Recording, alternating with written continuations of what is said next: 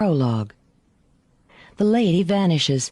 It was an old illusion given a modern twist and never failed to leave the audience gasping. The glittery crowd at Radio City was as eager to be duped as a group of slack-jawed rubes at a dog and pony show. Even as Roxanne stepped onto the glass pedestal, she could feel their anticipation, the silvery edge of it that was a merging of hope and doubt glued together with wonder. The inching forward in the seat ranged from president to peon. Magic made equals of them all. Max had said that, she recalled, many, many times. Amid the swirl of mist and the flash of light, the pedestal slowly ascended, circling majestically to the tune of Gershwin's Rhapsody in Blue. The gentle 360-degree revolution showed the crowd all sides of the ice-clear pedestal and the slender woman atop it, and distracted them from the trickery at hand. Presentation, she'd been taught, was often the slim difference between a charlatan and an artist. In keeping with the theme of the music, Roxanne wore a sparkling gown of midnight blue that clung to her long, willowy form, clung so closely that no one studying her would believe there was anything under the spangled silk but her own flesh. Her hair, a waterfall of flame curling to her waist, twinkled with thousands of tiny iridescent stars. Fire and ice. More than one man had wondered how one woman could be both at the same time. As in sleep or a trance, her eyes were closed, or seemed to be, and her elegant face was lifted toward the star-pricked ceiling of the stage. As she rose, she let her arms sway to the music, then held them high above her head, for showmanship and for the practical necessity that underscores all magic. It was a beautiful illusion, she knew. The mist, the lights, the music, the woman.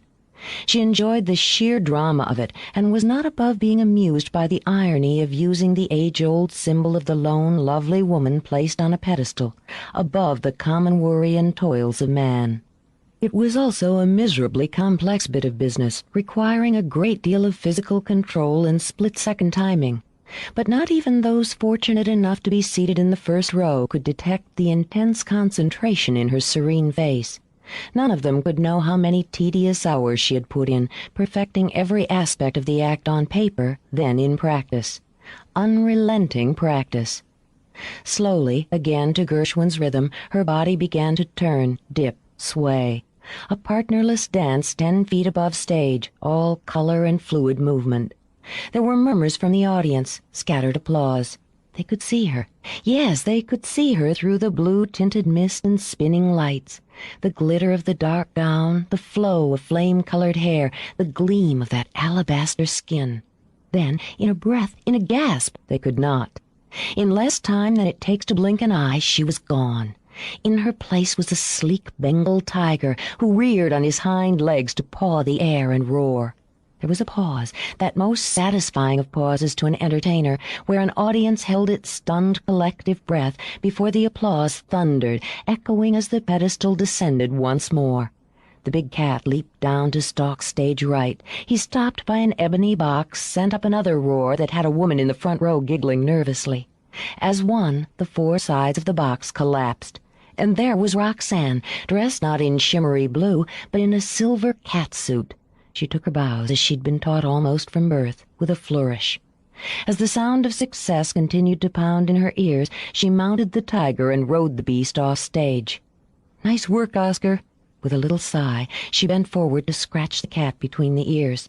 "You looked real pretty, Roxy." Her big burly assistant clipped a leash to Oscar's spangled collar.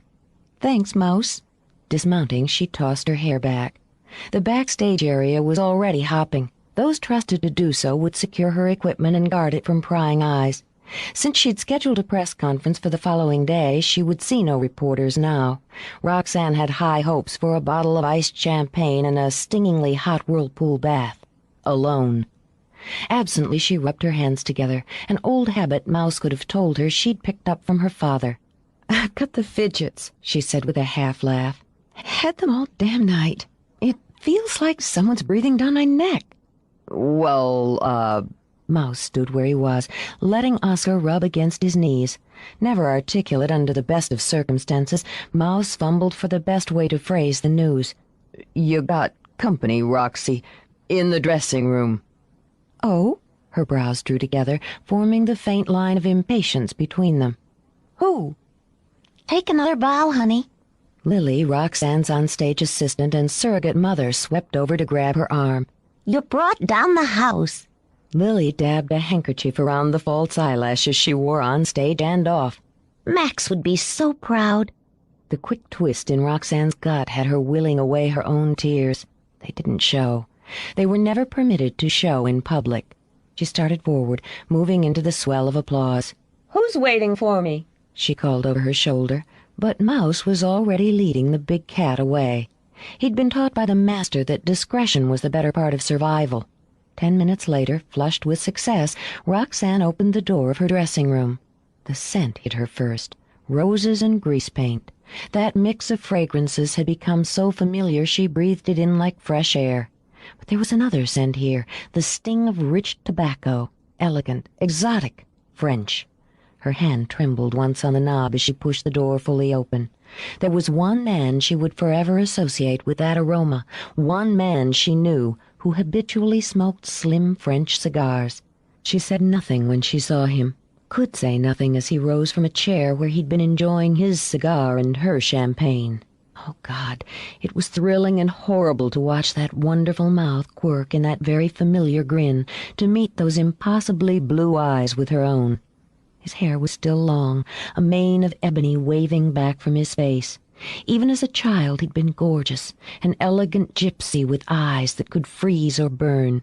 Age had only enhanced his looks, fining down that compelling face, the long bones and shadowy hollows, the faint cleft in the chin. Beyond the physical, there was a drama that shivered around him like an aura. He was a man women shuddered over and wanted. She had. Oh, she had. 5 years had passed since she'd seen that smile, since she'd run her hands through that thick hair or felt the searing pressure of that clever mouth. 5 years to mourn, to weep, and to hate. Why wasn't he dead? She wondered as she forced herself to close the door at her back. Why hadn't he had the decency to succumb to any of the varied and gruesome tragedies she'd imagined for him? And what in God's name was she going to do with this terrible yearning she felt just looking at him again? "Roxanne." Training kept Luke's voice steady as he said her name. He'd watched her over the years. Tonight he'd studied her every move from the shadows of the wings, judging, weighing, wanting. But here, now, face to face, she was almost too beautiful to bear. "It was a good show. The finale was spectacular." "Thank you." His hand was steady as he poured her a flute of champagne, as hers was when she accepted it. They were, after all, showmen, cast in an odd way from the same mold, Max's mold. "I'm sorry about Max." Her eyes went flat. "Are you?" Because Luke felt he deserved more than the slash of sarcasm, he merely nodded, then glanced down at his bubbling wine, remembering. His mouth curved when he looked back at her. "The Calais job, the rubies, was that yours?" She sipped, the silver sparkling on her shoulders as she moved them in a careless shrug. "Of course." "Ah." He nodded again, pleased. He had to be sure she hadn't lost her touch, for magic or for larceny. "I heard rumors that a first edition of Poe's House of Usher was lifted from a vault in London." "Your hearing was always good, Callahan." He continued to smile, wondering when she'd learn to exude sex like breath. He remembered the clever child, the coltish adolescent, the irresistible bloom of the young woman. The bloom had blossomed seductively, and he could feel the pull that had always been between them. He would use it now, with regret, but he would use it to gain his own ends. The end justifies everything. Another of Maximilian Nouvelle's maxims. "I have a proposition for you, Rox." "Really?" She took a last sip before setting her glass aside. The bubbles were bitter on her tongue. "Business," he said lightly, tapping out the stub of his cigar. Taking her hand, he brought her fingers to his lips. "And personal. I've missed you, Roxanne." It was the truest statement he could make. One flash of sterling honesty in years of tricks, illusions, and pretense. Caught up in his own feelings, he missed the warning flash in her eyes. "Have you, Luke? Have you really?" "More than I can tell you." Swamped by memories and needs, he drew her closer, felt his blood begin to pump as her body brushed his. She'd always been the one. No matter how many escapes he'd accomplished, he'd never freed himself from the trap in which Roxy Nouvelle had caught him. "Come back to my hotel." His breath whispered over her face as she went fluidly into his arms. "We'll have a late supper. Talk." Talk. Her arms wound sinuously around him. Her rings flashed as she dipped her fingers into his hair. Beside them, the makeup mirror over her dressing table reflected them in triplicate, as if showing them past, present, future. When she spoke, her voice was like the mist she'd vanished into, dark and rich and mysterious. "Is that what you want to do with me, Luke?" He forgot the importance of control, forgot everything but the fact that her mouth was an inch from his. The taste he'd once gorged on was a wish away. "No." He dropped his head toward hers, then his breath exploded as her knee shot up between his legs. Even as he was doubling over, she slammed her fist into his chin. His grunt of surprise and the splintering of wood from the table he smashed on his way down gave Roxanne enormous satisfaction. Roses flew, water splashed, a few slender buds drifted over him as he lay on the dampening carpet. "You!" Scowling, he dragged a rose from his hair. The brat had always been sneaky, he remembered. "You're quicker than you used to be, Rox." Hands on her hips, she stood over him, a slim silver warrior who'd never learned to sample her revenge cold. "I'm a lot of things I didn't used to be." Her knuckles hurt like fire, but she used that pain to block another deeper ache. "Now, you lying Irish bastard, crawl back into whatever hole you dug for yourself 5 years ago. Come near me again, and I swear I'll make you disappear for good." Delighted with her exit line, she turned on her heel, then let out a shriek when Luke snagged her ankle. She went down hard on her rump, and before she could put nails and teeth to use, he had her pinned. She'd forgotten how strong and how quick he was. A miscalculation, Max would have said, and miscalculations were the root of all failures. "Okay, Rox, we can talk here." Though he was breathless and still in pain, he grinned. "Your choice." "I'll see you in hell." "Very likely." His grin faded. "Damn it, Roxy, I could never resist you." When he crushed his mouth to hers, he tossed them both back into the past. 1. 1973, near Portland, Maine. Hurry, hurry, step right up, be amazed, be astounded. Watch the great Nouvelle defy the laws of nature. For $1 see him make cards dance in midair. Before your eyes, right before your astonished eyes, see a beautiful woman sawed in two. While the barker ran through his spiel, Luke Callahan slithered through the carnival crowd, busily picking pockets. He had quick hands, agile fingers, and that most important asset of a successful thief, a complete lack of conscience. He was 12. For nearly 6 weeks he'd been on the road, on the run. Luke had big plans to head south before the steamy New England summer became a frigid New England winter. He wasn't going to get very far with pickings like this, he thought, and nipped a billfold from the sagging overalls pocket. There weren't many of those who'd come to ride the tilt-a-whirl or challenge the wheel of fortune who had more than a few creased dollars on them. Now, when he got to Miami, things would be different. In the shadows behind the milk bottle toss, he discarded the imitation leather wallet and counted his take for the evening. $28. Pathetic. But in Miami, that land of sun, fun, and high rollers, he'd clean house. All he had to do was get there first, and so far he'd managed to squirrel away nearly $200. A little more and he'd be able to afford to take the bus, at least part of the way. A Greyhound, he thought with a quick grin. He'd leave the driving to them all right, and take a break from hitching rides with stoned-out hippies and fat-fingered perverts. A runaway couldn't be choosy about his mode of transportation. Luke was already aware that a ride from an upstanding citizen could lead to a police report, or, nearly as bad, a lecture on the dangers of a young boy leaving home. It was no use telling anyone that home was much more dangerous than the perils of the road. After flipping off deuce singles, Luke tucked the rest of his take into his battered chukkas. He needed food. The smell of hot grease had been tantalizing his stomach for nearly an hour. He'd reward himself with an overcooked burger and fries and wash it all down with some fresh lemonade. Like most 12-year-old boys, Luke would have enjoyed a ride on the whip, but if there was a longing in him toward the spinning lights, he covered it with a sneer. Jerks thought they were having an adventure, he mused while sour grapes stuck in his throat. They'd be tucked in their beds tonight while he slept under the stars, and when they woke up, Mommy and Daddy would tell them what to do and how to do it. No one would tell him any of those things ever again. Feeling superior in every way, he tucked his thumbs in the front pockets of his jeans and strutted toward the concession stands.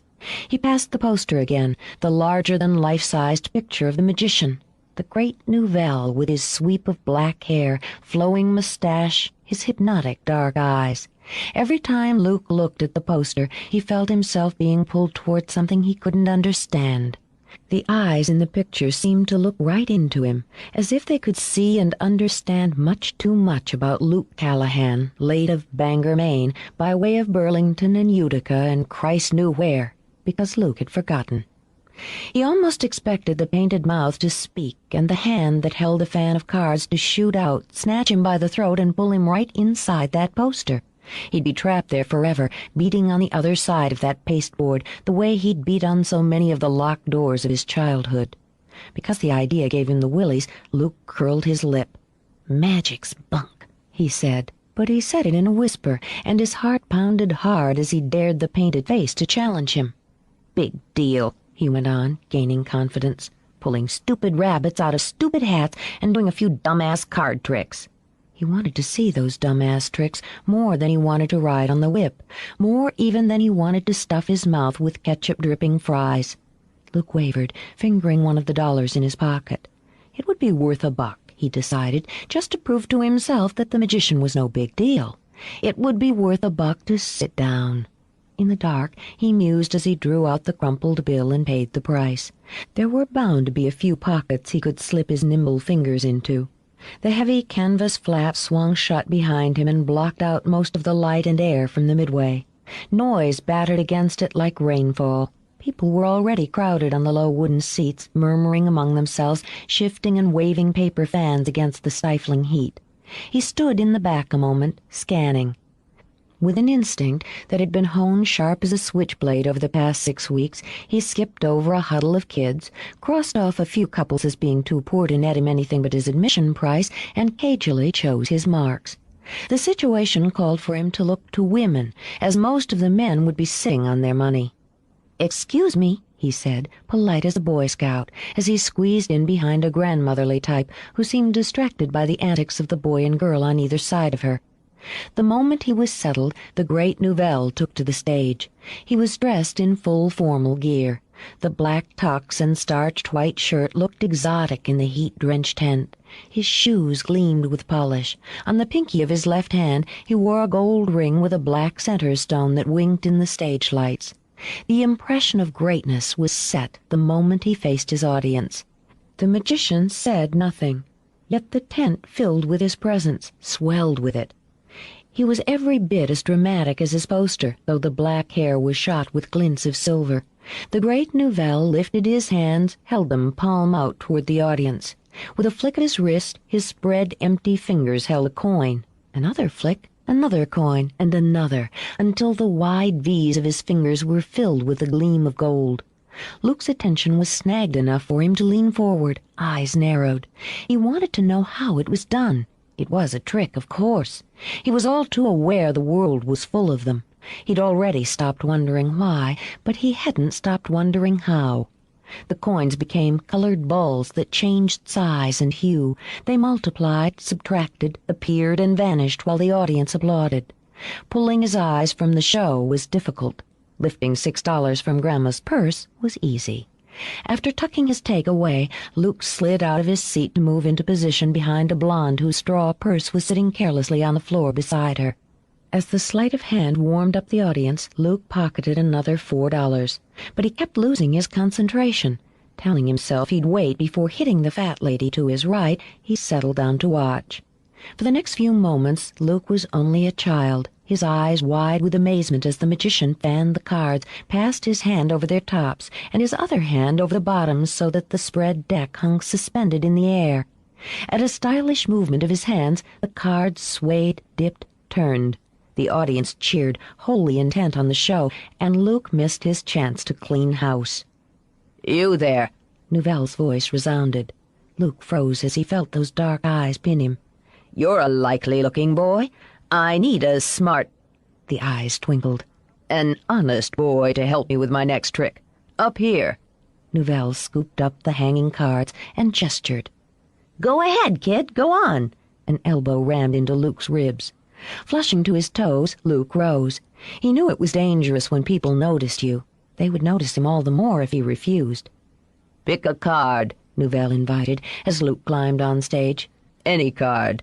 He fanned them again, outward to the audience, so that they could see it was an ordinary deck. Quick and deft, Nouvelle shuffled them, then spread them on a small table. "Any card," he repeated, and Luke frowned in concentration as he slid one from the pile. "Turn toward our gracious audience," Nouvelle instructed. "Hold the card facing out so all can see. Good. Excellent. You're a natural." Chuckling to himself, Nouvelle picked up the discarded pack, manipulating it again with his long, clever fingers. "Now," his eyes on Luke, he held out the deck. "Slip your card in anywhere at all. Excellent." His lips were curved as he offered the deck to the boy. "Shuffle them as you please." Nouvelle's gaze remained on Luke as the boy mixed the cards. "Now." Nouvelle laid a hand on Luke's shoulder. "On the table, if you please. Would you like to cut them, or shall I?" "I'll do it." Luke laid his hands over the cards, certain he couldn't be tricked. Not when he was so close. "Is your card the top one?" Luke flipped it up, grinned. "No." Nouvelle looked amazed as the audience tittered. "No? The bottom one, perhaps." Getting into the spirit, Luke turned the deck over and held the card out. "No. Guess you screwed up, mister." "Odd. Odd indeed," Nouvelle murmured, tapping a finger to his mustache.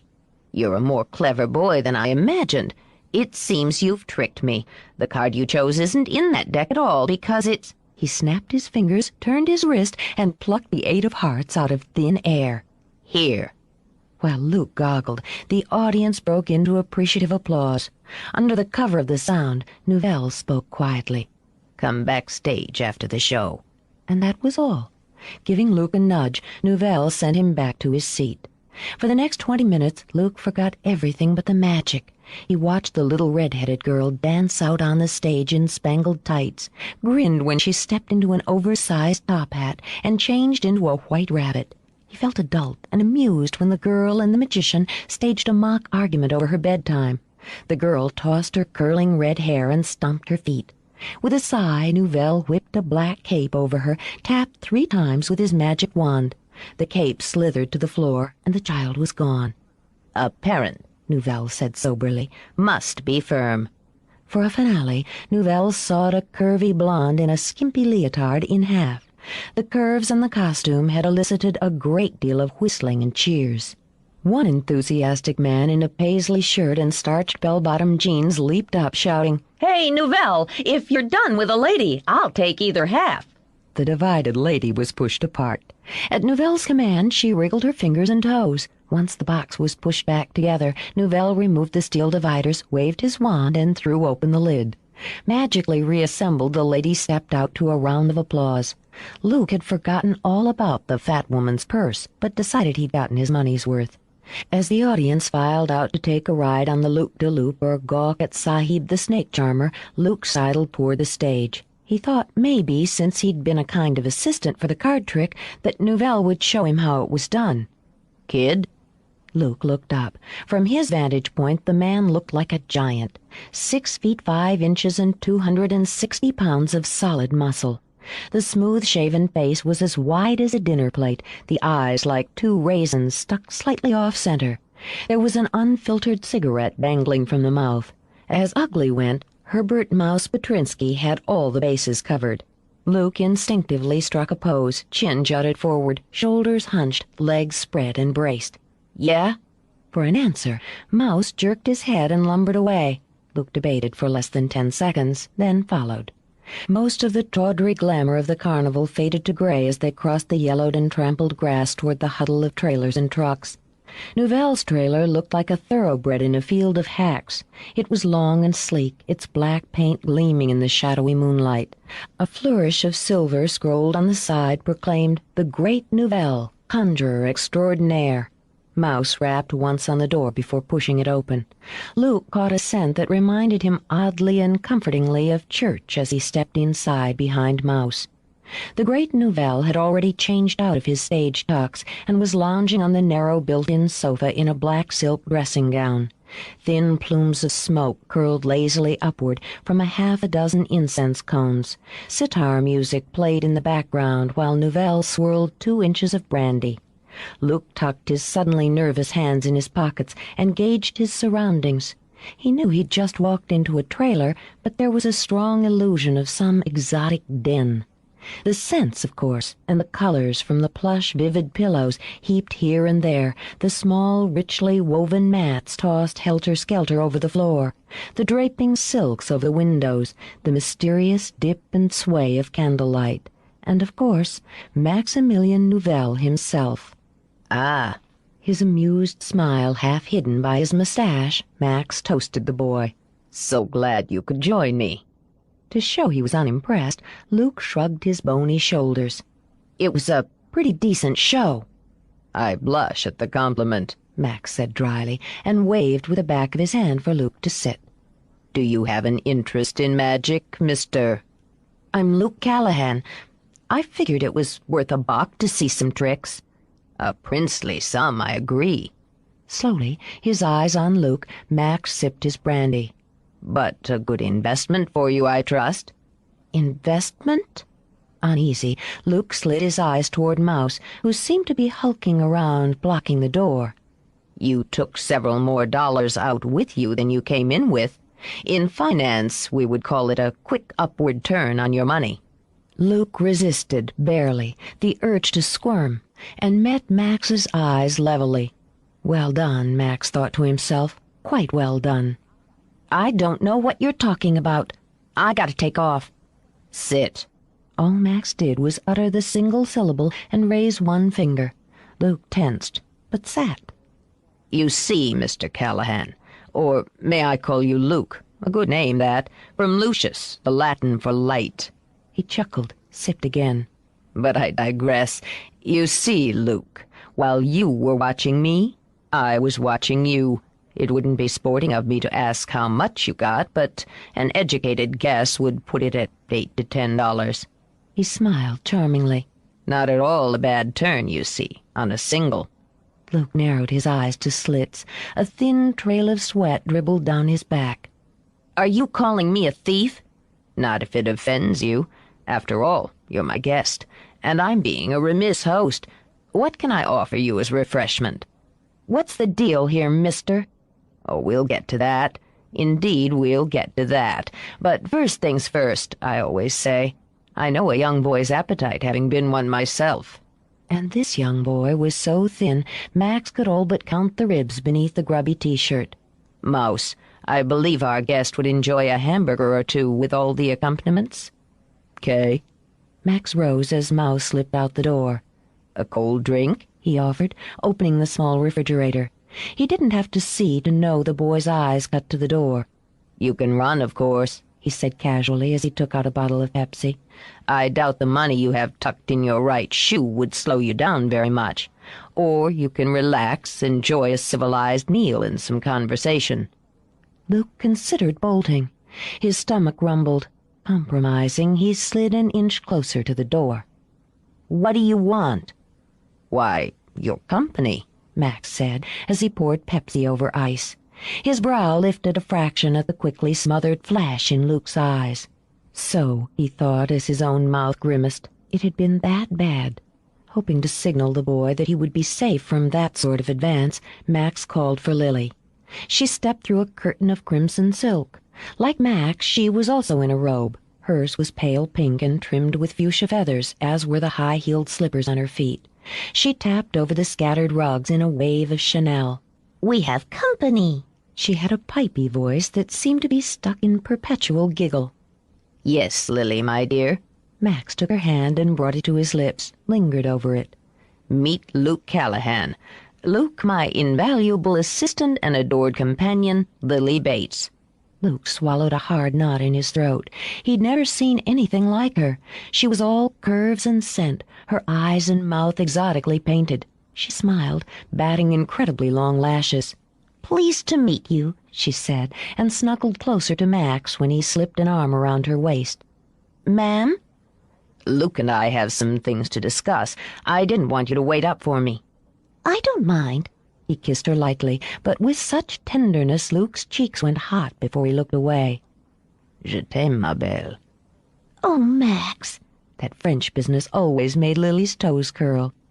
"Get some sleep," he murmured. "Okay." But her eyes told him quite clearly that she would wait. "Nice meeting you, Luke." "Ma'am," he managed again as she swayed back through the red curtain. "A wonderful woman," Max commented as he offered Luke the glass of Pepsi. "Roxanne and I would be quite lost without her. Wouldn't we, ma petite?" "Daddy!"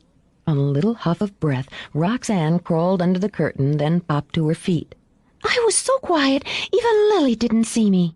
"Ah, but I sensed you." Smiling at her, he tapped a finger to his nose. "Your shampoo, your soap, the crayons you've been drawing with." Roxanne made a face and shuffled forward in her bare feet. "You always know." "And I always will know when my little girl is close." He lifted her up and settled her on his hip.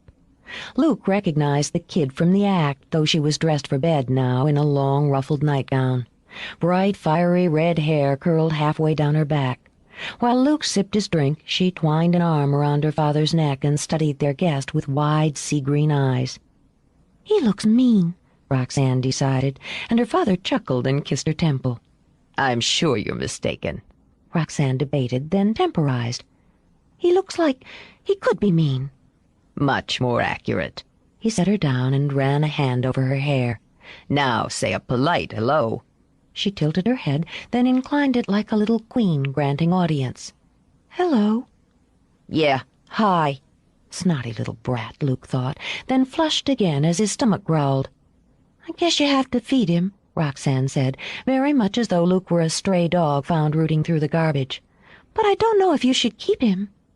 Torn between exasperation and amusement, Max gave her bottom a light swat. "Go to bed, old woman." "One more hour, please, Daddy." He shook his head and bent to kiss her. "Bonne nuit, bambina." Her brows drew together, forming a faint vertical crease between them. "When I grow up, I'll stay up all night when I want." "I'm sure you will, more than once. Until then." He pointed toward the curtain. Roxanne's bottom lip poked out, but she obeyed. She parted the silk, then shot a look back over her shoulder. "I love you anyway." "And I you." Max felt that old, always deep warmth flutter into him. His child, the one thing he had made without tricks or illusions. "She's growing up," Max said to himself. "Shit," Luke snorted into his Pepsi. "She's just a kid." "So it seems, I'm sure, to one of your vast years and experience." The sarcasm was so pleasant, Luke missed it. "Kids are a pain in the butt." "In the heart, quite often," Max corrected, sitting again. "But I've never found one that gave me any discomfort in another part of the anatomy." "They cost money, don't they?" A trickle of old anger worked its way into the words. "And they get in the way all the time. People have them mostly because they get too hot to think about the consequences when they screw around." Max stroked a finger over his mustache as he picked up his brandy. "An interesting philosophy. One will have to discuss in depth sometime. But for tonight... Ah, your meal." Confused, Luke looked at the door. It was still closed. He heard nothing. Only seconds later there was the scrape of feet and the single quick rap. Mouse entered, carrying a brown bag already spotted with grease. The smell had saliva pooling in Luke's mouth. "Thank you, Mouse." Out of the corner of his eye, Max noted Luke restraining himself from snatching the bag. "You want me to hang around?" Mouse asked, and set the food on the small round table that fronted the sofa. "Not necessary. I'm sure you're tired." "'Kay. Good night, then." "Good night." "Please," Max continued as Mouse closed the door behind him, "help yourself." Luke shot a hand into the bag and pulled out a burger. Striving for nonchalance, he took the first bite slowly. Then, before he could stop himself, he bolted the rest. Max settled back, swirling brandy, his eyes half closed. The boy ate like a young wolf, Max thought, as Luke plowed his way through the second burger and a pile of fries. Starved, Max imagined, for a great many things. He knew perfectly well what it was to starve, for a great many things. Because he trusted his instincts and what he believed he saw behind the sly defiance in the boy's eyes, he would offer a chance for a feast. "I occasionally do a mentalist act," Max said quietly. "You may not be aware of that." Because his mouth was full, Luke only managed to grunt. "I thought not. A demonstration, then, if you will. You've left home and have been traveling for some time now." Luke swallowed, belched. "Got that one wrong. My folks have a farm a couple miles from here. I just came for the rides." Max opened his eyes. There was power in them, and something that made the power more acute. Simple kindness. "Don't lie to me. To others if you must, but not to me. You've run away." He moved so quickly, Luke had no chance to avoid the hand that clamped like steel over his wrist. "Tell me this. Have you left behind a mother, a father, an aged grandparent with a broken heart?" "I told you." The clever lies, the ones that he'd learned to tell so easily, withered on his tongue. It was the eyes, he thought, on a flutter of panic, just like the eyes in the poster, which seemed to look into him and see everything. "I don't know who my father is," he spat it out as his body began to vibrate with shame and fury. "I don't figure she knows either. She sure as hell don't care. Maybe she's sorry I'm gone, 'cause there's no one around to fetch her a bottle or steal one for her if she ain't got the money, and maybe that bastard she's living with is sorry because he doesn't have anybody to knock around anymore." Tears he wasn't even aware of burned in his eyes, but he was aware of the panic that had leaped like a dragon to claw at his throat. "I won't go back. I swear to God I'll kill you before you make me go back to that." Max gentled his hand on Luke's wrist. He felt that pain so much like his own at that age. "The man beat you." "When he could catch me." There was defiance even in that. The tears shimmered briefly, then dried up. "The authorities?" Luke curled his lip. "Shit." "Yes." Max indulged in a sigh. "You have no one?" The chin with its faint cleft firmed. "I got myself." An excellent answer, Max reflected. "And your plans?" "I'm heading south. Miami." Max took Luke's other wrist and turned his hands up. When he felt the boy tense, he showed his first sign of impatience. "I'm not interested in men sexually," he snapped. "And if I were, I wouldn't lower myself to pawing a boy." Luke lifted his eyes, and Max saw something there, something no 12-year-old should know existed. "Did this man abuse you in other ways?" Luke shook his head quickly, too humiliated to speak. But someone had, Max concluded, or someone had tried. That would wait until there was trust. "You have good hands, quick, agile fingers. Your timing is also quite keen for one so young. I could make use of those qualities, perhaps help you refine them if you choose to work for me." Work? Luke didn't quite recognize the emotion working through him. A child's memory is often short, and it had already been a long time since he'd known hope. "What kind of work?" "This and that." Max sat back again, smiled. "You might like to learn a few tricks, young Luke. It happens we'll be heading south in another few weeks. You can work off your room and board and earn a small salary if you deserve it. I'd have to ask that you refrain from lifting wallets for a time, of course, but I doubt if anything else I'd ask would cramp your style." His chest hurt. It wasn't until he'd let out a breath that he realized he'd been holding it until his lungs burned. "I'd, be in the magic show?" Max smiled again. "You would not. You would, however, assist in the setting up and breaking down, and you would learn if you have any affinity for such things. Eventually you may learn enough." There had to be a catch. There was always a catch. Luke circled around the offer as a man might circle a sleeping snake. "I guess I could think about it." "That's always wise." Max rose, setting his empty snifter aside. "Why don't you sleep here? We'll see where we stand in the morning. I'll get you some linens," Max offered, and walked out without waiting for a response. Maybe it was a scam, Luke thought, gnawing on his knuckles. But he couldn't see the trap, not yet. And it would be good, so good, to sleep inside for once, with a full stomach. He stretched out, telling himself he was just testing his ground. But his eyelids drooped. The candlelight played hypnotically over them. Because his back still troubled him, he shifted to his side. Before he let his eyes close again, he judged the distance to the door in case he had to get out quickly. He could always take off in the morning, he told himself. No one could make him stay. No one could make him do anything anymore. That was his last thought as he tumbled into sleep. He didn't hear Max come back with a clean sheet and the pillow. He didn't feel the slight tug as his shoes were removed and placed beside the sofa. He didn't even murmur or shift as his head was lifted and laid quite gently on the linen-cased pillow that smelled faintly of lilacs. "I know where you've been," Max murmured. "I wonder where you'll go." For another moment he studied the sleeping boy, noting the strong facial bones, the hand that was clutched in a defensive fist, the deep rise and fall of the frail chest that spoke of utter exhaustion. He left Luke to sleep and went to Lily's soft, waiting arms.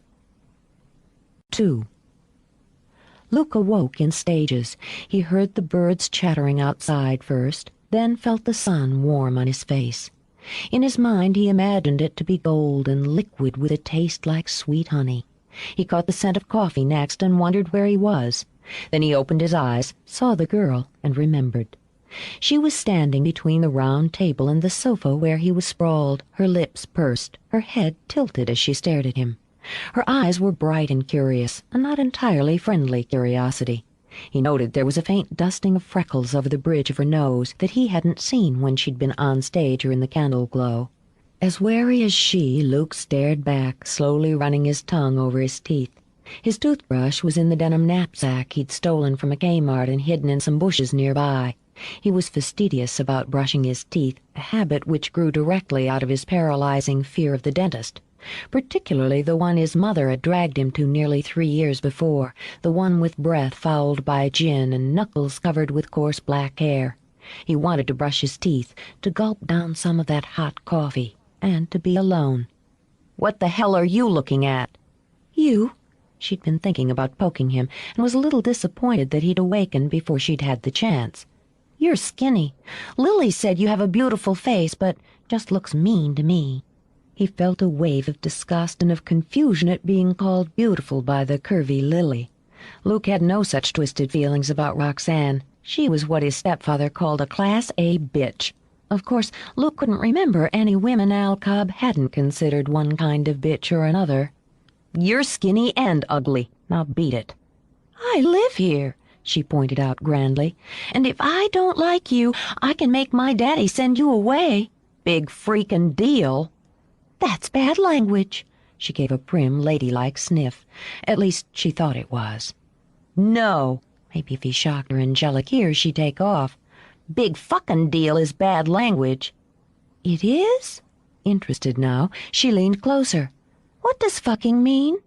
"Christ." He rubbed the heels of his hands over his eyes as he sat up. "Get out of my face, will you?" "I know how to be polite." And if she was, Roxanne thought she might get him to tell her what the new word meant. "Because I'm the hostess. I'll get you a cup of coffee. I already made it." "You?" It bothered him that he hadn't heard her rattling around. "It's my job." She strutted importantly to the stove. "Because Daddy and Lily sleep late in the mornings, and I don't like to.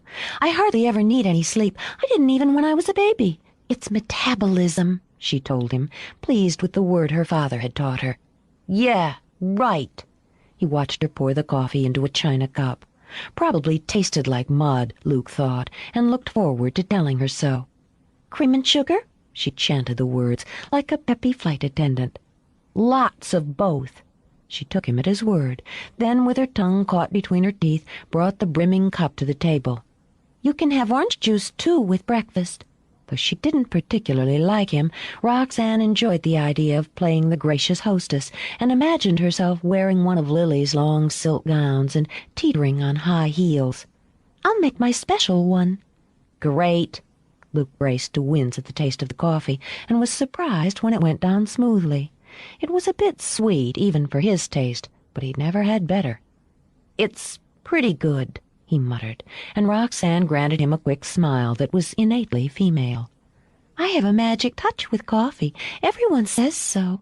Enthusiastic now, she popped slices of bread into the toaster, then opened the fridge. How come you don't live with your mother and father? Because I don't want to.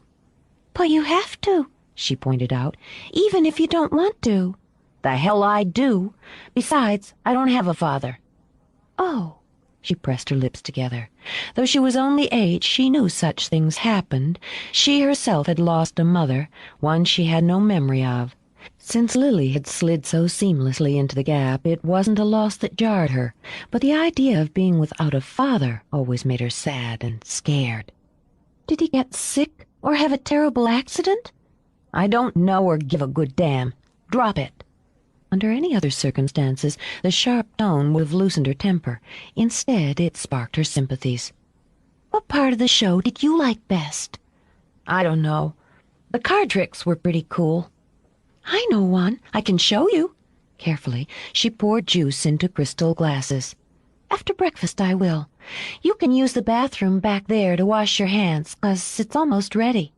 He was a lot more interested in emptying his straining bladder, and, following the direction of her hand, found the closet-sized bathroom behind the red curtain. It smelled of woman, not the heavy, cloying scent that often trailed around his mother, but sweet, luxurious femininity. There were stockings draped over the rung of the narrow shower stall, and a floral box of dusting powder and a big pink puff sat on a crocheted doily on the back of the toilet. In the corner was a small wedge of counter space that was crowded from edge to edge with bottles and pots and tubes. Whore stools, Cobb would have called them, but Luke thought they looked kind of nice and pretty jumbled there, like a garden he'd seen on his travels, where flowers and weeds had run wild together. Despite the clutter, the room was scrupulously clean. A far cry, he realized as he scrubbed hot water over his face from the filthy bathroom in the filthy apartment he'd escaped from. Unable to resist, he peeked into the medicine cabinet. There were men things in there. A razor, shaving cream, aftershave. There was also a spare toothbrush still in its box. The terror of cavities overpowered any sense of guilt he might have had as he made use of it. It wasn't until he was back in the hall, wondering if he could take a chance and poke around a bit, that he remembered his shoes. He was back in the living area like a shot, diving under the table and checking his stash. As calm as a queen on her throne, Roxanne sat on a satin pillow and sipped her juice. How come you keep money in your shoe when you've got pockets? Because it's safer there. And it had been, he noted with relief, every last dollar. He slid up to his seat and looked at his plate. There was a piece of toast in the center of it. It had been mounded with chunky peanut butter, drizzled with what looked like honey, sprinkled with cinnamon and sugar, then cut into 2 neat triangles. It's very good, Roxanne assured him, taking dainty bites of her own. Luke bit a triangle in 2 and was forced to agree. She smiled again when he'd finished the last crumb. I'll make more. An hour later, when Max pushed through the curtain, he saw them sitting hip to hip on the sofa. His little girl had a short pile of bills at her elbow and was expertly shifting 3 cards over the table. Okay, where's the queen? Luke blew the hair out of his eyes, hesitated, then tapped the center card. I know it's there this time, damn it. Smug, Roxanne flipped over the card, then giggled when he swore again. Roxy, Max said as he crossed to them. It's quite rude to fleece a guest. I told him 3-card Monte was a sucker's game, Daddy. All innocence, she beamed up at her father. He didn't listen. He chuckled and clucked her on the chin. My little swindler. How did you sleep, Luke? Okay. He'd lost $5 to the little cheat. It was mortifying. And I see you've eaten. If you decided to stay, I'll give you over to Mouse shortly. He'll put you to work. That'd be good. But he knew better than to sound anxious. When you sounded anxious, that was when they pulled the rug out from under you. For a couple days, anyhow. Splendid. A free lesson before we begin. He paused to pour coffee, sniff appreciatively, then sip. Never bet on the house game unless losing is to your advantage. Will you need clothes? Though he couldn't see how losing could ever be an advantage, Luke didn't comment. I've got some stuff. All right, then. You can go retrieve it. Then we'll get started. One of the advantages of being a boy like Luke was that he had no expectations. Another might have anticipated touches of glamour or adventure, perhaps a bit of jolly camaraderie of carny life. But in Luke's philosophy, people generally got less than they paid for of the good things, and more than they could handle of the bad. So when he was put to work by the taciturn Mouse, lifting, hauling, cleaning, painting, and fetching, he followed orders without complaint or conversation. Since Mouse had little to say for himself, Luke was able to keep his own counsel and observe. Life in a carnival wasn't glamorous, he noted. It was sweaty and dirty. The air snapped with a sense of frying food, cheap cologne, and unwashed bodies. Colors that looked so bright at night were dingy in the light of day, and the rides that seemed so fast and fearsome under a starry sky appeared tired, more than a little unsafe under a hard summer sun. As for adventure, there was nothing exciting about scrubbing down the long black trailer or helping Mouse change the spark plugs in the Chevy pickup that hauled it. Mouse had head and shoulders under the hood, and his tiny eyes were slitted nearly closed as he listened to the idling engine. Occasionally he would hum a little tune or grunt and make a few more adjustments. Luke shifted from foot to foot. The heat was terrible. Sweat was beginning to seep through the faded bandana he tied around his head. He didn't know a damn thing about cars and didn't see why he needed to when he wouldn't be able to drive one for years and years. The way Mouse was humming and fiddling was getting on his nerves. "It sounds okay to me." Mouse blinked his eyes open. There was grease on his hands, streaked on his moon pie face, smeared on his baggy white T-shirt. He was quite simply in Mouse heaven. "Missing," he corrected, then closed his eyes again. He made minute adjustments as gently as a man in love would initiate a virgin. The engine purred for him. "Sweet baby," he said under his breath. There was nothing in Mouse's world more fascinating or seductive than a well-oiled machine. "Jesus, it's just a stupid truck." Mouse opened his eyes again, and there was a smile in them. He was barely 20, and because of his size and plodding manner, had been considered a freak by the other children in the state home where he'd grown up. He neither trusted nor liked a great many people, but he'd already developed a tolerant affection for Luke. There was something about his smile, it was slow and pure as a baby's, that made Luke grin back. "You done yet, or what?" "Done." To prove it, Mouse closed the hood, then rounded it to take the keys from the ignition and pocket them. He'd never forgotten the surge of pride he'd felt when Max had trusted him with the keys for the first time. "She'll run fine tonight when we head to Manchester." "How long are we there?" 3 days. Mouse took a pack of Pall-Malls from his rolled sleeve, shook the pack, and nipped one out with his teeth before offering the pack to Luke. Luke accepted it as casually as possible. "Hard work tonight, loading up." Luke let the cigarette dangle from the corner of his mouth and waited for Mouse to light a match. "How come somebody like Mr. Nouvelle's in a cheap carny like this?" The match flared as Mouse touched it to the end of his cigarette. "Got his reasons." He held the match to the tip of Luke's, then leaned back on the truck and began to daydream about the long, quiet drive. Luke took an experimental puff, choked back a hacking cough, and made the mistake of inhaling. He coughed hard enough to make his eyes water, but when Mouse glanced his way, he struggled for dignity. "Not my usual brand." His voice was a thin squeak before he took another determined drag. This time he swallowed the smoke, gagged, and fought a sweaty battle to keep from losing his lunch.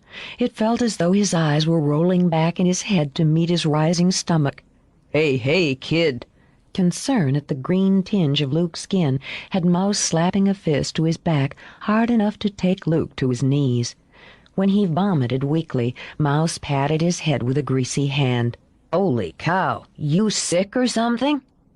"Do we have a problem here?" Max crossed to them. Lily broke from his side to crouch beside Luke. "Oh, honey, you poor thing," she crooned, rubbing a hand up and down Luke's back. "Just stay down there, sweetie, till it passes." She spotted the smoldering cigarette that had dropped from Luke's hand and clucked her tongue. "What in the world was this child doing with one of those awful things?"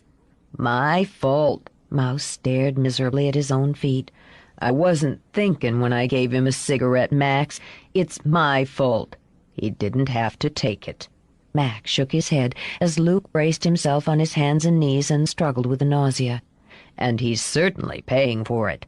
Another free lesson. Don't take what you can't hold." "Oh, leave the child be."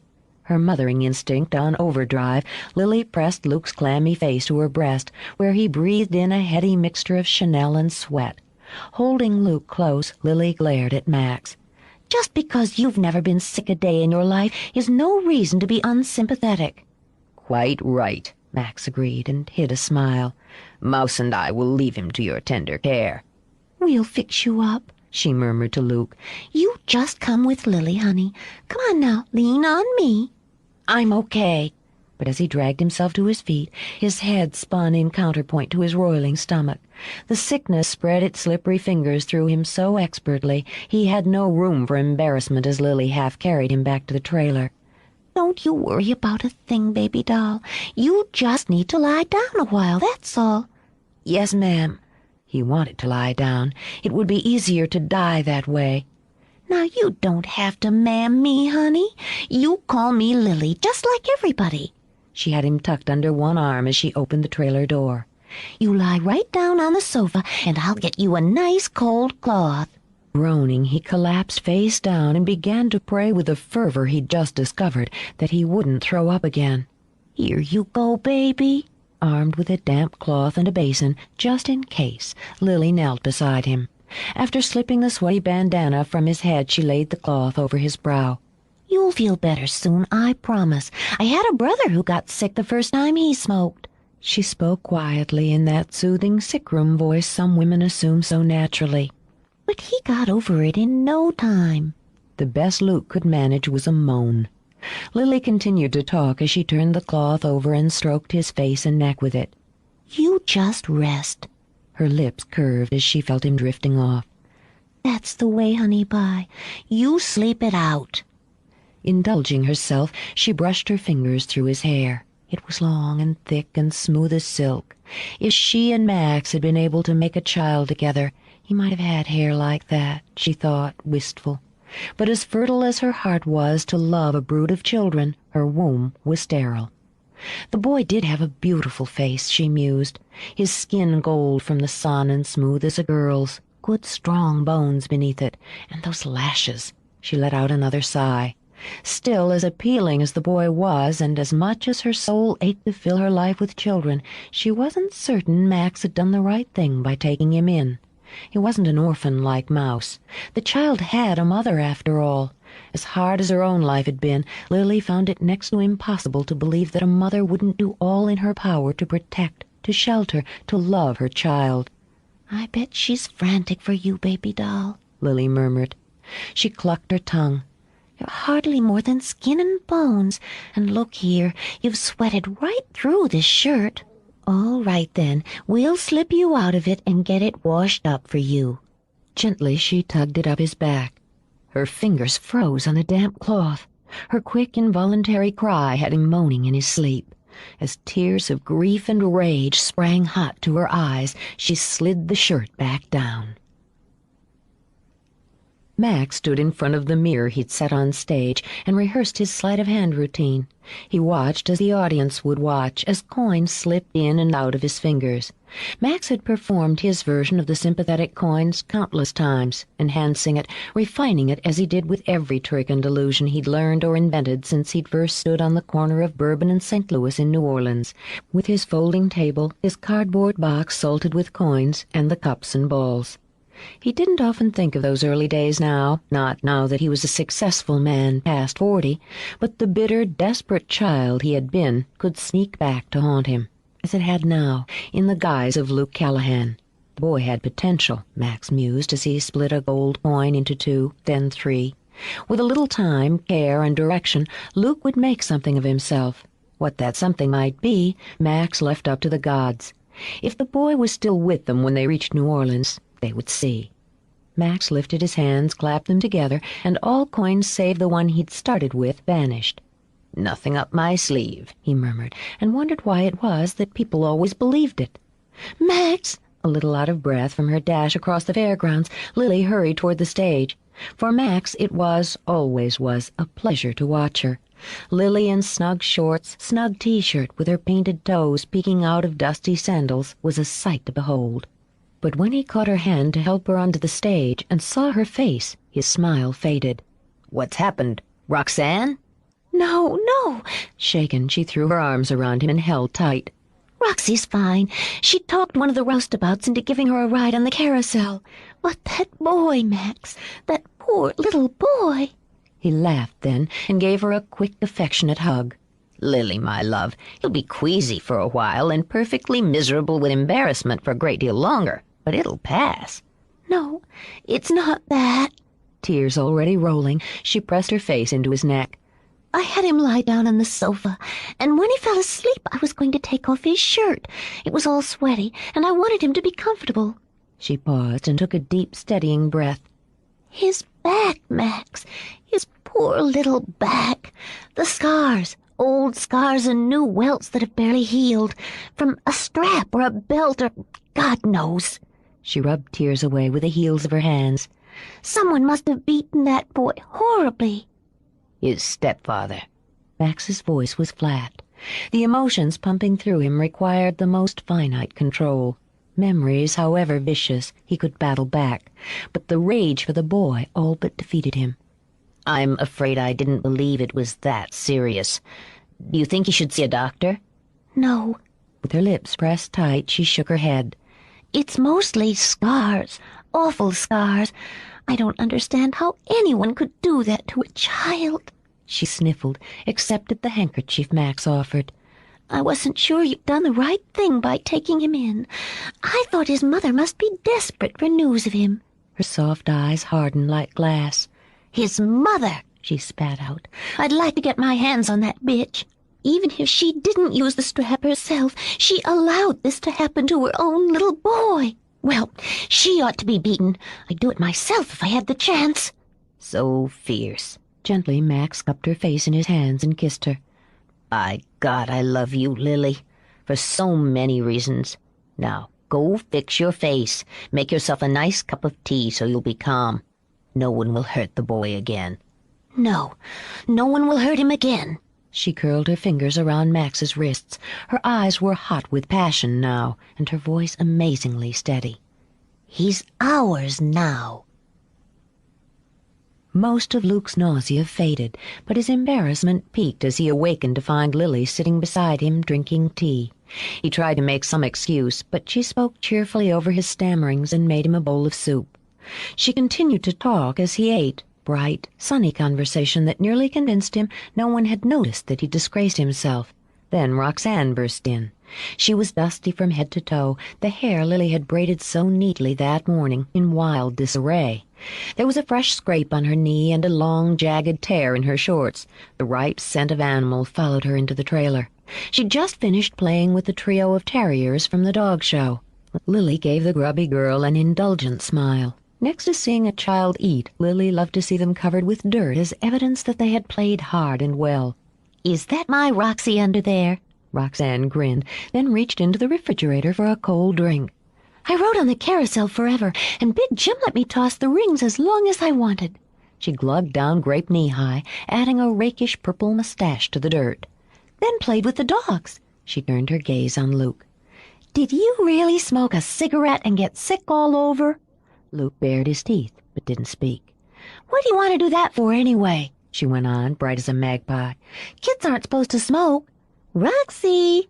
Her voice a trill of cheer, Lily hopped up and began to nudge the girl toward the curtain. You have to get cleaned up. But I just want to know. Hurry up now. It'll be time for the first show before you know it. I only wondered. You wonder too much. Now scoot. Annoyed with the dismissal, Roxanne shot a look of dislike at Luke and met one equally unfriendly. Doing what came naturally, she stuck out her tongue before flipping the curtain behind her. Torn between laughter and sympathy, Lily turned back. Well now. Luke's anger and humiliation were so clear on his face. I guess we'd better get busy. She was too wise to ask him if he felt up to the night's work. Why don't you run over and tell one of the boys to give you some flyers to pass out once people start dribbling in? He shrugged his shoulders by way of agreement, then jerked back as Lily's hand shot toward him. He'd expected a blow. She could see that by the dark, fixed look in his eyes. Just as she could see that look turn to blank confusion when what she gave him was a fast, affectionate ruffling of his hair. No one had ever touched him like that. While he stared up at her, stunned, a knot formed in his throat, making speech of any kind impossible. You don't have to be afraid. She said it quietly, as though it were a secret between only them. I won't hurt you. She slid her hand down to cup his cheek. Not now, not ever. She would have liked to have held him then, but judged it too soon. He couldn't know, as she did, that he was her son now, and what belonged to Lily Bates she protected. If you need anything, she said briskly, you come to me, understand? He could do no more than nod as he scrambled to his feet. There was a pressure in his chest, a dryness to his throat. Knowing he was perilously close to tears, he darted outside. He'd learned 3 things that day. He supposed Max would call them free lessons, and they were 3 he would never forget. First, he would never again smoke an unfiltered cigarette. Second, he detested the little snot-nosed Roxanne. And third, most important, he had fallen in love with Lily Bates. 3. Summer heated up as they traveled south, Portland to Manchester, on to Albany, then Poughkeepsie, where it rained hard for 2 miserable days. Wilkes-Barre, then west to Allentown, where Roxanne had the time of her life palling around with twin girls named Tessie and Trudy.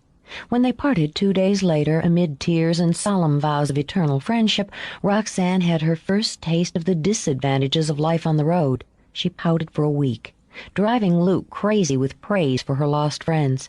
He avoided her whenever possible, but it was difficult, as they were all but living under the same roof. He bunked with Mouse under the capped bed of the truck, but a good many of his meals were taken in the trailer, and more than once he found her waiting to spring out at him when he stepped out of the bathroom. It wasn't that she liked him. In fact, she had developed the bone-deep disgust that neither yet recognized as natural sibling rivalry. But since her experience with Tessie and Trudy, Roxanne had come to crave companionship of her own age, even if he was a boy. She did what little sisters have been doing to big brothers since time began. She made his life hell. From Hagerstown to Winchester, from there to Roanoke and on to Winston-Salem, she nagged him unmercifully, dogged his footsteps, and pestered relentlessly. If it hadn't been for Lily, Luke might have fought back, but for reasons that eluded him, Lily was crazy about the little brat. Proof of that affection was obvious during a run-through of the performance in Winston-Salem. Roxanne's messing up the timing, Luke thought smugly, as he watched the rehearsal while loitering in the tent. Skinny twerp couldn't get anything right today, and she was whining. The poor rehearsal gave him hope. He could do the trick a lot better than she could, if Max would give him the chance. If Max would just teach him a little. Luke had already practiced some of the flourishes and stage moves in front of the tiny bathroom mirror. All he needed was for prune-faced Rox to get some incurable disease or have a tragic accident. If she was out of the picture, he could slip right in and take her place. "Roxanne," Max said patiently, interrupting Luke's thoughts, "you're not paying attention." I am too. Her lip poked out, her eyes filled. She hated being cooped up in this hot old tent. Max, said Lily, coming up to the stage, maybe we should give her a break. "Lily!" Max was struggling to keep his temper. I'm tired of rehearsing, Roxanne continued, lifting her flushed, miserable face. I'm tired of the trailer and the show and everything. I want to go back to Allentown and see Tessie and Trudy. I'm afraid that's impossible. Her words had wounded Max's pride and opened up a hole for guilt to seep into. If you don't want to perform, that will be your choice. But if I can't depend on you, I'll have to replace you. Max! Appalled, Lily took a step forward, only to freeze in place when Max held up a hand. As my daughter, he continued, while a single tear trickled down Roxanne's cheek, you're entitled to as many temper tantrums as you like. But as my employee, you will rehearse when rehearsals are called. Is that understood? Roxanne's head dropped. Yes, Daddy. All right, then. Now, why don't we take a moment to regroup? Dry your face, he began, and tucked a hand under her chin. I want you to... He trailed off and pressed his palm to her brow. His stomach took a nosedive to his knees and froze there. She's burning up, he said in an odd voice. Lily! And the great Nouvelle, conjurer extraordinaire, looked toward his lover helplessly. She's ill. Oh, little lamb. Instantly, Lily was on her knees, checking for fever herself. Roxanne's brow was hot and clammy under her hand. Baby, does your head hurt? Your stomach? 2 big tears plopped on the stage floor. I'm okay. It's just hot in here. I'm not sick. I want to rehearse. Don't let Daddy replace me. Oh, that's nonsense. Lily's busy fingers were checking for swollen glands. No one could replace you. Tucking Roxanne's head on her shoulder, Lily looked up at Max. He was white as a sheet. I think we should go into town and find a doctor. Speechless, Luke watched Max carry a weeping Roxanne away. His fondest wish had come true, he realized. The brat was sick. Maybe she even had the plague. Heart-thumping, he raced out of the tent and watched the plume of dust as the truck raced off. She might die before they even got into town. That thought brought on a shiver of panic that was followed hard on the heels by a hideous guilt. She looked awfully small when Max had carried her out. "Where'd they go?" Mouse demanded, puffing a bit as he raced over when he'd heard his beloved engine start. "Doctor!" Luke bit down hard on his lip. "Roxanne's sick." Before Mouse could ask any more questions, Luke dashed away. He hoped if there really was a God, he'd believe he hadn't really meant it. It was 2 terrifying hours later before the truck returned from town. As it pulled in, Luke started toward it, but his heart stopped when he saw Max take a limp Roxanne from Lily's arms and walk with her toward the trailer. "Is she—" His throat closed on the D word. "Sleeping." Lily gave him a distracted smile. "I'm sorry, Luke. You better run along now. We'll be busy for a while." But... He got his feet moving and dogged Lily to the trailer. "Is she... It'll be rough for a few days, but once the crisis passes, she'll do." "Crisis?" His voice was a croak. Jesus, please us, it was the plague. "It's so miserably hot, too," she murmured. "Well, we'll make her as comfortable as we can while it lasts." "I didn't mean it," Luke blurted out. "I swear I didn't mean to make her sick." Though her mind was elsewhere, Lily paused at the door. "You didn't, honey. Actually, I suspect Roxy got more from Trudy and Tessie than a vow of endless friendship." She smiled as she stepped inside. "Looks like she got a bonus of the chicken pox." Luke's mouth dropped open as Lily closed the door in his face. Chicken pox? He'd practically died of fright, and all the little brat had was the damn chicken pox. "I can do it." Luke stood stubbornly in center stage, scowling as Max continued to manipulate the cards. "I can do anything she can do." "You're far from ready to perform." Max set the cards on the folding table, did a flashy turnover. It had been 3 days since Roxanne had been put to bed, hot, itchy, and miserable, and at every opportunity during that time span, Luke had been singing the same tune. "You just have to show me what to do." He'd badgered Mouse to teach him the oversized hat trick and had run headlong into a wall of insurmountable loyalty. "I heard you tell Lily that there's a hole in the act with Roxanne sick, and she won't be able to be in the show for at least 10 more days. Toying with the idea of adding a bit of close-up conjuring to offset Roxanne's absence, Max began to set up a variation of Aces High. "Your concern for her health is touching, Luke." His color rose as he jammed his hands in his pockets. "I didn't make her sick." He was almost sure of that now. "And it's just the chicken pox." Dissatisfied with the sleight of hand, Max set the cards aside. The boy had a sturdy mind, Max mused, and could be trusted with something as basic as the oversized hat. "Come here." Luke took a step forward. When his gaze clashed with Max's, something in the man's eyes made Luke suppress a shudder. "Swear," Max said, his voice deep and commanding in the dusty tent. "Swear by all you are and all you will be that you will never reveal any of the secrets of the art that are shown to you." Luke wanted to grin, to remind Max that it was only a trick after all, but he couldn't. There was something here bigger than he could imagine. When he could speak, his voice was a whisper. "I swear." Max took another moment to study Luke's face, then nodded. "Very well. This is what I want you to do." It was so simple, really. When Luke discovered how remarkably simple it all was, he was amazed that he or anyone else could have been duped. He hated to admit it to himself and refused to admit it to Max, but now that he knew how Roxanne had become the rabbit, how she had disappeared from under the cape, he was a little sorry. Max gave him no time to grieve over the loss of innocence. They worked, repeating the sequence for more than an hour, perfecting the timing, choreographing each move, removing bits of business that had suited Roxanne and replacing them with some that fit Luke. It was tiring work, unbelievably monotonous, but Max refused to accept anything less than perfection. How come you go through all this for a bunch of hicks? For a lousy buck they'd be satisfied with a couple of card tricks and a rabbit in a hat. I wouldn't. Perform for yourself first, and you will always do your best work. But you, with the stuff you can do, you don't have to be in a two-bit carnival. Max's lips curved under his finger as he smoothed his mustache. Your compliment, however ill-phrased, is appreciated. It's a mistake to believe anyone has to be anywhere they don't choose to be. I find a certain pleasure in the gypsy's life, and, as you are obviously unaware, I own this two-bit carnival. He swung his cape over Luke, snapped his fingers twice, then chuckled when the shape under the black material stayed in place. A good magician's assistant never misses a cue, however distracted he might be. There was a quick huff of breath from under the cape, and the shape dissolved. Far from displeased with Luke's progress, Max thought the boy would do. He would use Luke's cockiness, his hunger and defiance, along with that underlying vulnerability. He would use all that Luke was, and in turn he would give the boy a home and a chance to choose.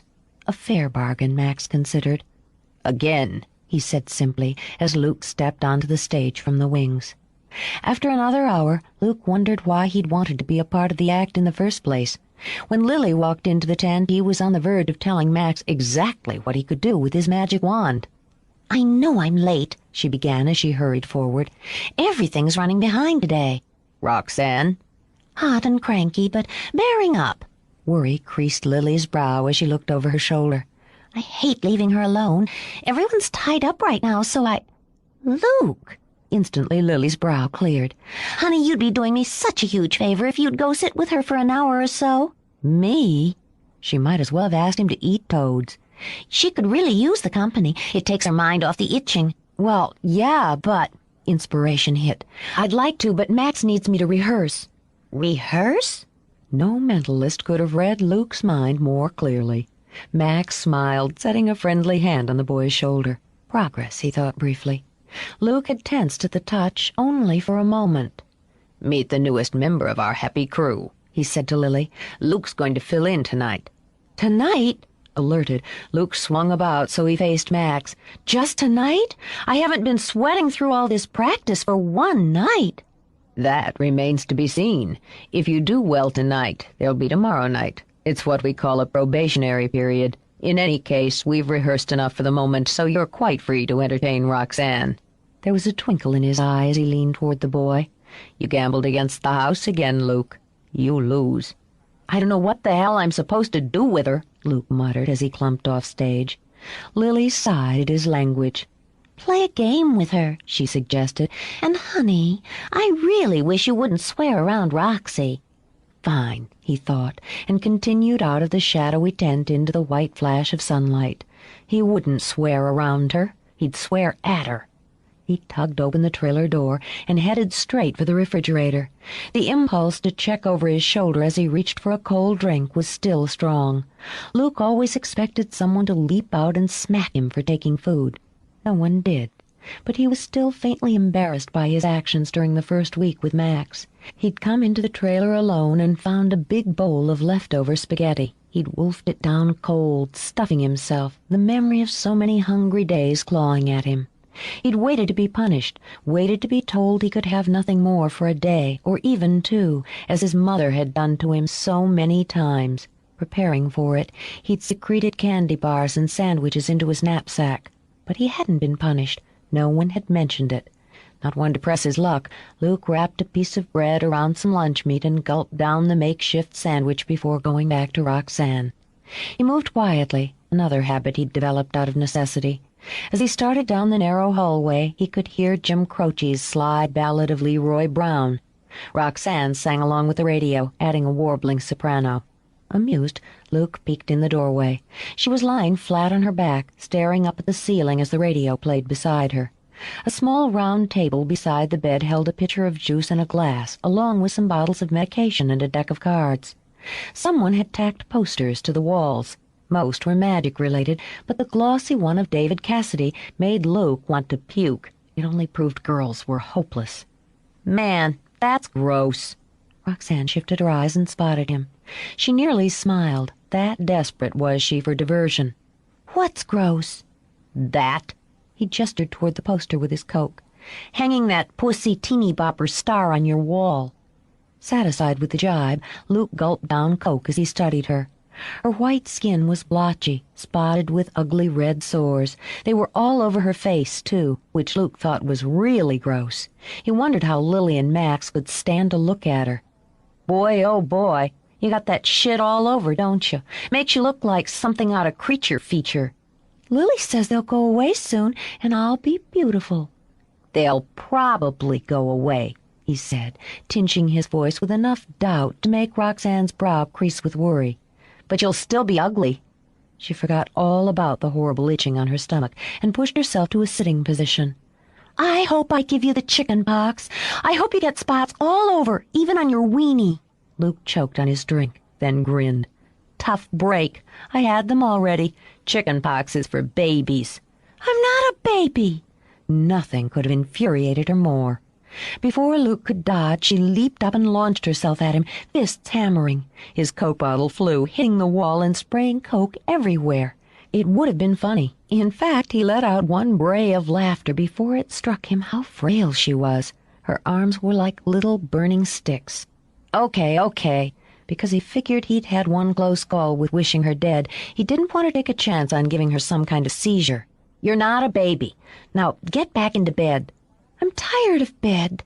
But she stumbled back into it, prompted by his not-so-gentle shove. "Well, tough. Shit. Look at this mess. I guess I have to clean it up." "Your fault," she said, and prim-mouthed looked determinedly out of the window, an old woman's pose in a child's body. Grumbling all the way, Luke went off to find a rag. After he'd mopped up the spill, she continued to ignore him. As strategies went, it was inspired. He shifted from foot to foot. "Look, I took it back, didn't I?" Her face turned a fraction in his direction, but the ice didn't thaw. "Are you sorry you said I was ugly?" "I guess I could be." Silence. Okay, geez. I'm sorry I said you were ugly." The faintest hint of a smile. "And you're sorry you said David Cassidy was gross?" Now he grinned. "No way." Her lips curved in response. "I guess that's okay, since you're just a boy." The small taste of power had been pleasant. Hoping to milk it, Roxanne widened the smile. Even at 8, there was power in it. She was, after all, her father's daughter. "Would you pour me some juice?" "I guess." He poured some from pitcher to glass and handed it to her. "You don't talk very much," she said after a bit. "You talk too much." "I have lots to say. Everyone says I'm very bright." She was also horribly bored. "We could play a game if you'd like." "I'm too old for games." "No, you're not. Daddy says no one ever is. That's why people get suckered into three-card Monte or the cups and balls on street corners and lose their money." She caught the brief flicker of interest on his face and pounced. "If you play Go Fish with me, I'll teach you a card trick." Luke hadn't survived to the age of 12 without knowing how to bargain. "Teach me the card trick and then I'll play." "Nuh-uh." Her smile was smug, a younger, only slightly more innocent version of a woman's who knew she'd trapped her man. "I'll show you the trick, then we'll play. Then I'll teach you how to do it." She picked up her rubber band-bound deck from the table, riffled it with considerable skill. Caught, Luke sat on the edge of the bed and watched her hands. "Now this is called Lost and Found. You pick any card you see and name the card out loud." "Big deal trick if I'm telling you the card," Luke muttered. But when she riffled the deck again, he chose the King of Spades. "Oh, you can't have that card," Roxanne told him. "Why the hell not? You said any card I saw." "But you couldn't see the King of Spades. It's not there." Smiling, she flipped the cards again, and Luke's mouth fell open. Damn it, he'd just seen that king. How had she gotten rid of it? "You palmed it." Her grin was wide and pleased. "Nothing up my sleeve," she said, and setting the pack down on her lap, held up both hands to show them empty. "You can pick another one."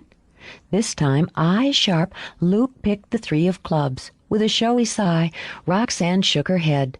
"You keep picking missing cards." A slow flip, and Luke saw that not only was the 3 missing, but the king was back. Frustrated, he made a grab for the pack, but Roxanne swung them up over her head. "I don't believe it's a regular deck." "Not believing is what makes magic magic," Roxanne quoted her father with great seriousness. She gave the pack a sharp riffle, then spread it face up on the sheets. A wave of her hand to point out both cards Luke had chosen were among the 52. He huffed out a breath, defeated. "Okay, how'd you do it?" Grinning again, she executed a nearly successful turnover. "First, go fish." He would have told her to go to hell, but more than the satisfaction of telling her off, he wanted to know how the trick was done. After 2 games of fish, he unbent enough to get them both a snack of cold drinks and cookies. "I'll show you now," Roxanne offered, pleased that he hadn't nagged. "But you have to swear never to tell the secret." "I already took the oath." Her eyes narrowed. "When? How come?" He could have bitten off his tongue. "At rehearsal a little while ago," he said reluctantly. "I'm filling in until you're not full of spots." Her lip poked out. Slowly she picked up the cards and began to shuffle them. It always helped her to think if she did something with her hands. "You're taking my place?" "Max said there was a hole in the act without you. I'm filling it." Then, with a diplomacy he hadn't been aware of possessing, he added, "Temporarily. That's what Max said. Maybe just tonight." After another moment of consideration, she nodded. "If Daddy said so, it's okay. He said he was sorry about telling me he'd replace me, that nobody ever would." Luke had no idea what it would be like to be loved that way, or to have that much trust. Envy was a fist punching his heart. "Here's what you have to do," Roxanne began, drawing his attention back to her. "First, you have to set the cards up in a riffle pack." She dealt out 2 heaps and began to teach him with all the patience of a first-grade teacher instructing a student on how to print his name. She ran through the trick twice, step by step, then handed him the pack. "You try." As Max had said, the boy had good hands. "This is cool," he murmured. "Magic's the coolest." When she smiled, he smiled back. For a moment, at least, they were simply 2 children with a good secret between them. 4. Stage fright was a new and humbling experience for Luke. He was set, cocky, even eager as he waited in the wings, his second-hand tuxedo hastily altered by Mama Franconi's nimble fingers made him feel like a star. Over and over in his head he ran through the blocking, his moves, his patter, while Max warmed up the crowd with some sleight of hand. There was nothing to it, he thought. It would be a grade-A cinch that would earn him an extra $10 a night as long as Roxanne remained covered with those little red welts. If the doctor's prognosis ran true, that would mean $100 for Luke's Miami fund.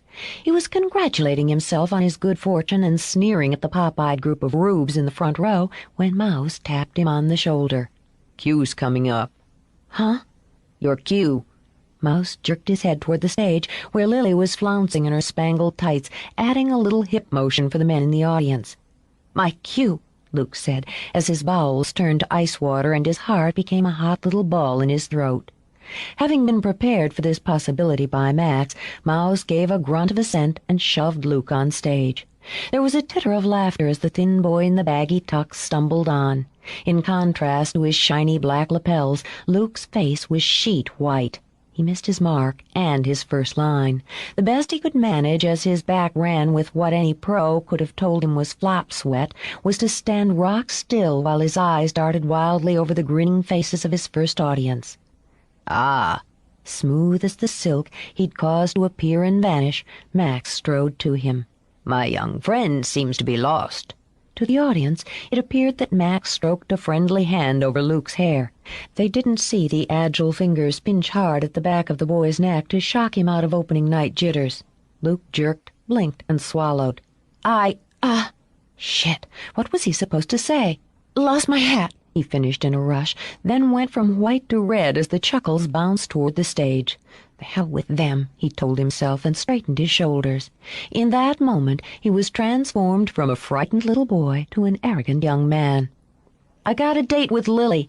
Can't take a beautiful woman dancing without my hat." "A date with Lily?" As rehearsed, Max looked surprised, then annoyed, then sly. "I'm afraid you must be mistaken. The lovely Lily is engaged for the evening with me." "Guess she changed her mind." Luke grinned and hooked his fingers around his lapels. "She's waiting for me. We're going—" A little flourish and a big red rose popped out on his lapel.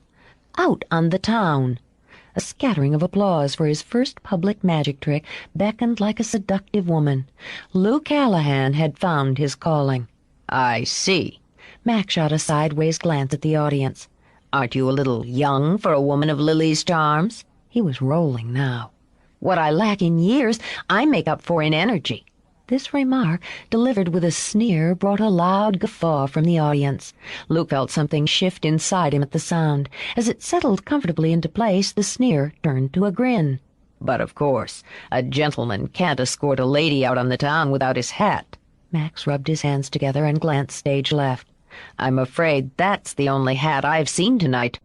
Key light swung on the oversized top hat. "It seems a little large, even for one with your swelled head." Rocking back on his heels, Luke tucked his thumbs in his waistband. "I'm onto your tricks, old man. It'll go easier on you if you change my hat back the way it was." "I?" Eyebrows lifting, Max placed a hand to his breast. "Are you accusing me of sorcery in order to spoil your evening with Lily?" "Damn right." It wasn't precisely the line as rehearsed, but Luke delivered it with relish as he stalked over and tapped the rim of the hat. "Just get on with it." "Very well, then." With a sigh for the boy's obvious lack of manners, Max gestured. "If you'd be so kind as to step into the hat." He smiled as Luke eyed him owlishly. "Okay, but no funny business." Agile and quick, Luke hopped inside. "Remember, I'm on to you."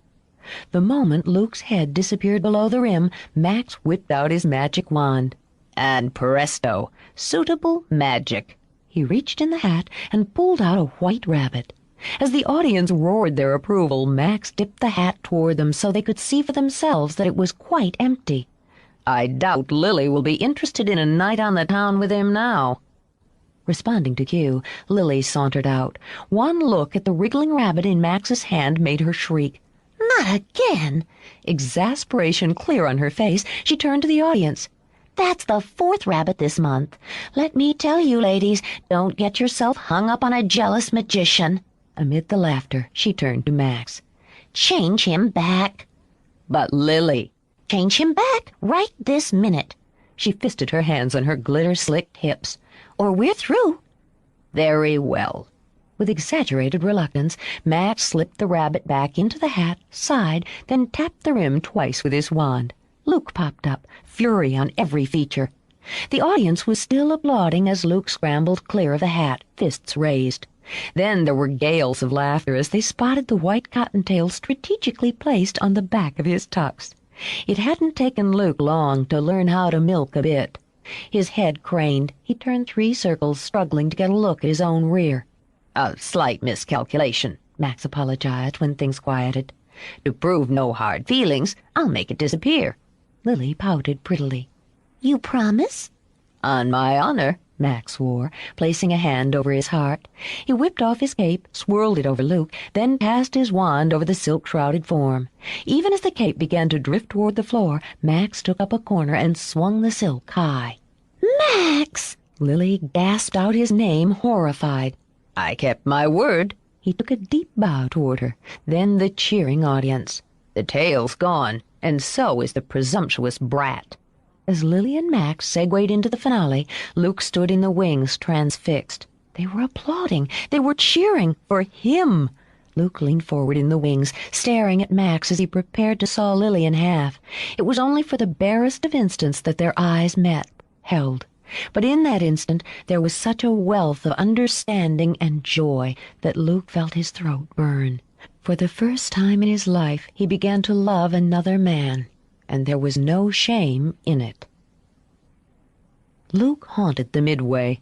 It was long after the last show, but he still carried the sound of applause and laughter inside his head, like an old song that kept repeating its melody over and over. He'd been somebody. For a few brief moments, he'd been someone who'd mattered. Before the baffled eyes of dozens of people, he'd vanished, and they'd believed. That was the secret, Luke thought to himself as he strutted along past the tired carnies who were still rambling out their spiel to the dwindling crowd. Making people believe an illusion was reality, if only for a split second. That was power, true power that went beyond fists and fury. He wondered if he would be able to explain to anyone that it was all in the mind. And his mind was now so full of that power it felt as though it might split apart, and light would spill out, hot and white. He knew Max would understand the sensation, but he wasn't ready to share what was inside him with anyone. For tonight, this first night, it was his alone. The $10 Max had given him after the last show crinkled against his fingers when he slipped a hand into his pocket. The urge to spend it was amazingly strong, stronger than the hunger he'd learned to ignore. He stared at the blur of lights from the Ferris wheel, heard the rumble of cars whirling on the crack of the whip. Tonight he would ride them all. The little figure in jeans and a baggy shirt darted across his vision, made him stop, then frown, then swear. "Roxanne! Hey, Rox!" He scrambled after her, grabbing her arm. "What the hell do you think you're doing out?" She'd thought about it all right. She'd thought about being cooped up in bed, feeling miserable while Luke took her place on stage. She'd thought about how endless the days had become and how itchy the nights, and she'd thought about the fact that they would be in New Orleans, the summer season behind them, before she was clear of spots. "I'm going for a ride." "Like hell." Her pale face flushed with angry color. "You can't tell me what to do, Luke Callahan. Not now, not ever. I'm going for a ride on the Ferris wheel right now." "Look, little Miss Shit-for-Brains." But before he could finish the thought, she'd rapped him hard in the stomach with her elbow. She was off and running before he caught his breath. "God damn it, Roxy!" He snagged her again, only because she got stuck in line. He started to tug her out, but this time she rounded on him with teeth. "You crazy or what?" "I'm going for a ride." She folded her arms over her thin chest. The colored lights played over her face, making her blotches eerily festive. He could walk away. She certainly would tell no one he'd seen her. After all, she wasn't his responsibility. But for reasons he couldn't begin to fathom, he stuck by her side. He'd even reached for his money to pay their fares when the operator, who knew Roxy well, waved them both on. Like a princess granting an audience, Roxanne nodded to Luke. "You can ride with me if you want." "Thanks loads." He dropped down beside her and waited for the clang of the safety bar. Roxanne didn't squeal or gasp as the wheel started its backward ascent. She merely sat back, closed her eyes, and let a small, satisfied smile play around her lips. Years later, Luke would look back on that moment and realize that she had looked like a satisfied woman, relaxing in an easy chair after a long day. She didn't speak until the wheel had completed a full revolution. When she did, her voice was oddly adult. "I'm tired of being inside. I can't see the lights. I can't see the people." "It's the same every night." "It's different every night." She opened her eyes then, emeralds in which all the colors around them flashed. She leaned forward against the bar, and the wind rippled her hair back witch-like into the sky. "See that skinny man down there, the one with the straw hat? I've never seen him before. And that girl in the shorts carrying the stuffed poodle? I don't know her either. So it's different." As they climbed again, she threw her face back to the stars. "I used to think that we'd go right up through the sky, that I could touch it and bring it back down with me." She smiled a little, just old enough to be amused at the childishness of the thought, and child enough to wish it could be true. "I wanted to do it, just once." "A lot of good it would do you down here." But he smiled as well. It had been a long time since he'd ridden a Ferris wheel, so long he could barely remember the sensation of having his stomach drop away and his body circling fast to catch up. "You did a good job tonight with the act," Roxanne said suddenly. "I heard Daddy say so when he was talking to Lily. They thought I was asleep." "Yeah?" He struggled to feign indifference. "He said that he'd seen something in you, and you didn't disappoint him." Roxanne lifted her arms straight up. The rush of air felt glorious on her itchy skin. "I guess you're going to be part of the act." The ripple of excitement Luke felt had nothing to do with the quick downward drop. "It's something to do." He shrugged to show insouciance. "As long as I'm hanging around." When he glanced over, she was watching him, measuring. "He says you've done things, seen things you shouldn't have. What things?" Humiliation, anger, and a sick sense of horror collided inside of him. Max knew, Luke thought. Somehow he knew. He felt his skin heat up, but his voice was cool. "I don't know what you're talking about." "Yes, you do." "If I do, it's none of your business." "If you stay with us, it is. I know all about Mouse and Lily and Leclerc." "Who the hell's Leclerc?"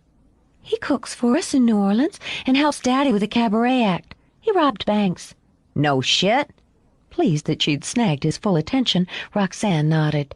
"He's been to prison and everything, 'cause he got caught. He taught Daddy how to open any lock there is." Because she felt like pulling away from him, she rounded back. "So I should know all about you, too. That's the way it works." "I haven't said I'm staying yet.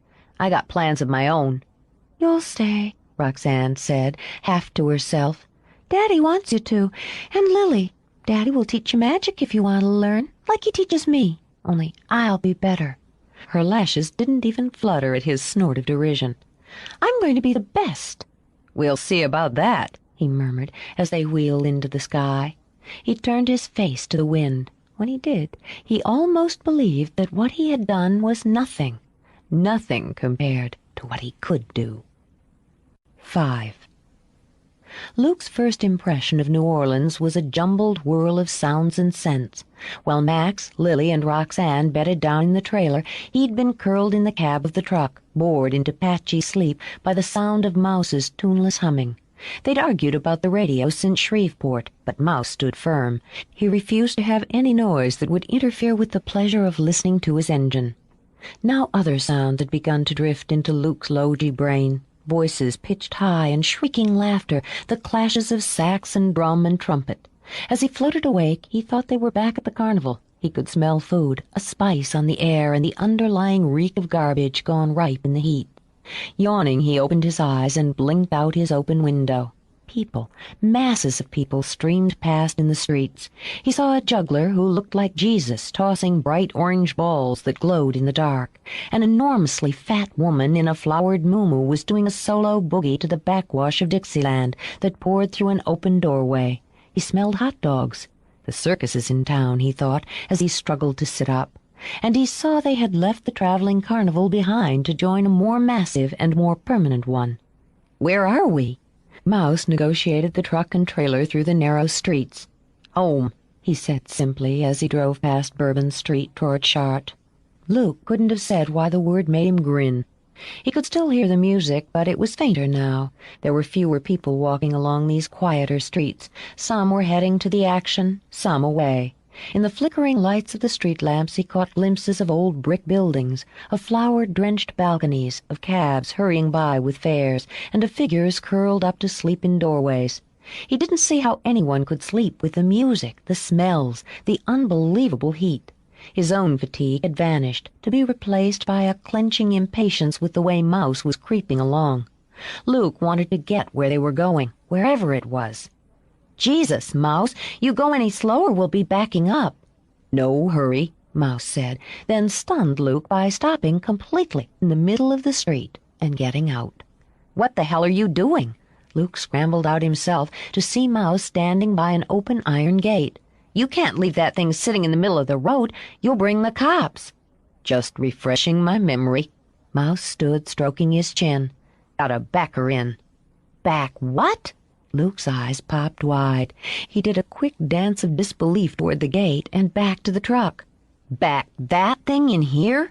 Luke scanned the opening between two unforgiving brick walls, then turned to judge the width of the trailer. "No way in hell." Mouse smiled. His eyes glowed like a sinner's who'd just found religion. "You just stand out here in case I need you." He sauntered back to the truck. "Can't be done," Luke called after him, but Mouse was humming again as he began to maneuver the truck and trailer across the narrow street. "You're going to hit. Jesus, Mouse!" Luke braced for the sound of scraping metal. His mouth dropped open when the big black trailer slid into the opening as easily as a hand into a glove. As the truck backed in behind it, Mouse glanced over at Luke and winked. It was a fine thing. For some reason, the parking of the truck and trailer struck Luke as an event as fine as Christmas or the opening day of a new baseball season. His own laughter rocked him back on his heels while he stood blinded by the headlights. "Man, you are number one!" Luke shouted as Mouse climbed out of the truck. Then he whirled like a boxer at the ready when a light flashed on in the house beside them.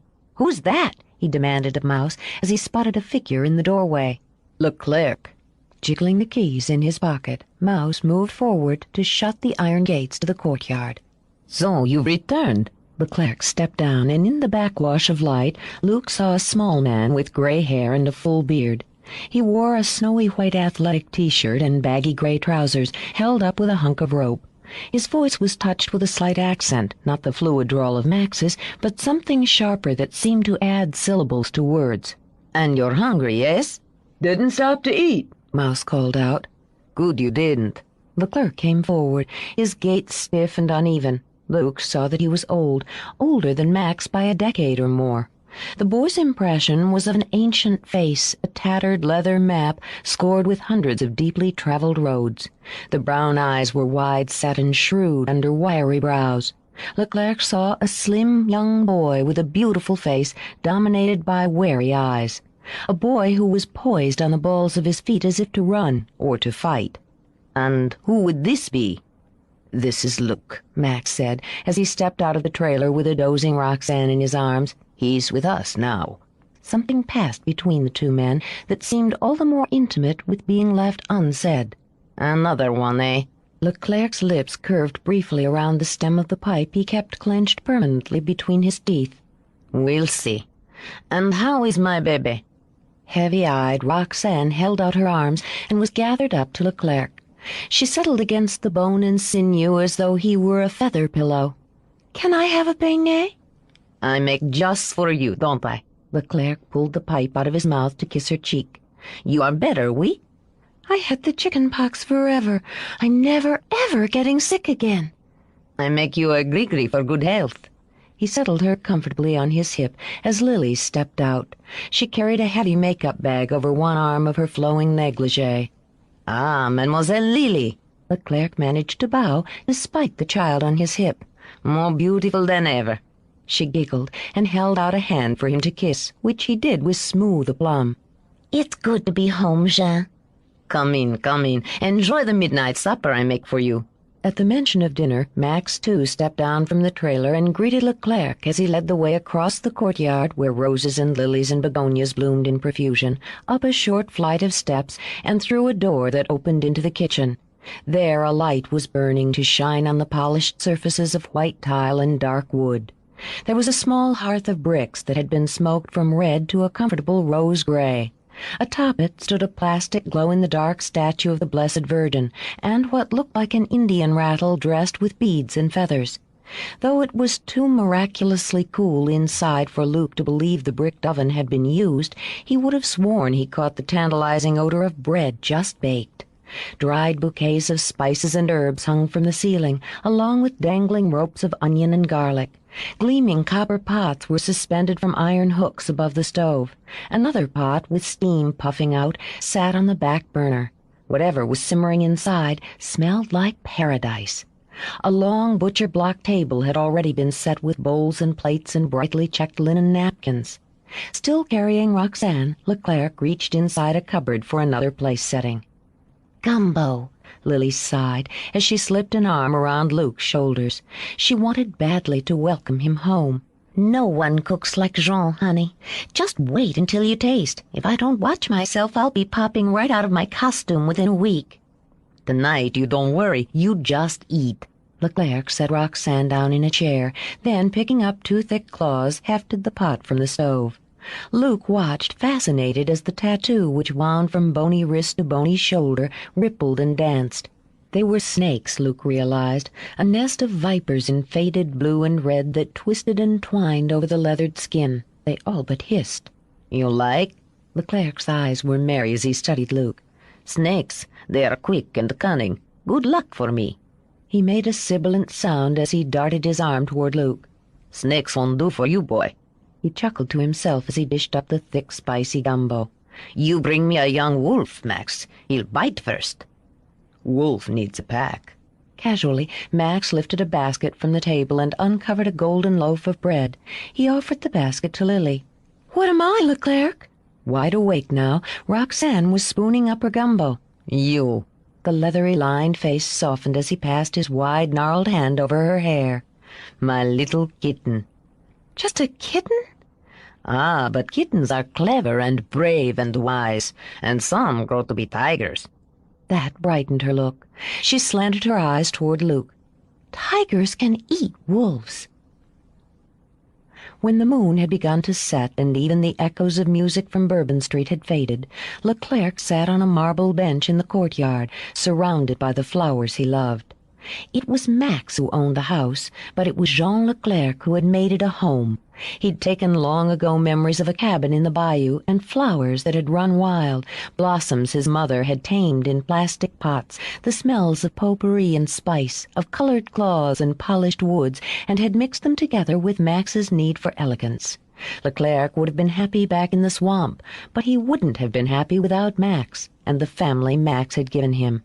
He smoked his pipe and listened to the night. The faintest breeze rustled the magnolia leaves, stirring the heat and promising rain as much as a teasing woman might promise a kiss. The dampness that was gradually wearing away the brick and stone of the French Quarter hung like a mist in the air. He didn't see Max approach, nor did he hear him, though his hearing was keen. He felt him. So, he puffed on his pipe and studied the stars. What will you do with the boy? Give him a chance, Max said, the same as you gave me a lifetime ago. His eyes want to swallow everything he sees. Such appetites can be difficult. So, I'll feed him.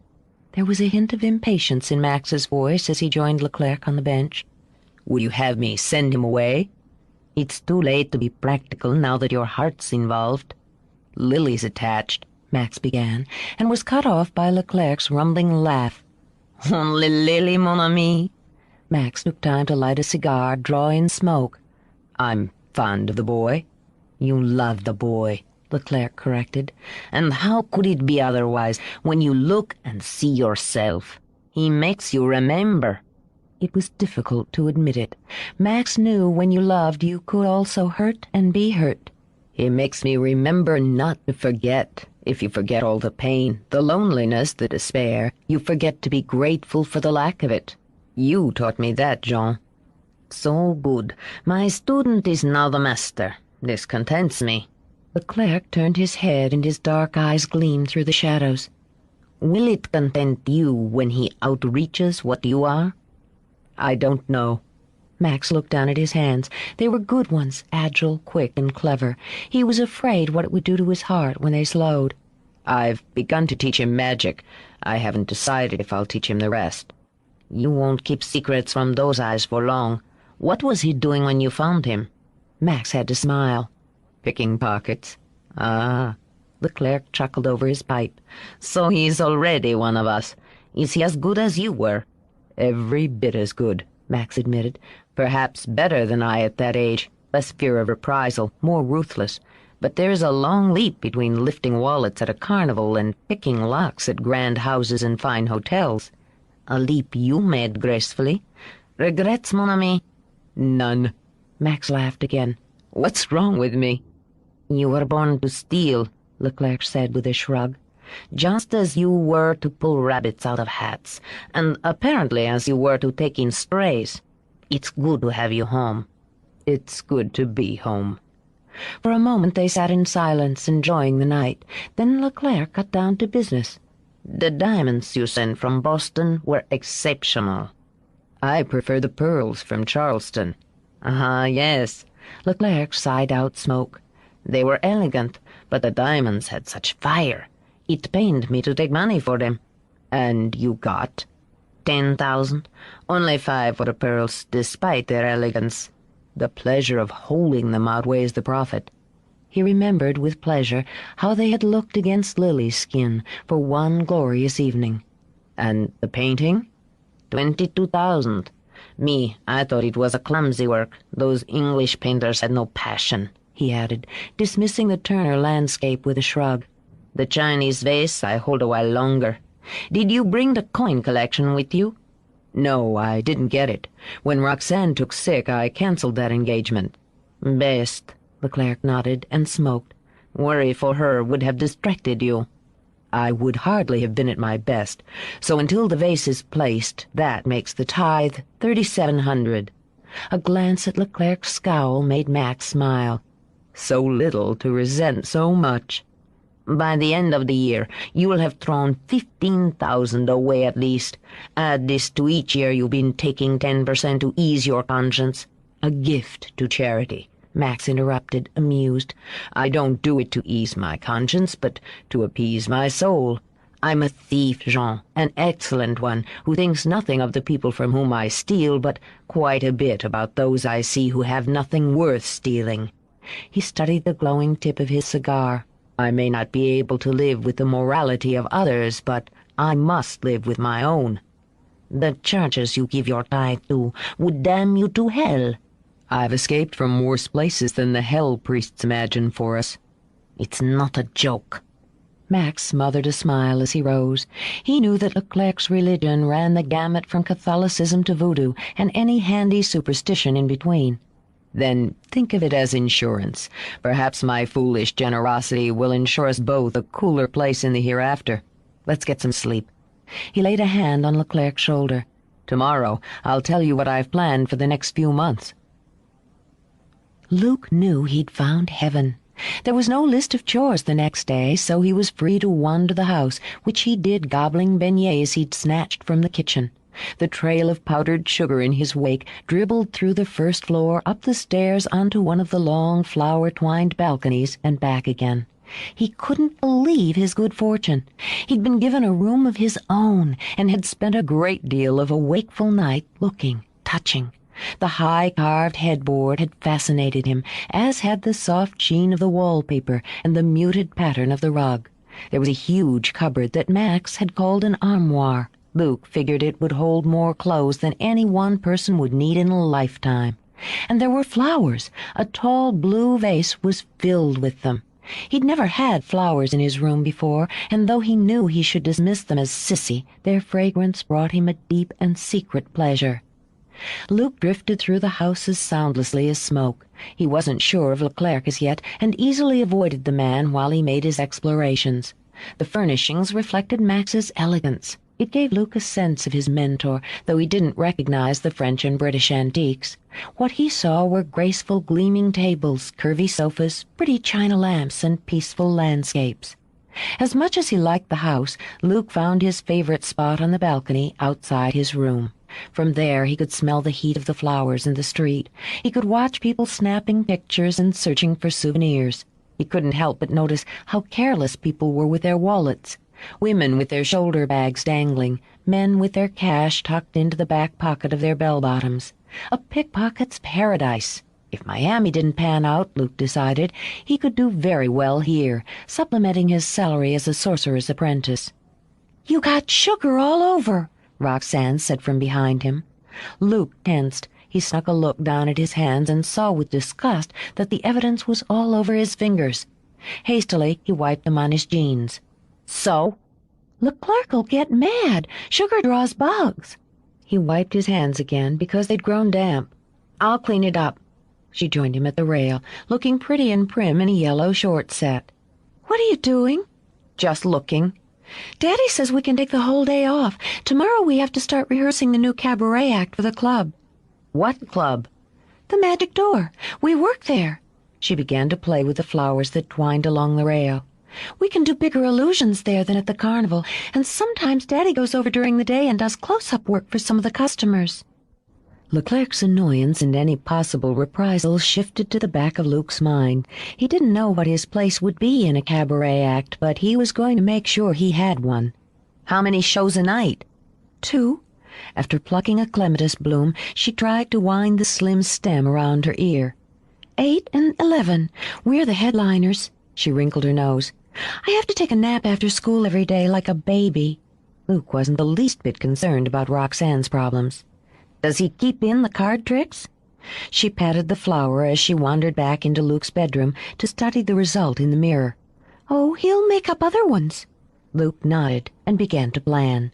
He was getting pretty good at the tricks he'd wheedled Roxanne into showing him, and he'd been practicing at least an hour a day with the cups and balls. He just needed to show Max. He couldn't bear it if they cut him out of the act now. "Daddy gave me money for ice cream." She poked her head back out the French doors. "You want to go get some?" No. Luke was much too busy to be distracted by a treat and an 8-year-old's company. "Take off, will you? I have to think." "More for me," Roxanne shot back, barely controlling a pout. The minute he was alone, Luke dug out his cards and began to practice. He'd hardly begun to set up aces high when he was distracted again. It was the voice. He'd never heard anything like it. He tried to brush it out of his mind, but it kept flowing back, a rich, heartbreaking alto that seemed to be singing just for him. Unable to resist, he walked back out on the balcony. He spotted her instantly, a woman in a flowing flowered dress, a red turban over her head, her skin gleaming like ebony. She stood on the corner, a cardboard box at her feet as she sang swaying gospel a cappella. He couldn't turn away, the sound all but hypnotizing him. This was true beauty. Even as he realized it, it reached deep inside him to a place he didn't know existed. That voice rang out over the quarter. It never paused or hesitated when she drew a small crowd. She never glanced down when coins thudded into the box. It made his skin prickle and his throat ache. On impulse, he dashed back inside and dug out the bag he'd secreted under his pillow. From it he took a crumpled dollar. His heart was still soaring to the music as he raced out of the room and down the stairs. He saw Roxanne in the hallway sweeping up powdered sugar while Leclerc stood behind her lecturing. "You eat in the kitchen, not all over the house. You be sure you get all those crumbs, you hear?" "I'm getting them." She lifted her head to stick her tongue out at Luke.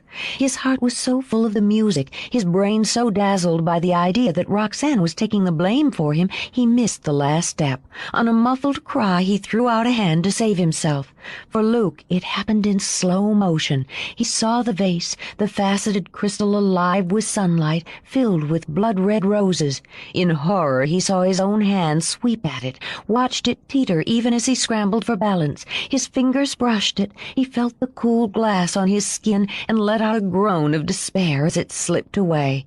The sound of the vase shattering on the hardwood was like a volley of pistol shots. Luke stood frozen, the glistening shards at his feet and the smell of roses heavy in the air. Leclerc was swearing. Luke didn't have to understand French to know the oaths were strong and furious. He didn't move, didn't bother to run. He was braced for a blow, had already taken that part of himself that felt pain and humiliation away. What stood there was a silent shell that would refuse to care. "You run through my house like a wild Indian. Now you break the Waterford. You bruise the roses and you have water all over my floor. Imbecile! Look what you've done to my beauties!" "Jean?" Max's voice was hardly more than a whisper, but it cut through the old man's tantrum. "The Waterford, Max?" Leclerc crouched down to save his roses. "The boy was running like hounds of hell were after him. I tell you, he needs to be—" "Jean," Max said again. "Enough. Look at his face." With roses dripping from his hands, Leclerc glanced up. The boy was ghost-white, his eyes dark and glazed over with something too deep to be termed fear. With a sigh, he straightened. "I'll get another vase," he said quietly, and walked away. "Daddy?" Shaken, Roxanne gripped her father's hand. "Why does he look that way?" "It's all right, Roxy. Run along."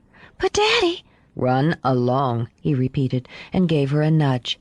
She stepped back into the parlor, but she didn't go far. For once her father was too intent on someone else to notice. "You disappoint me, Luke," Max said quietly.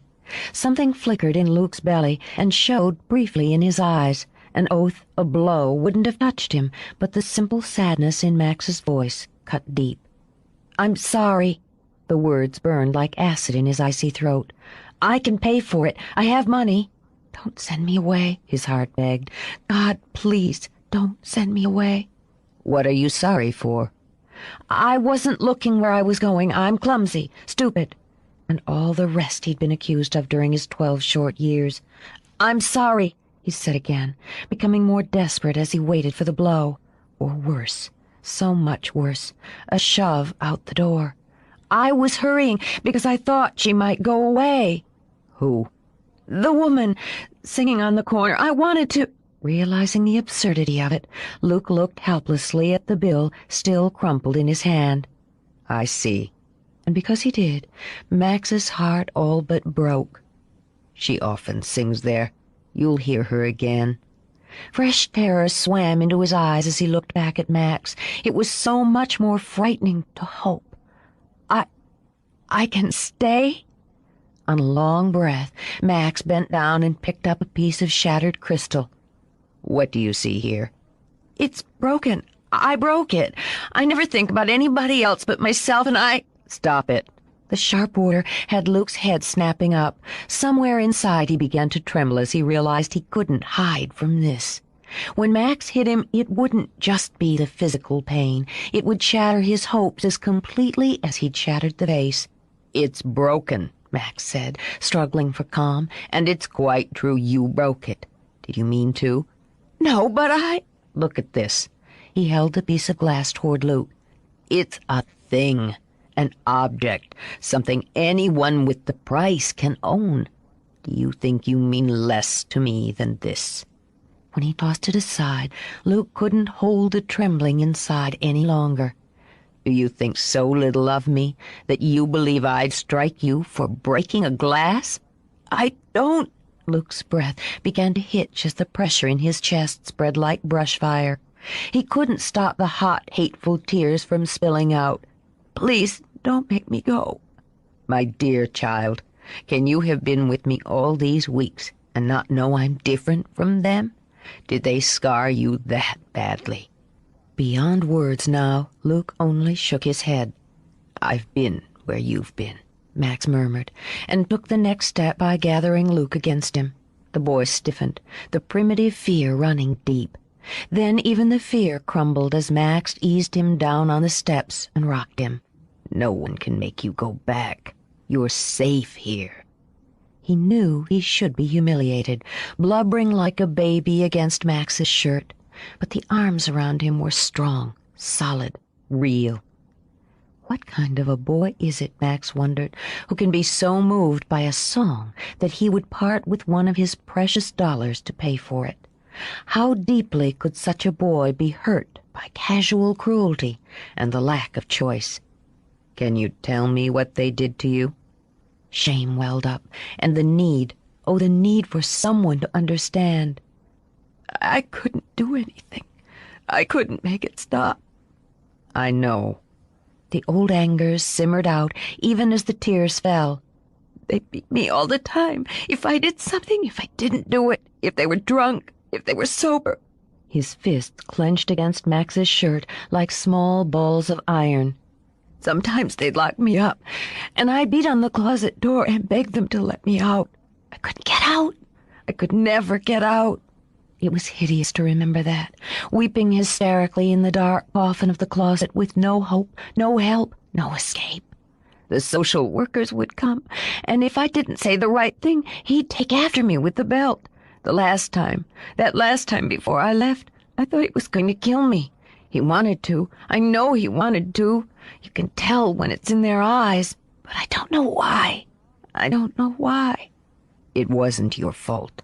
None of it was your fault. Max stroked the boy's head and fought back his own demons. People tell their children there are no monsters in the world. They tell them that because they believe it or they want the child to feel safe. But there are monsters, Luke, all the more frightening because they look like people. He drew the boy back to study his wet, ravaged face. You're free of them now. I hate him.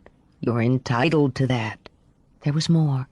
He wasn't certain he dared speak of it. The shame was black and oily, but with Max's eyes so quiet and intense on his, Luke stumbled through it. He brought a man one night. It was late, and they were drunk. I went out and locked the door, and the man, he tried... It's all right. He tried to gather Luke close again, but the horror had the boy scrambling back. He put his fat hands on me, and his mouth. Luke wiped his own with the back of his hand. He said how he'd paid Al, and I was supposed to do things to him and let him do them to me. And I was stupid, 'cause I didn't know what he meant."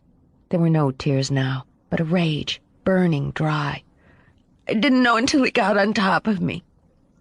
I thought he was going to smother me until—" The sheer terror of it boomeranged back, the sweaty skin and the stink of gin, the greedy hands groping. Then I knew, all right. I knew. His hands clenched and unclenched, leaving deep crescents in his palms. I hit him, and I hit him, but he wouldn't stop. So I bit and I scratched. I had his blood all over my hands, and he was holding his face and screaming. Then Al came in, and he beat me for a long time. And I don't remember. I don't know if... That was the worst, the not knowing. It was a shame he couldn't speak out loud. That's the night he wanted to kill me. That's the night I left. Max was silent for a long time. So long Luke was afraid he'd said too much too much to ever be forgiven. You did everything right. There was a heaviness in Max's voice that had tears stinging Luke's eyes again. And I can promise you this, no one will ever touch you in that way again while you're with me. And I'll teach you the way out of the closet. Max's eyes came back to Luke's and held. They may lock you in, but they won't keep you there. Luke tried to speak, but the words caught in his throat before he forced them out. His life depended on the answer. I can stay. Until you want to go. His gratitude was so huge, he thought it might burst from him like light, like love. I'll pay for the vase, he managed. I promise. You already have. Now, run wash your face. We'd best clean this up before Leclerc has another tantrum. Max sat on the steps as Luke bounded up them.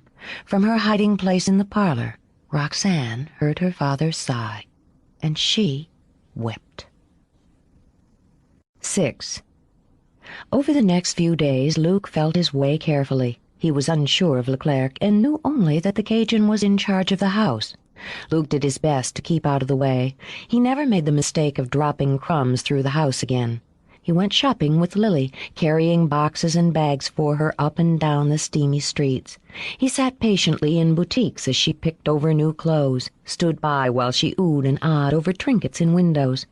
His love for her was deep enough to have him tolerating her choosing outfits for him, so deep that he hardly winced at the paisley shirt she bought him. If he had free time, he haunted the quarter, content to explore, to listen to the street musicians, to watch the artists work around Jackson Square. But the best time for Luke was when they rehearsed. The Magic Door was a cramped, dim club that smelled of the whiskey fumes and smoke that had soaked into the walls for decades.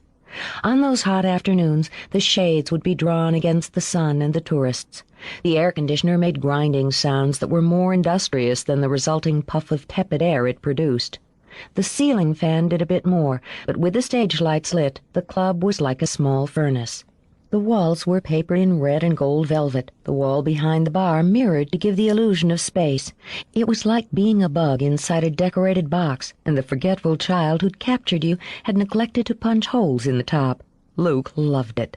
Every afternoon, Lester Friedmont, the manager, would sit at the front table, nursing a beer and the short stub of a lit cigar. He was a tall man who carried all of his extra weight in his belly. Invariably, he wore a white short-sleeved shirt, with a tie and matching suspenders. His black laced shoes were always shined. His thinning hair was slicked back and gleamed wetly under the lights. He looked at his world through the smudged lenses of heavy black glasses perched on the end of his angular nose. A fat calico cat he called Fifi would prowl around his legs, waddle off to nibble from a dish set under the bar, then prowl back again. Friedmont kept a phone on the table. He had the ability to watch the rehearsal and add his comments, harass whoever was cleaning the club, and talk on the phone simultaneously. It took Luke several afternoons to realize that Friedmont was a bookie. No matter how often they would run through a bit, Lester would hoot and shake his head. Jesus pleases, that was a good one. You going to tell me how you did that one, Max? Sorry, Lester. Trade secret. so Lester would go back to taking bets and scratching his belly. Max planned to start off the act with a sleight of hand and some colored scarf tricks, similar to what he'd done in the carnival. Then he wanted to add his own version of the floating ball before bringing Roxanne out for his new levitating girl. He'd added a spin to sawing a woman in half by using a vertical box and cutting Lily into 3 parts. It was nearly perfected. He was trying Luke out in bits and pieces. He had no doubts about the boy's quick mind and quick hands. Now he was testing Luke's heart. "Watch," he said to Luke. "Learn." Standing center stage, Max pulled silks out of his pocket. Color after vivid color poured out. Luke's lips began to twitch. He didn't understand that what he was seeing was pure timing. The longer the bit lasted, the longer the audience would laugh and be misdirected. "Hold out your arms," Max ordered, then draped the scarves over Luke's arms, seemingly at random. "We'll have music to go with this. Lily?" She turned on the tape recorder, the Blue Danube. "The waltz is slow. Lovely," Max said. "The gestures mirror it." His hands flowed over the scarves, lifted, fell as he walked around Luke. "And, of course, if I've chosen a beautiful woman from the audience to stand in your place, this adds to the showmanship and the beauty of the illusion, and her reaction will cue the audience to theirs." A snap of the wrist, and Max plucked the end of a scarf. As he whipped it back, the others followed, all neatly tied together. Scarlet to yellow, yellow to sapphire, sapphire to emerald. Luke's eyes popped wide an instant before his grin spread. "Excellent." Max scooped up the scarves, balled them into a colorful orb as he spoke. "So you see, even in such a small trick, showmanship, stage presence is every bit as important as dexterity. To do a trick well is never enough, but to do it with a flourish." He tossed the ball into the air. The scarves, no longer joined, floated down. Nearby, Roxanne giggled and clapped her hands. "I like that one, Daddy." "My best audience." He bent down to pick up the silks. "Show me." Roxanne rubbed her hands together, gnawed on her lip. "I can't do as many yet." "What you can, then." Nerves and pride jangled together as she chose 6 of the scarves. Turning to the imaginary audience, she tugged each between her hands, then, waving each in the air, draped them on Luke's arms. There was an undeniably feminine touch to her gestures that made Max smile as she turned her hands over and under the silks. Though she moved to the music as she executed a series of slow pirouettes around Luke, her concentration was total. There was no such thing as a small trick in Roxanne's world. They were all huge. Facing Luke again, she smiled, skimmed her hands over the scarves once more, as a woman might stroke a cat. Then, taking the end, she whirled them over her head. She laughed in triumph as she wound the tied scarves around her shoulders. "Well done." Max scooped her up to kiss her. "Quite well done." "She's a pistol, Max," Lester called out. "You ought to let her try it out in front of a crowd." "What do you say, Roxanne?" Max stroked a hand over her hair as he set her down. "Ready to try a solo?" "Can I?" Her heart leaped into her eyes. "Daddy, please, can I?" "We'll try it out in the first show, then we'll see." She let out a shriek and raced to Lily. "Can I wear earrings? Real ones, can I?" She smiled at Max over Roxanne's head. "You can pick out the ones you like best. The ones in the window down the street, the blue ones." "Take 20 minutes, Lily," Max suggested. "A woman needs at least that much time to choose accessories for her costume." And he wanted a moment alone with Luke. "So," as Roxanne dragged Lily out, Max picked up a deck of cards. He began to do one-handed cuts. "You're wondering why a little girl can do something you can't." Luke flushed, but his chin stayed up. "I can learn anything she can." "Possibly." To entertain himself, Max fanned the cards. "I could tell you it's a mistake to use her or anyone as a yardstick for yourself, but you wouldn't listen." "You could teach me." "I could," Max agreed. "I already know some. I've been practicing." "Indeed." Raising a brow, Max offered the cards. "Show me." Nerves dampened his fingertips as Luke shuffled the cards. "It won't be as good because you know how I'll do it." "Ah, there you're wrong.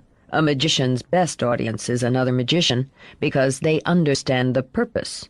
Do you?" "To do a trick," Luke responded, struggling to concentrate on the cards. "As simple as that?" "Sit," Max suggested. Once they were seated at one of the tables, he chose a card from the pack Luke held out. "Anyone can learn to do a trick. It only takes an understanding of how it works and a basic skill that can be refined with practice. But magic, he glanced at the card, then slipped it back into the pack. Magic is taking what's real and what's not, and blending them into one for a short period. It's causing someone who doesn't believe to blink in amazement. It's giving people what they want. What do they want? Luke shuffled the cards, tapped the top, then turned over Max's card. His heart swelled at Max's nod of approval. Excellent. Do another. He sat back as Luke fumbled through a one-handed cut. What do they want? To be duped, to be fooled and amazed, to watch the astounding happen under their nose. Max opened his hand and showed Luke a small red ball, right before their eyes. He slapped the ball on the table, then took his other hand from under the wood. The ball was there, his other hand empty. Luke grinned and set the cards for aces high.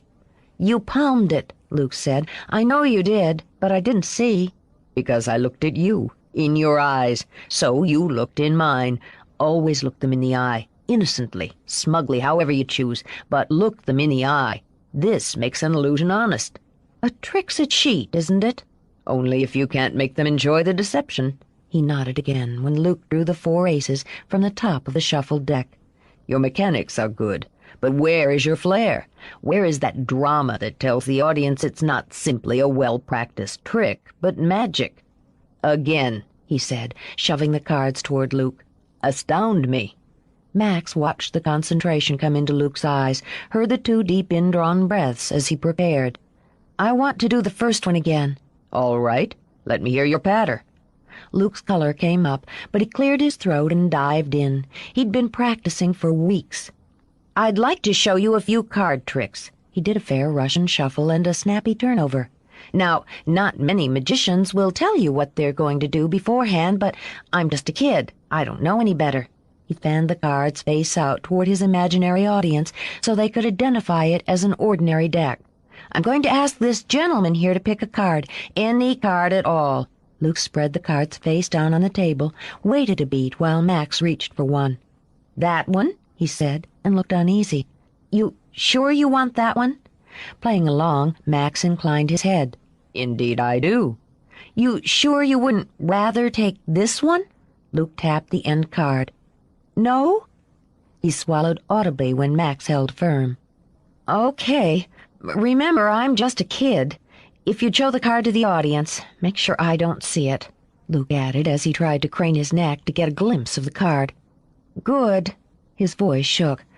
"I guess you can put it back in, anywhere at all.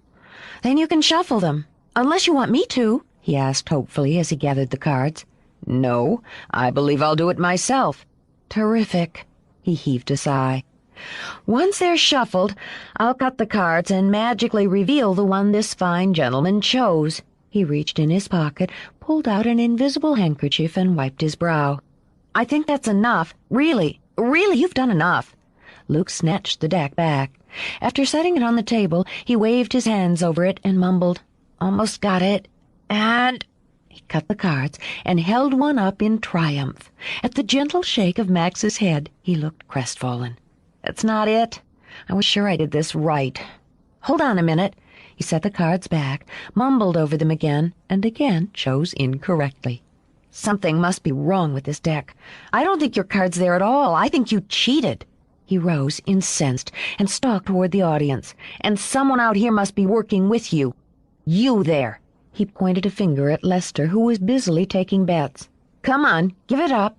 "Give what up, kid?" "The card. I know you've got it." "Hey!" Lester cocked the phone on his shoulder and held up both hands. "I ain't got no card, kid." "Oh, no?" Luke reached down past Lester's bulging belly under the waistband of his slacks and pulled out a 9 of diamonds. "Guess you were just on your way to a poker game." While Lester howled with laughter, Luke held the card overhead for the audience to identify. Thank you. Hey, you've been a good sport," he said to Lester. "Why don't you stand up and take a bow?" "Sure, kid, sure." Amused, Lester rose. "You got an up-and-comer here, Max. You sure as hell do." The compliment had Luke beaming, but it was nothing compared to hearing Max laugh.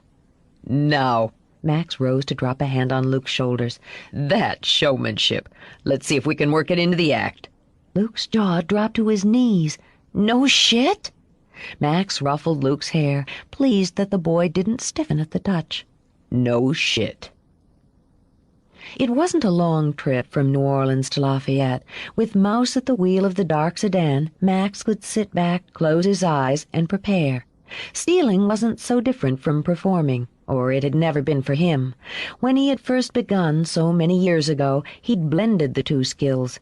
That had been a matter of survival. Now, older, more mature, he separated his performances from his thievery. That, too, was survival. As his name became more well-known, it would have been reckless to steal from his audience. Max was not a reckless man. Some might have pointed out that he no longer had to steal to keep food in his belly or a roof over his head. Max would have agreed. He also would have added that not only was it difficult to break a habit of such long standing, particularly when he was so skilled, but he enjoyed stealing. As a child who had been abused, abandoned, and unloved, stealing had been a matter of control and of defiance. Now it was a matter of pride. He was, quite simply, one of the best, and he considered himself gracious enough to choose his marks carefully, taking only from those who could afford to lose. It was rare for him to work this close to home. Max considered it not only risky, but messy. Still, rules were made to be broken. With his eyes shut, he could conjure the flash and beauty of the aquamarine and diamond necklace, all that icy blue and white. For himself, he preferred hot gems, rubies, sapphires, deep, rich colors that held passion as well as glory. But personal taste often had to be set aside for practicality. If his information was correct, those emerald-cut aquamarines would bring a hefty sum once they were popped free of their setting. Leclerc already had a buyer. Even after the tithe and expenses, Max calculated there would be a nice chunk left over for Roxanne's college fund, and for the one he'd recently started for Luke. He smiled to himself. Irony rarely escaped him. He was a thief who worried about interest rates and mutual funds. Too many hungry years had taught him the value of investments. His children wouldn't go hungry, and they would have a choice over which path they took. "This is the corner, Max." Max opened his eyes and noted that Mouse had the car idling at the curb. It was a quiet neighborhood, tree-lined with big, elegant houses shielded by leaves and flowering shrubs. "Ah, yes. The time?" Mouse checked his watch as Max did. 2:10. "Good.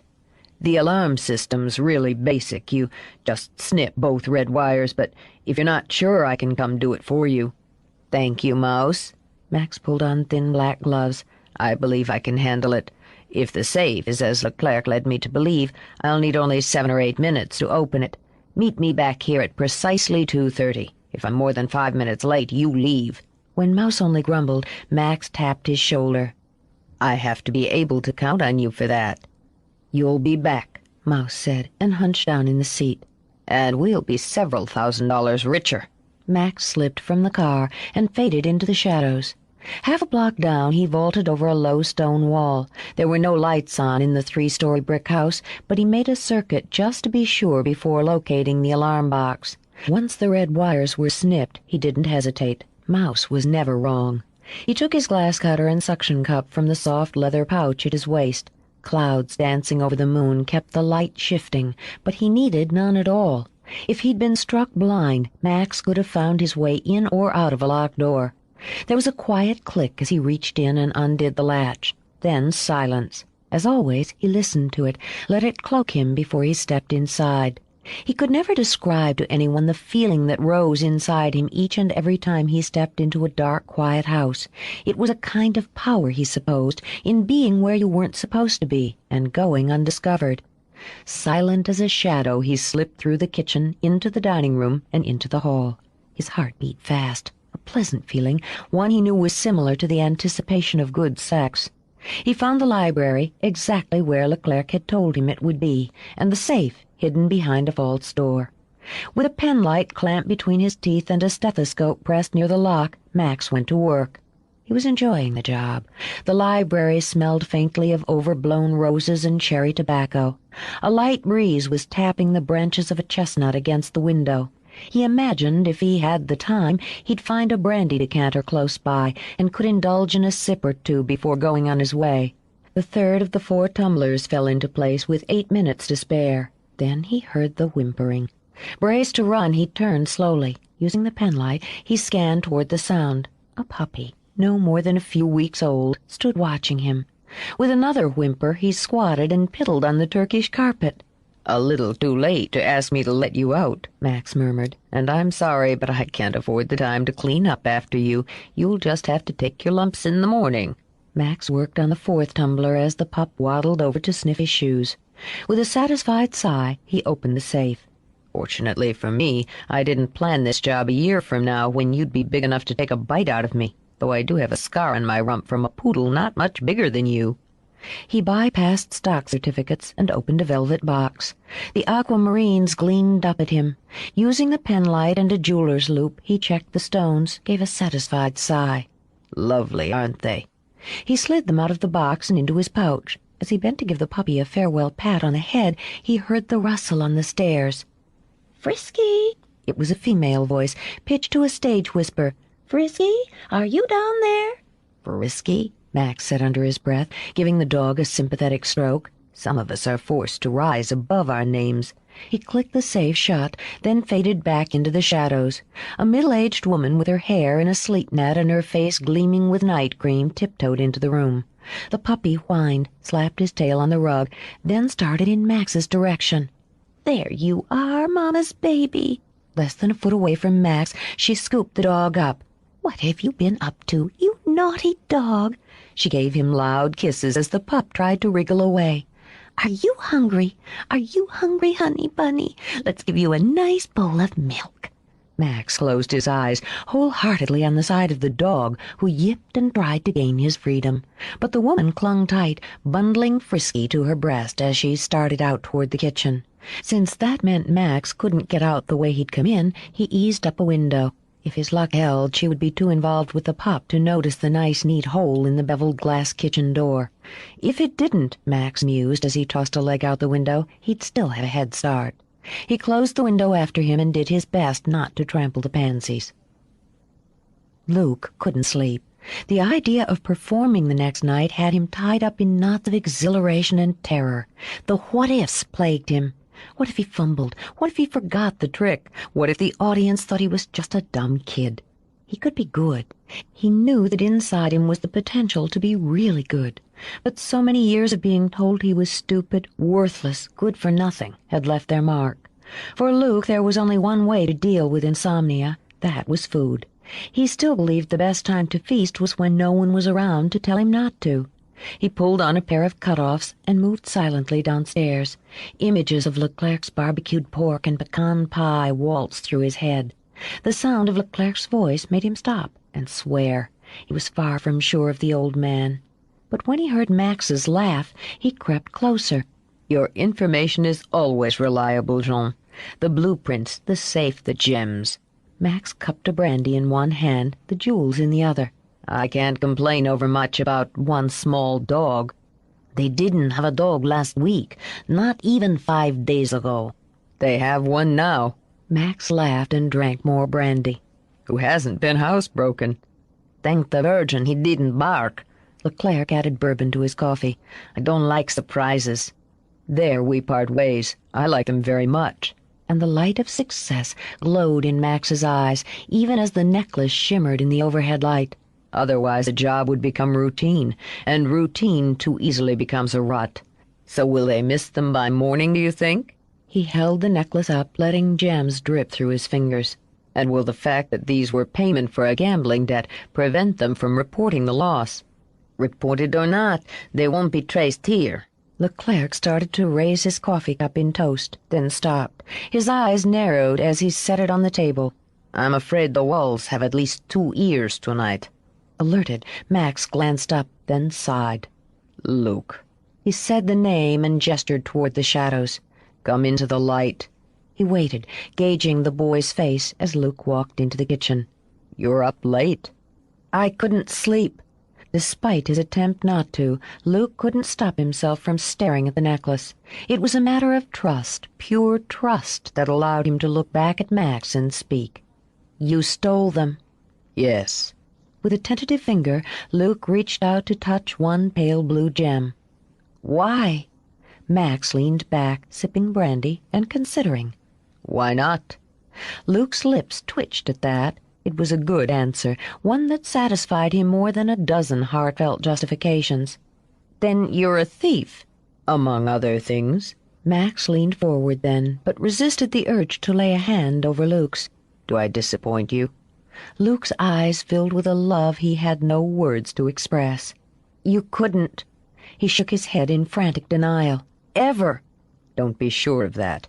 Max touched his hand briefly, then picked up the necklace. "The vase you broke that day was a thing. So is this. Things are worth only as much or as little as people believe." He closed his hand over it, bumped his fists together, then opened both hands, empty. "One more illusion. My reasons for taking what others value are mine. One day I may share them with you. Until then, I'll ask you not to speak of it." "I won't tell anyone." He'd have died first. "I can help you. I can," he repeated, furious with Leclerc's derisive snort. "I can make good money, picking pockets." "Luke, there's no such thing as bad money. But I'd prefer you didn't pick pockets unless it's part of a performance." "But why?" "I'll tell you."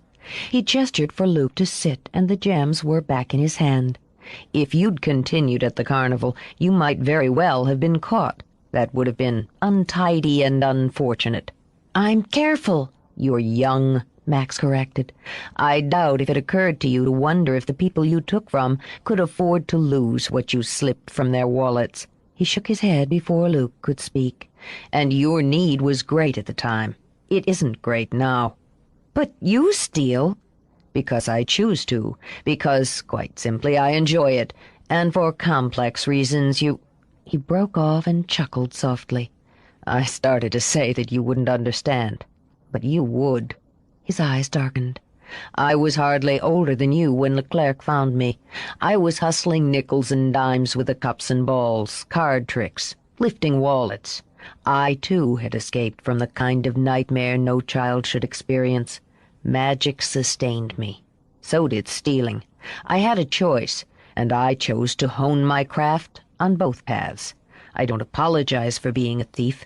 Every time I steal, I take back something that was stolen from me." He laughed and sipped. "Oh, what a psychiatrist would make of that. No, I don't apologize. But neither will I play modern-day Fagin with you. I'll give you magic, Luke, and when you're older, you'll make your own choices." Luke thought it over. "Does Roxanne know?" For the first time, a flicker of doubt showed on Max's face. "I see no reason why she should." That made it better. For Luke, knowing something Roxanne didn't made all the difference. "I'll wait. I'll learn." "I'm sure you will. And speaking of that, we should begin to see to your education." Luke's enthusiasm suffered a direct hit. "Education? I'm not going to school." "Oh, but you are." Casually, Max handed the necklace to Leclerc. "The paperwork should be simple enough. I think he should be my cousin's boy, recently orphaned." "It'll take me a week," Leclerc stated. "Maybe 2. "Excellent. Then we'll be set for fall classes." "I'm not going to school," Luke repeated. "I don't need school. You can't make me go." "On the contrary," Max said mildly. "you will go to school. You certainly need it, and I most assuredly can make you go."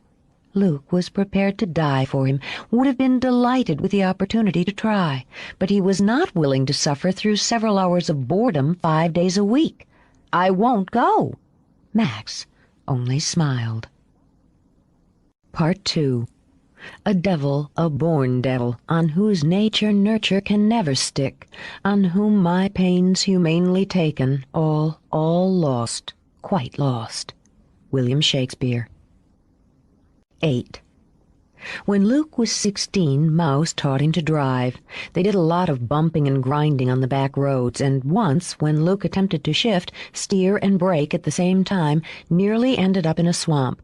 But Mouse had an endless store of patience. Getting his driver's license was a momentous occasion for Luke, that giant step toward reaching the manhood he was beginning to crave. But even that paled against another momentous occasion, his date with Annabelle Walker that included the fantasy roller coaster of Star Wars, 2 giant tubes of popcorn, and an evening ending in sex in the back seat of the second-hand Nova he'd bought with his savings.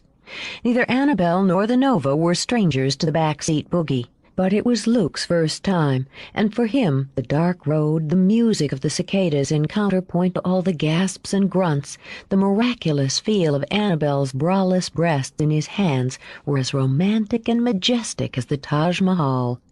Annabelle might have been considered easy, but she only crawled into the back seat with a boy if he was cute, if he treated her well, and if he was a good kisser. Luke qualified on all counts. When she let him under her T-shirt to sample those generous milk-white globes, he thought he'd found heaven. But when she tugged down the zipper on his Levi's and took hold, he understood the gates of paradise were swinging open. "Christ, Annabelle!" He fumbled with her jeans while she jackhammered him toward delirium. He'd hoped she'd let him touch, but he'd had no idea a handful of dates and an evening watching worlds being saved would convince her to let him do the big it. Still, he wasn't one to miss an opportunity once it was presented. Max had taught him that much. Let him what? He wasn't precisely sure, but he got his hand inside her lacy red panties. Wet, hot, slippery, his blood swam wildly downstream from his head to his crotch, throbbing there in a jungle drumbeat that set the rhythm for his seeking fingers. Annabelle's pleasure sounded in a low hum that became quick, greedy moans, desperate pants, delightful little whimpers. Her generous hips arched and fell, slapping against the tattered seat of the Nova. The windows Luke had rolled up against the chill of oncoming winter fogged up, turning the car into a steamy sauna that smelled of sex. He could actually feel her muscles contract around him as she pitched higher and happily came in his hand. His breath hitched in and out as he struggled towards something that had been only a dark dream punctuated by locker-room talk. With his face pillowed between her breasts, one hand busily working her, he tugged his hips free of the Levi's. The sensation of being inside of a woman this way was nearly enough to shatter his control. Yet a part of him, some small corner of his brain, remained cool, oddly detached, even amused. Here was Luke Callahan, bare-assed in his '72 Nova, with the Bee Gees warbling on the radio. Christ, did it have to be the Bee Gees? And Annabelle spreading her legs in her best cheerleader style beneath him. His cock felt like a rocket, hued and hot, vibrating on the launching pad of his arousal. He could only hope liftoff didn't occur prematurely. It wasn't skill which had him giving her more than the other boys she'd dated. It was pure inexperience mixed with healthy curiosity and a love of beautiful things. Feeling all that hot moisture, feeling a female form tremble and buck beneath his, was one of the most beautiful things Luke had ever experienced. "Oh, baby!" A veteran of close-quarters sex, Annabelle wriggled and shifted and locked her legs around his hips. "I can't wait! I just can't!" Neither could he. Blind instinct had him driving himself into her. Control that was as much instinct as the tutelage of 4 years had him holding back that need for instant release. He worked them both into a delirious sweat before letting go. The last thing he heard was her calling out his name. She all but sang it. Courtesy of Annabelle, he would return to school Monday with a reputation a growing boy could be proud of. The house was dark, but for a light left burning in the kitchen when he arrived home, smelling of sex and sweat and Annabelle's Charlie cologne. He was grateful no one was up to greet him. Even more was he grateful that he'd been given every other weekend off from the club to, as Max put it, develop a well-rounded social life. He sure as hell was feeling well-rounded tonight. He opened the fridge and drained a pint of orange juice straight from the bottle. He was grinning still, and humming the Eagles' Witchy Woman under his breath when he turned and spotted Roxanne in the doorway. "That's disgusting." She inclined her head toward the bottle he held.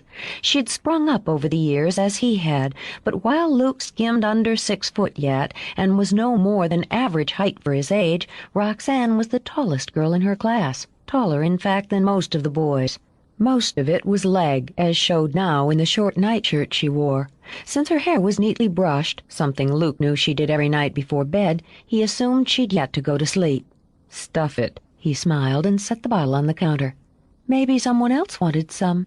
Though she wasn't in the least thirsty, she marched to the refrigerator and searched. As she chose a Dr. Pepper, she wrinkled her nose at Luke. "You smell." Sniffing the air, she caught, among other things, the fading hint of Annabelle's cologne. "You went out with her again?" Roxanne hated Annabelle Walker on principle, the principle being that she was petite and blonde and pretty, and that Luke spent time with her. "What's it to you?" "She bleaches her hair and wears her clothes too tight." "She wears sexy clothes," Luke corrected, feeling an expert on the subject. "You're just jealous because she's got tits and you don't." "I'll get them." On the cusp of 13, Roxanne was mortified by the snail's pace of her feminine development. Almost all the girls in her class had at least the buds of breasts, and she was still as flat as Leclerc's breadboard. "When I do, they'll be better than hers." "Right." The idea of Roxanne with breasts amused him, initially. When he began to think about it, it became uncomfortably warm. "Beat it." "I'm getting a drink." She poured Dr. Pepper into a glass to prove it. "I don't have bedtime on Saturday nights." "Then I'm going." How was a guy supposed to float around on a cloud of lust with that little whiner around, he wondered, as he strode out and up the stairs. Not wanting to miss a moment of the indulgent dream he had planned, Luke stripped and plopped naked onto the bed. He'd gotten used to the scent and feel of clean sheets, though he'd yet to take them for granted. It was a rare thing for him to go to bed hungry, and for long periods of time he'd forgotten what real fear was. In the past 4 years, he'd traveled over most of the eastern United States, had performed in fallow fields, in dingy clubs, and on polished stages. The previous summer, after Max, with some regret, had sold the carnival, they'd traveled to Europe, where Max had added to his reputation as a master magician. He could speak French haltingly, and had learned to make the cards dance. As far as he could see, he had it all. Life was perfect, Luke thought as he drifted to sleep. So he was stunned when he woke in a cold sweat an hour later with a whimper in his throat. He'd been back, all the way back, to that cramped 2-room apartment. Al's belt had whipped like a razor across his skin, and there'd been nowhere to run, nowhere to hide. Sitting up, Luke gulped in huge breaths of the heavy autumn air and waited for the shaking to pass. It hadn't happened in months, he told himself as he rested his head on his knees. Months and months without his subconscious zapping him back there. He'd thought he'd beaten it. Each time weeks or months passed without one of those hideous dreams, he was sure it was behind him. Then it would pop back, like a cackling gremlin out of a closet, to taunt and torture. He wasn't a kid anymore, Luke reminded himself, and stumbled from the bed. He wasn't supposed to have nightmares and wake up shaking and wanting Lily or Max to come and make it all go away again. So he'd walk it off. Luke pulled on pants and told himself he'd walk over to Bourbon and back and shake off the sticky dregs of the nightmare. When he reached the bottom of the steps, he heard the high-pitched scream and the muffled mutter of voices. Glancing into the den, he spotted Roxanne seated cross-legged on the floor, a bowl of popcorn on her lap. "What are you doing?" She jolted, but didn't take her eyes off the screen. "I'm watching Terror Theater, Castle of the Walking Dead. This Count guy's embalming people. It's neat." "Gross." But he was caught, at least enough to sit on the end of the couch and dip a hand into Roxanne's popcorn. He was still feeling shaky, but before Christopher Lee got what was coming to him, had fallen asleep. Roxanne waited until she was sure he had, then, leaning her cheek against the cushion on the couch, reached up to stroke his hair. "They're growing up on us, Lily." "I know, honey," she sighed as she settled into the brightly painted horizontal box. They were rehearsing alone in the club, a new bit Max called the Divided Woman. "Roxy's going to be a teenager." Max clamped the locks into place while doing a stylish turn around the box for the benefit of the potential audience. "How much longer are the boys going to stay away?" Lily smiled and wriggled the feet and hands that stuck out of the holes in the box. "Not much longer. Don't worry, Max. She's too smart to settle for anything less than exactly what she wants." "I hope you're right." "She's her father's daughter." Lily made the appropriate whimpers and moans, while Max demonstrated the keenness of the blade of a jewel-encrusted scimitar. By that you mean she's stubborn, ambitious, and one-track-minded. Lily was silent as Max went through the routine of cutting the box apart and then joining the halves together. Then she asked, "You're not sad the kids are growing up, are you, sweetie?" Maybe a little. It reminds me I'm getting older. Luke driving a car and chasing girls. He doesn't have to chase them. Lily's brow creased in annoyance. They throw themselves at him. Anyway, she sighed, they're good kids, Max. A terrific pair. Half of that terrific pair was 2 blocks away, running a brisk game of 3-card Monte. A flood of conventioneers had poured into town. Roxanne simply didn't have the willpower to resist. She was neatly dressed in pink jeans and matching jacket, a flowered shirt, and snow-white sneakers. Her hair was pulled back in a bouncy ponytail, and her face was scrubbed clean of everything but freckles. She looked like a sweet, wholesome, all-American girl, which was precisely her intention. Roxanne knew the value of illusion and imagery. She'd already taken in over 200, though she made certain to hit no one mark too hard. She wasn't doing it for the money, though she was every bit as fond of what money could buy as her father. She was doing it because it was fun. Once again she slapped 3 cards on the little folding table. She took the $5 bet from her current mark, a portly man in an aloha shirt, flipped the cards face down, and began to manipulate them, and the rest of the crowd. "Keep your eye on the Black Queen. Don't blink, don't sneeze. Keep watching her, keep watching." Her small, long-fingered hands moved like lightning, and of course the Queen was already palmed. She took in another 50, paid out 20 of it to maintain good community relations. Somewhere close by, a street-corner musician blew a lonely trumpet. Roxanne decided it was time to close down and move on. "That's all for today. Thank you, ladies and gentlemen. Enjoy your stay in New Orleans." She started to scoop up the cards when a hand clamped over her wrist. "One more game. I didn't get to try my luck." It was a boy of 18 or 19. Under his faded jeans and Grateful Dead t-shirt was a wiry build, all lean muscle. His shaggy hair was a golden blonde, a scruffy halo around a narrow face of sharp angles. His eyes, a deep, dark brown, were locked on Roxanne's. He reminded her of Luke, not in looks, but in that inner wildness and potential for mean. His voice didn't sound like New Orleans. It didn't sound like anywhere at all. "You're too late," she told him. His hand remained firmly locked around her wrist. When he smiled, showing perfect, even white teeth, her nerves jangled. "One game," he said. "I've been watching you." It was nearly impossible for Roxanne to resist a direct challenge. Instinct told her to, but pride was stronger. "I've got time for one. The bet's $5. With a nod, he pulled a folded bill from his back pocket and laid it on the table. Roxanne laid the cards down, 2 red queens with the black in the center. "Watch the black lady," she began as she flipped the cards over. In a split-second decision, she opted not to palm it, but to face the challenger even up. She shifted the cards in an ever-increasing rhythm and kept her eye on the boy. He wasn't new to the game. She'd been in it herself too long not to recognize a pro. Roxanne bet her ego against the $5 bill. Though she hadn't looked at the cards since she'd begun, she knew exactly where the Black Queen hid. "Where is she?" He didn't hesitate, but tapped a finger against the left-hand card. Before she could turn it up herself, he snagged her wrist again. "I'll do it." He flipped up the Queen of Hearts. "Looks like my hand's quicker than your eye." Still holding her hand aloft, he turned up the other cards. He blinked once when he saw the Black Queen was exactly where she'd begun, in the center. "Looks like," he murmured. His eyes narrowed as he watched her slip his 5 and the cards into a bag she'd put under the table. "Better luck next time." She folded the table, hitched it under her arm, and started toward the magic door. He didn't give up that easily. "Hey, kid, what's your name?"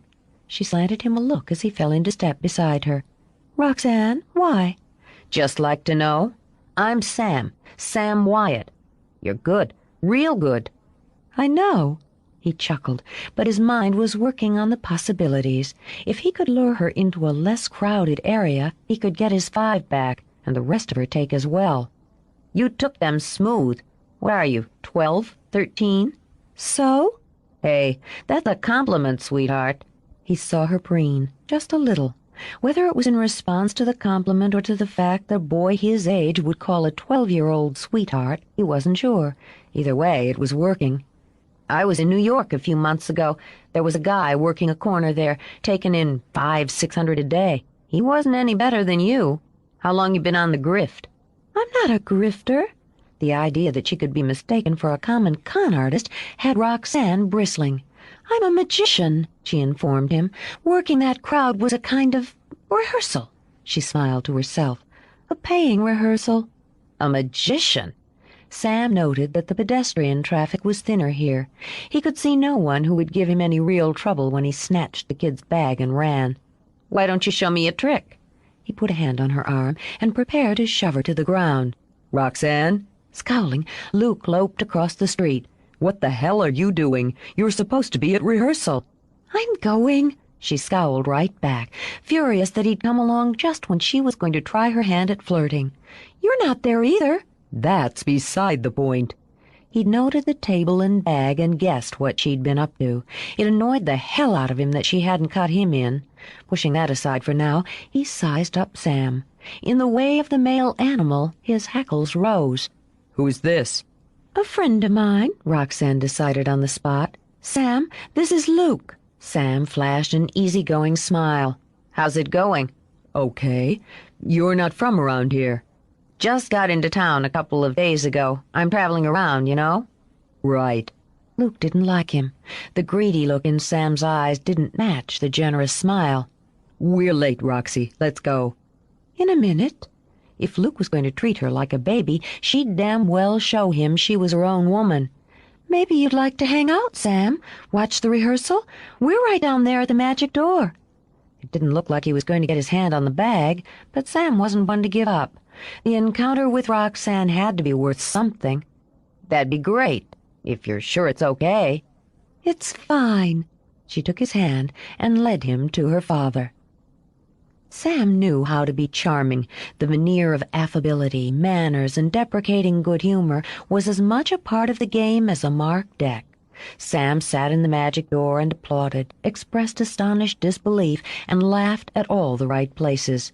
When Lily extended an invitation to dinner, he accepted with shy gratitude. He found Leclerc old and stupid, Mouse slow and stupid, and went out of his way to make a good impression on both. Afterward, he made himself scarce for a day so as not to seem too forward. When he showed up at the magic door to watch a show, he was greeted warmly. He made certain Lily saw him carefully counting out enough change to buy a soft drink. "Max," she tugged on his arm when he came backstage, leaving Luke in front to do his 5-minute sleight of hand. "that boy's in trouble." "Luke?" No, Sam. "He's hardly a boy, Lily. He's nearly a man." "He's barely older than Luke." She peeked out, spotted Sam at the bar, and noted that he was nursing the same watered-down Coke. "I don't think he has any money, and nowhere to go." "He doesn't seem to be looking for work." Max knew he was being harsh, and had no real clue as to why he felt so reluctant to offer this helping hand. "Honey, you know how hard it is to find any. Couldn't you find something for him?" "Perhaps. Give me a day or two." A day or two was all Sam needed. To cap his image, he curled up to sleep in the Nouvelle courtyard one night, making sure he was discovered in the morning. Fully awake, he kept his eyes closed, watching under his lashes as Roxanne darted out of the kitchen door. He groaned, shifted, then blinked his eyes open on a muffled cry of alarm when she spotted him. "What are you doing?" "Nothing." He rolled up a tattered blanket and scrambled to his feet. "I wasn't doing anything." Brow puckered, she came closer. "Were you sleeping out here?" Sam moistened his lips. "Listen, it's no big deal, okay? Don't say anything." "Don't you have a room?" "I lost it." He shrugged, managing to look brave and hopeless at the same time. "Hey, something'll turn up. I just didn't want to be out on the street all night. I didn't figure I'd bother anybody here." She had her father's heart. "Come on in." She held out a hand.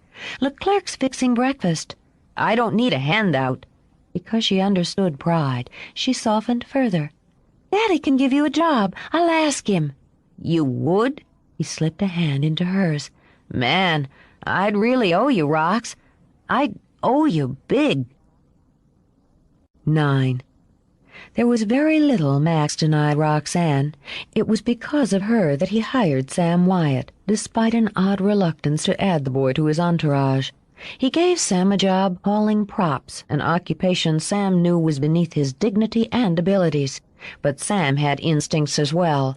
His told him that joining the Nouvelle troupe could be the gateway to much bigger and much better things. They were saps, all of them. Even as he derided them, he detested them for taking him in off the street like some lost mongrel dog. But for Sam, the long con had more appeal than the short shuffle. He could be patient. He spent hours loading and unloading equipment, polishing the boxes and hinges Max used for various routines.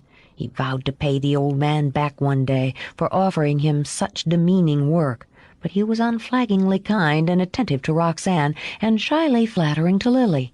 Sam had long ago decided that the real power in any group was held by the women. He didn't make the mistake of competing with Luke. He doubted it would be wise to openly antagonize the person Max considered a son, but the enmity Sam nursed for Luke saw him through the menial, boring days. The fact that the antagonism was shared made it all the better. Neither could have said why, but they had detested each other on sight. One let his feelings bubble to the surface, the other secreted his away, hoarding hate like a miser hoards gold. Sam looked for the day when he made that gold pay. In the meantime, he was satisfied with his toehold and with the fact that they were about to spend a week in L.A. Max was pleased with the upcoming trip as well. They would have the opportunity to perform at the Magic Castle, attend a dinner party hosted by Brent Taylor, movie star and amateur magician, and Max would have the pleasure of showing his family some of the glitter of Hollywood. He also intended to take some of the more expensive glitter back east with him.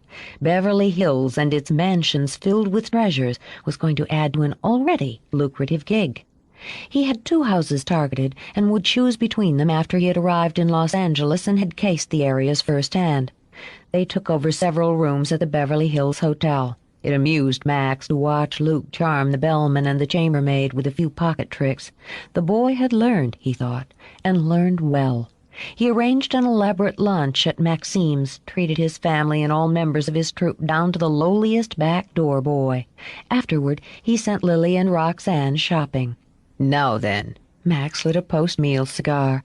Mouse and I have some business to attend to, but the rest of you have the day free to explore, sightsee, whatever strikes your fancy. I'll need everyone bright-eyed for rehearsals at 9 a.m. tomorrow.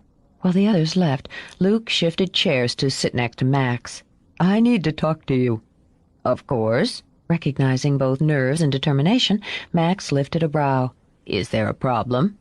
I don't think it's a problem. Luke took a deep breath and dived. I want to go with you. He shook his head before Max could speak. He'd been preparing this speech for days.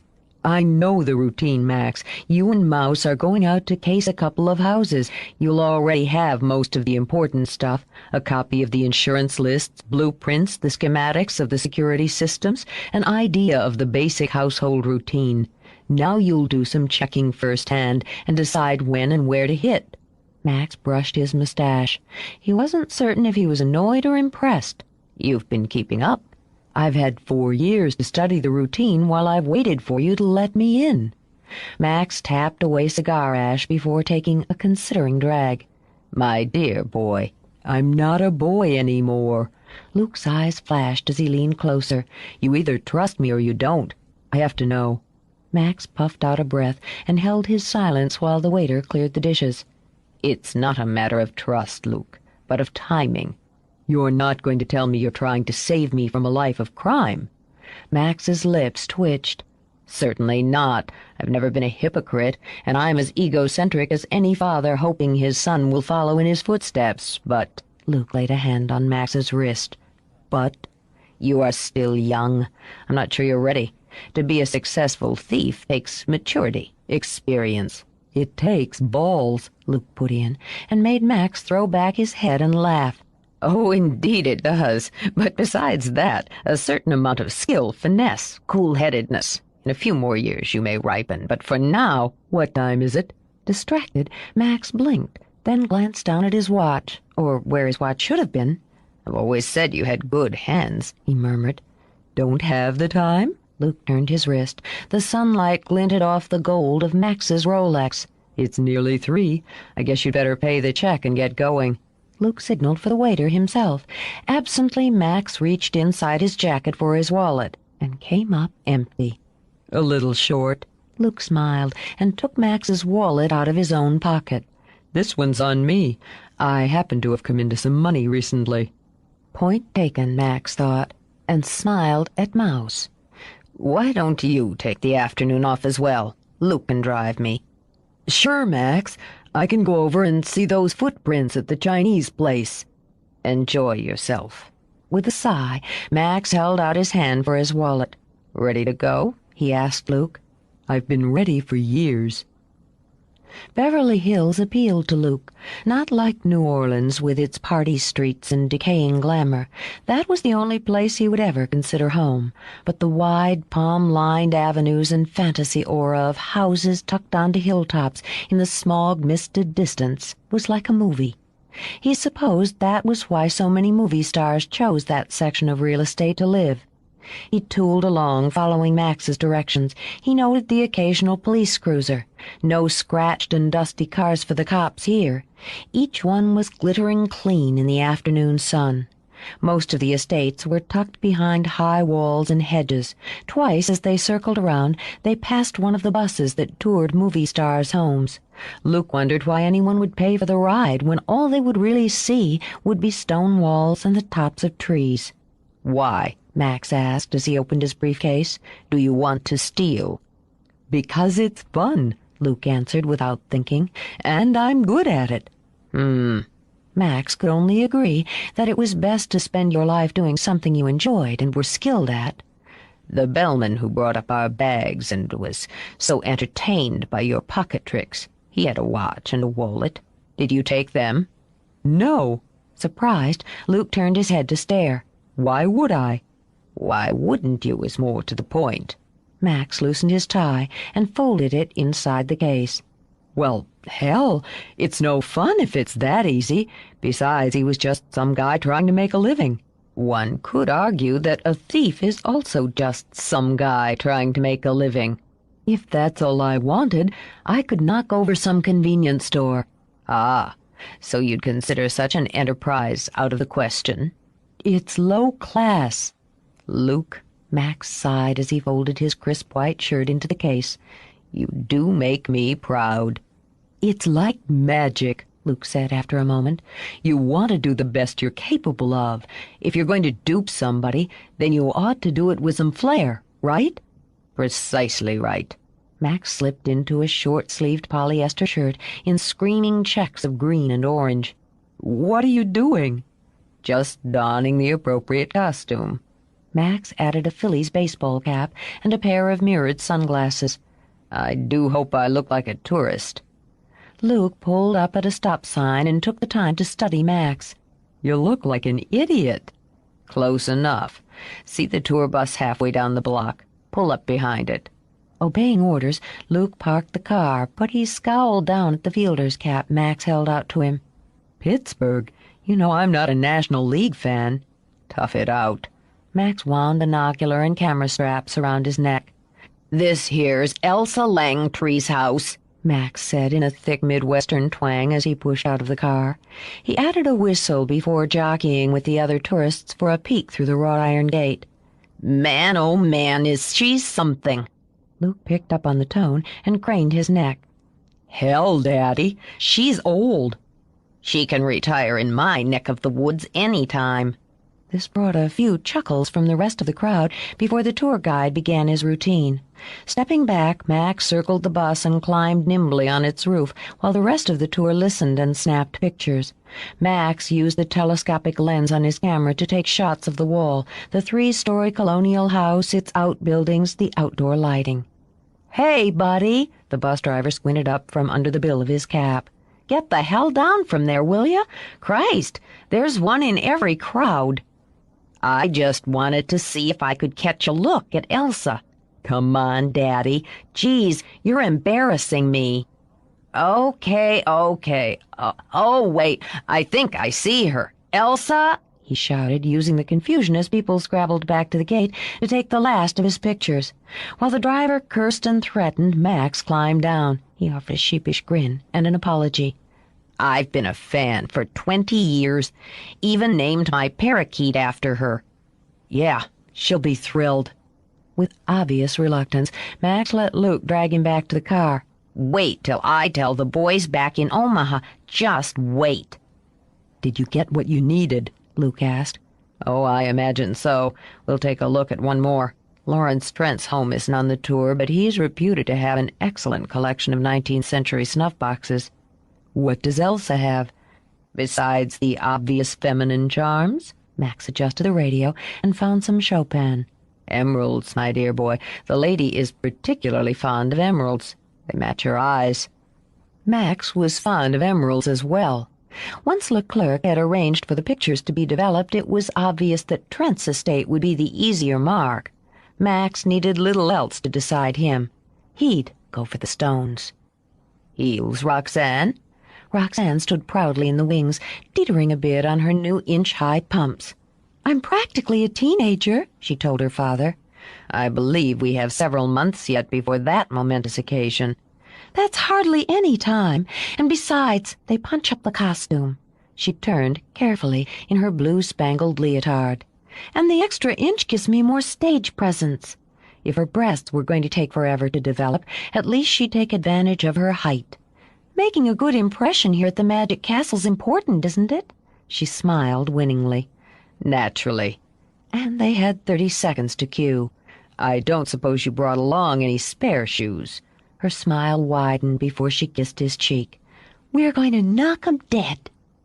Perhaps it was a trick of those lights, or his own thoughts, but for a moment, when the curtain went up, he saw her as a woman grown, slim and lovely, glowing with confidence, her eyes glinting with secrets only the female heart ever truly understands. Then she was just his little girl again, wearing grown-up shoes and charming the audience with her skill with the silks. Moments later the silks were pulled at her feet, and she turned to her father, prepared to be put into a trance for his new levitation routine, a combination of the old broomstick illusion and the floating girl. The music cued for Elise. Slowly, gracefully, Max passed his hands in front of her face. Her head swayed, her eyes drooped, closed. He used brooms with sparkling brushes, wanting beauty as well as drama.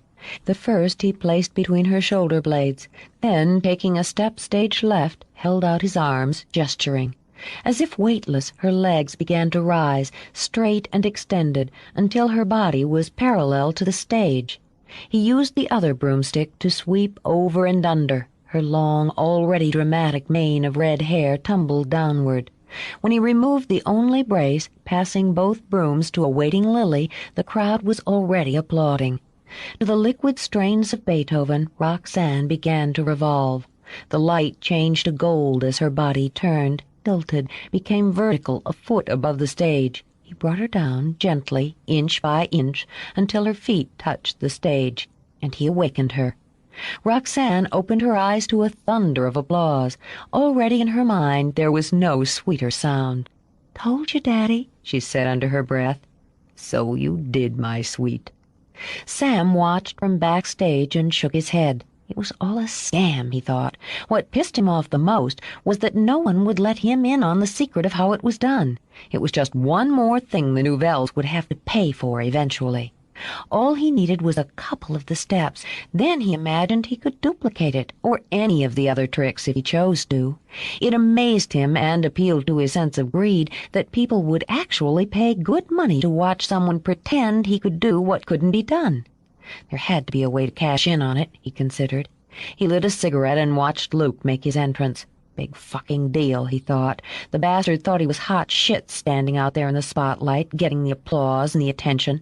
The day would come, Sam told himself, when he would have all the attention, because when you had that, you had power, and that was what Sam wanted most.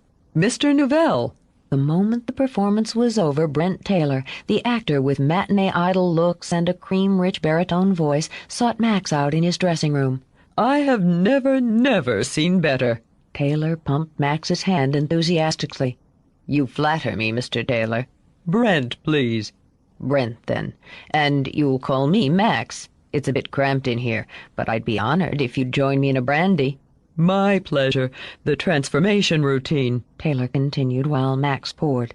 Simply marvelous. And the levitation was spectacular. I'm anxious for my dinner party so that we'll have more time to discuss magic. I'm always happy to discuss magic. He offered a snifter full of Napoleon.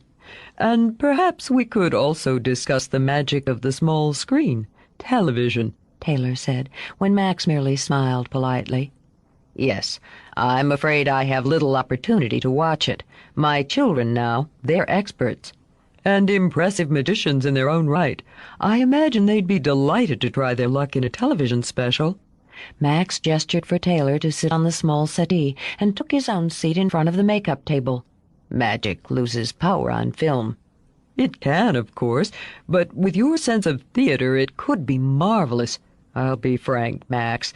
I've been given an opportunity by one of the networks to produce a series of variety specials.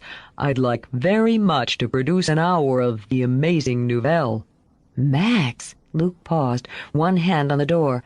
I'm sorry. There's a reporter from the LA Times. I'll speak with him in a moment. Brent Taylor, Luke Callahan. A pleasure to meet you. Taylor rose to shake Luke's hand. You have a lot of talent. It's not surprising when you've been taught by the best. Thanks. I like your movies. Luke glanced from Taylor to Max. I'll ask him to wait at the bar. That's fine.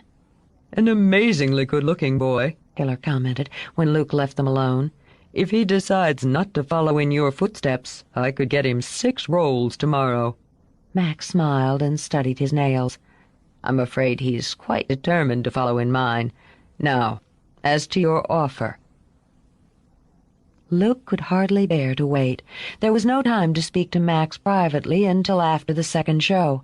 The moment Max slipped into his dressing room, Luke pounced. When are we going to do it? Do? Max sat at the makeup table and dipped his fingers into cold cream. Do what? The television thing. Excitement shimmered around him as he stared at Max's reflection. The special Taylor wants to produce. Would we do it here in L.A.? With deliberate strokes, Max creamed off the grease paint. No. We could do it on location in New Orleans. He could already see it. The lights, the cameras, the fame. Max tossed aside used tissues. We're not doing it, Luke. We should probably cut out any close-up work, but we could fill in... He trailed off, excitement fading into astonishment. What? What do you mean we're not doing it? Just that. Max loosened the tie of his tux before rising to change. I turned it down. But why? We'd reach millions of people in one evening. Magic loses impact on film. Max hung up his jacket and went to work on the studs of his shirt. It doesn't have to. We could do it live. Lots of times they have a studio audience. Our schedule wouldn't permit it in any case.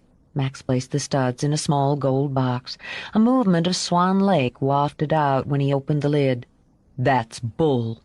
Luke's voice quieted as something other than confusion worked into him. Max hadn't met his eyes once, not once, since they'd come into the room. It's all bull. You're not doing it because of me. Deliberately, Max closed the lid on the music. That's a remarkably foolish idea. No, it's not. You don't want that kind of exposure. Not with me along. Just like you turned down the Carson show last year. You don't want to do TV because you think that son of a bitch might see me, him or my mother, and make trouble. So you're saying no to the kind of stuff that would put you over the top. Max stripped off his tuxedo shirt and stood in a white undershirt and dress pants. Out of habit, he hung the shirt on a padded hanger, brushed a finger down the pleats. I make my own choices, Luke, for my own reasons. Because of me, Luke murmured. It hurt, this pressure in the chest, this twisting in the gut. It's not right. It's right for me, Luke. Max reached out to touch his shoulder, but Luke jerked away. It was the first time in years the boy had made that sharp, defensive movement. That, too, hurt. There's no need to take it this way. How am I supposed to take it? Luke demanded. He wanted to smash something, anything, but managed to clench his fists at his sides. It's my fault. Blame doesn't enter into it. Priorities do. You may not be quite old enough yet to understand that, or that time passes. In another 2 years you'll be 18. If I choose to accept an offer to do television at that time, I'll do so." "I don't want you to wait. Not for me." His eyes were bright and furious. "If there's trouble, I'll handle it. I'm not a kid anymore. And for all we know, she's dead. I hope to God she's dead." "Don't." Max's voice was sharp as a sword. "Whatever she did or didn't do, she remains your mother and gave you life. Don't wish for death, Luke. It comes to all of us soon enough." "Do you expect me not to hate her?" "Your feelings are your responsibility, just as my decisions are mine." Suddenly tired, Max scrubbed his hands over his face. He'd known the time would come to speak of it. The time always came for what you dreaded most. "She isn't dead." Luke's body coiled like a whip. "How do you know?" "Do you think I would take chances with you?" Furious at having to explain himself, Max snatched a clean shirt from the hanger. "I've kept track of where she is, how she is, what she's doing. One move toward you, one, and I'd have taken you where she couldn't find you." All of the anger drained out of Luke, leaving him empty and miserable. "I don't know what I'm supposed to say to you." "There's nothing you have to say. I did what I did and will continue to do because I love you. If I have to ask anything of you in return, I'll ask you to be patient for 2 short years." Shoulders slumped, Luke poked at the pots on Max's dressing table. "I'll never be able to pay you back." "Don't insult me by trying." "You and Lily." He picked up a jar, set it down again. Some emotions were too huge for words. "I'd do anything for you." "Then put this out of your mind for now. Go and change. I have work to do yet tonight." Luke looked up again. Max wondered how it could be that the boy could turn into a man in the short time they'd stood inside that cramped room. But it was a man who turned to him now, his shoulders broad and erect, his eyes no longer bright, but dark and direct. "You're going to do the Langtree job tonight. I want to go with you." Max sighed and sat to remove his stage shoes. "You're making things difficult this evening, Luke. I indulged you before, but there's a big step between casing a job and executing one."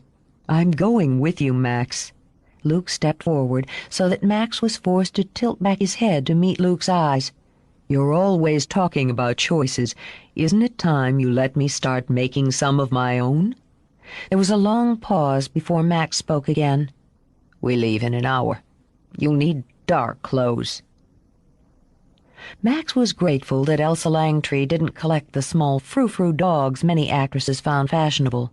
Elsa's eccentricities ran toward collecting men, younger and brawnier as the years passed. She was currently between husbands numbers 7 and 8, having recently divorced a professional linebacker. Wedding plans were underway with her current amour, a 28-year-old bodybuilder. Elsa was 49 and counting. While her taste was admittedly poor in men, it was otherwise flawless, a fact that Max pointed out to Luke as they climbed over her 8-foot security wall. "The wealthy often lose perspective," Max said softly as they hurried across the trim lawn. "But as you'll see, the house Elsa had built about 10 years ago is simply lovely. She hired decorators, of course, Baxter and Fitch, quite good, but she inspected and approved every swatch, every piece, every detail personally." "How do you know all this?" "When one prepares to break into a home, it's imperative to know all about the inhabitants, as well as the structural layout." He paused in the shelter of some mimosa trees. "There, as you see, is an excellent example of colonial architecture. Very traditional lines, slightly fluid and feminine, and perfectly suited to Elsa." "It's big," Luke remarked. "Naturally, but not ostentatious. Once we're inside, you will speak only when absolutely necessary. Stay beside me at all times, and follow my instructions to the letter and without hesitation." Luke nodded. Anticipation was bubbling in his blood. "I'm ready." Max found the alarm system camouflaged by the window boxes off the rear patio. Following Mouse's instructions, he unscrewed the shield and snipped the proper wires. Fighting impatience, Luke waited while Max replaced the screws and moved to the terrace door. "Etched glass, cut and designed by an artist in New Hampshire," Max murmured. "A crime to damage it." Instead of using his cutter, he took out his picks and went to work on the 2 locks. It took time. As the minutes clicked by, Luke heard every sound in the air, the faint hum from the pool filter, the rustle of night birds in the trees, the quiet click of metal on metal as Max finessed the locks. Then the whisper of success as Max slid the door open. Now, for the first time, he felt what Max always experienced, that thrumming excitement of walking inside a locked house, that eerie pleasure of knowing people slept inside, the itchy power of moving through the darkness to take the prize. They walked silently, single file through the spacious drawing room, a light scent of mums, a whisper of female perfume lingering. With the blueprints clear in his mind, Max headed for the kitchen and the door that led to the basement. "What?" Max shook his head for silence and moved downstairs. The walls were paneled in dark pine. A pool table stood in the center of the main room and was surrounded by weight equipment. An oak bar dominated one wall. "Playroom," Max said quietly, "to keep her men happy." "She keeps her jewelry down here?" "No," Max chuckled at the thought, "but the breaker box is. The safe is a time release, quite sophisticated and difficult to crack. Of course, if the power's off, the safe will open." "Bingo." Max creaked open the door of the utility room. "Isn't this handy?" he said to Luke. "All neatly labeled. Library." He flipped the breaker. "That should do it." He turned to Luke with a smile. "People so often hide their safe among their books. It's interesting, don't you think?" "Yeah." Inside his gloves, his hands were sweating. "How do you feel?" "Like I did the first time I climbed into the back seat with Annabelle," Luke heard himself say, then flushed. Max pressed a hand to his heart, but couldn't hold back the quick chuckle. "Oh, yes," he managed after a moment. "A very apt analogy." Turning, he led the way back up the stairs. They found the safe in the library behind a gorgeous O'Keefe. With the time release negated, it was as simple to open as a child's puzzle box. Max stepped back and gestured to Luke. From father to son, he thought proudly, while Luke removed the jeweler's boxes from the safe. The narrow beam of his penlight shone on the gems when Luke opened the tops. They were beautiful. That was all Luke could think as he stared down at the sparkle of stones, magnificently set in gold and platinum. That he didn't think at all of their monetary value in that first instant would have pleased Max enormously. "Not yet," Max said, with his mouth close to Luke's ear. "What shimmers is often paste." He removed a loop from his pouch and, handing the light for Luke to hold over the gems, examined them. "Gorgeous," he murmured, sighing. "Simply gorgeous. As I said, Elsa has exquisite taste." He closed the safe and levered the painting back over it. "It's a shame to leave the O'Keefe behind, but it seems only fair, don't you think?" Luke stood with thousands of dollars in emeralds in his hands and grinned. 10. The trick of pulling off a clean scam, as far as Sam was concerned, was to exploit the weakest link. In the short time he'd been with the Nouvelle troupe, he had made himself available for all and any jobs, kept an eager smile on his face and a word of flattery ready on his tongue. He had listened sympathetically when Lily told him about Luke's past and won her heart by inventing a story of a dead mother and a brutal father, which would have surprised his parents, who lived in a modest home in Bloomfield, New Jersey, and who had never in the 16 years he'd lived under their roof raised an angry hand to him. He'd hated the suburbs, and for reasons that had baffled both of his quiet, hard-working parents, had despised them, their lifestyle, and their modest ambitions. Throughout his teenage years he had broken their hearts with defiance and rebellion. He'd stolen the family car for the first time at 14 and had headed for Manhattan. He might have made it if he'd bothered to pay the toll at the tunnel. The cops brought him back to Bloomfield, surly and unrepentant. He became adept at shoplifting, stealing watches, costume jewelry, department store makeup. He'd box the merchandise neatly in a leather suitcase he'd lifted, then sell it all at a discount to schoolmates. Twice he broke into school and vandalized it, for the pleasure of breaking windows or busting water pipes. He was clever enough not to brag about his exploits, and was so charming to his teachers they never glanced in his direction. At home he was a hellion, driving his mother to tears on a regular basis. His parents knew he stole from them. A 20 would be missing from a wallet, knickknacks would disappear, a piece of jewelry would vanish. They couldn't understand why he felt compelled to take when they provided well for him. They didn't understand that their son didn't particularly like to steal, but he liked very much to hurt people. He refused to go to counseling sessions, or if they did manage to drag him to the therapist, he would sit sullenly and speak not at all. When at 16 his mother had refused to allow him the use of her car, he had responded by striking her, splitting her lip and bruising her eye. Then he had calmly taken up the keys, walked out the door, and driven away. He ditched the car near the Pennsylvania border, and he'd never gone back. He never thought about his parents. No memories played through his mind of Christmases or birthdays, trips to the shore. For Sam, they meant less than nothing, and therefore didn't exist. The Nouvelles were providing him with some pocket change, an excellent front, and the time to plan another score. Because he was able to use them, he despised them as much as he had despised the quiet couple who'd given him life. For reasons he didn't understand or try to explore, he hated Luke the most.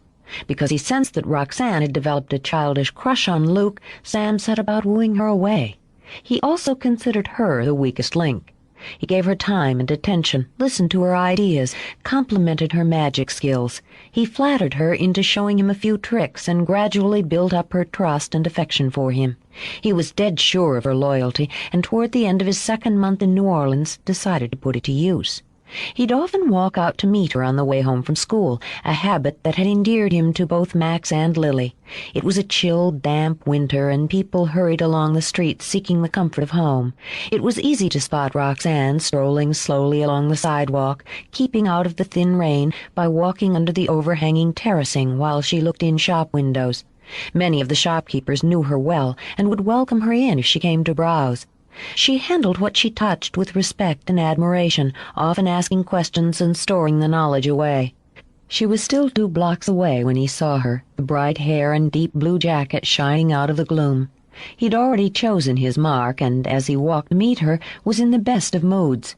"Hey, Rox, how was school?" "It was okay." She smiled up at him, just old enough and certainly female enough to be flattered by the attentions of a 19-year-old man. The heart inside her stubbornly undeveloped breast picked up its rhythm. One of the shops along Royal was stocked with more junk than treasure. There were some interesting pieces, most of them inexpensive. The woman who ran the shop took merchandise on consignment and supplemented her income by reading tarot cards and palms. Sam had chosen the shop because the proprietor usually worked alone, and because Roxanne often stopped in for a reading. "Want to get your cards read?" He grinned at her. "Maybe you can find out how you did on that test."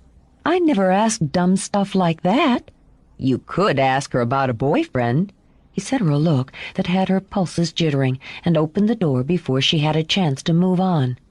"Maybe she'll tell you when you're going to get married." Roxanne stared down at her shoes. "You don't really believe in the cards." "Let's see what she tells you.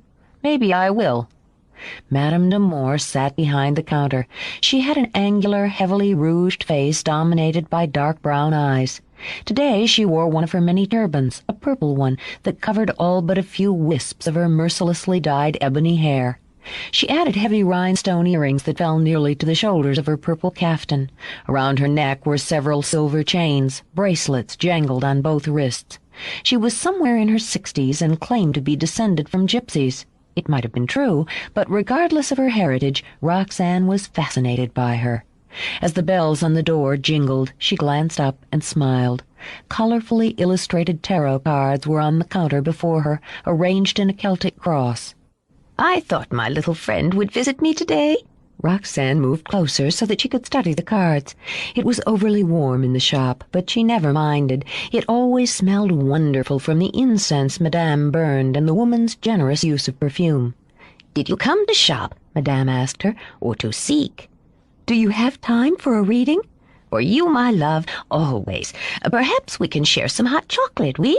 She glanced over at Sam, and her smile dimmed a bit. There was something about the boy she couldn't like, despite his open, friendly smile and pretty eyes. "And you? Do you have a question for the cards?" "That's okay." He made his smile sheepish. "I guess it spooks me a little. Go ahead, Rox. Take your time. I've got to go pick up some stuff at the drugstore. I'll meet you back home." "Okay." As Madame scooped up the cards and rose, Roxanne moved toward the curtain that separated the shop from the back room. "Tell Daddy I'm coming." "Sure. See you." He started toward the door, stopping when he heard the curtain whisk closed. His smile was no longer friendly as he deliberately opened the outside door, letting the bells jangle, then shut it again. Moving quickly, he skirted the tables loaded with trash and treasures and headed for the counter. Beneath it was a painted cigar box where Madame kept the day's receipts. The hall wasn't huge. Business was slow on rainy winter days, but Sam scooped out everything down to the last penny. He stuffed bills and change into his pocket, glanced quickly around to see if anything else was worth his time. He would have preferred smashing some of the glass and china. That made a statement. Instead, he filled his jacket pockets with some of the smaller knickknacks. Carefully holding the bells still, he eased the door open, slipped out, and closed it slowly, quietly behind him. Over the next week, Sam hit 4 more shops in the quarter. When it was to his advantage, he enlisted Roxanne's help, wandering into stores with her and waiting while she, a familiar face in the district, caught the clerk's attention. He'd stuff whatever was handy into his pockets, whether it was a valuable Limoges box or a cheap souvenir ashtray. Once he was lucky enough to clean out another cash drawer when Roxanne was taken in the back to be shown a porcelain doll that had just been shipped in from Paris. It didn't matter to Sam how much his loot was worth. What he enjoyed most was knowing that the wide-eyed, trusting Roxanne was his unwitting partner. No one would accuse Maximilian Nouvelle's little darling of lifting trinkets. As long as he was with her, he could line his pockets to his frigid heart's content. But the best part of that New Orleans winter was seducing Annabelle away from the lovesick Luke. It was easy, as easy as his compulsive and mean-spirited shoplifting. All he had to do was watch, listen, and take advantage of opportunities offered. Like most young lovers, Luke and Annabelle had their share of spats. Most of them revolved around the limited amount of time Luke had to entertain her, and her increasing demand for every moment of his day. She nagged at him to skip rehearsals, to bow out of performances so that he could take her to a party, to a dance, for a ride. Maybe he was being led around by his hormones, but Luke was too professional an entertainer and too dedicated a thief to cancel a performance or a heist, even for Annabelle. "Listen, I can't." Luke blew out an impatient breath and shifted the phone to his other ear. "Annabelle, I explained all this days ago." "You're just being stubborn." Through the receiver, the tears in her voice came clearly and made Luke feel like sludge. "You know Mr. Nouvelle would understand." "No, I don't," Luke responded, because he hadn't asked Max to understand and had no intention of doing so. "It's not my weekend off, Annabelle. I have a commitment to the act." "I guess it means more to you than I do." Naturally it did, but Luke doubted it would be wise to say so. "It's something I have to do." "Lucy's party is going to be the biggest one of the year. Everybody's going to be there. Her dad even hired a live band. I'll just die if I miss it." "Then go," Luke said between his teeth. "I told you it was okay with me. I don't expect you to sit home alone." "Oh, sure." Derision on the shrill side joined the tears. "Go to the biggest party of the year without my boyfriend." She sniffled, then put all the wheedling at her disposal into her voice. "Oh, please, honey, couldn't you just get out of the first show? It wouldn't be so bad if we went to it together, then you had to leave." It was tempting, as the Crack the Whip had once been tempting not so many years ago. It promised excitement, a fast, breathless ride. Luke hadn't changed so much in the last years that he didn't know when to resist the offer of pleasure. "I'm sorry, Annabelle. I can't." "Won't." The single word was ice. "Listen," he began, then winced as the crash of the receiver echoed in his ear. "Christ," he muttered, and dropped the phone on the hook. "Women trouble?" It appeared as though Sam was just wandering in from the kitchen, an apple in one hand.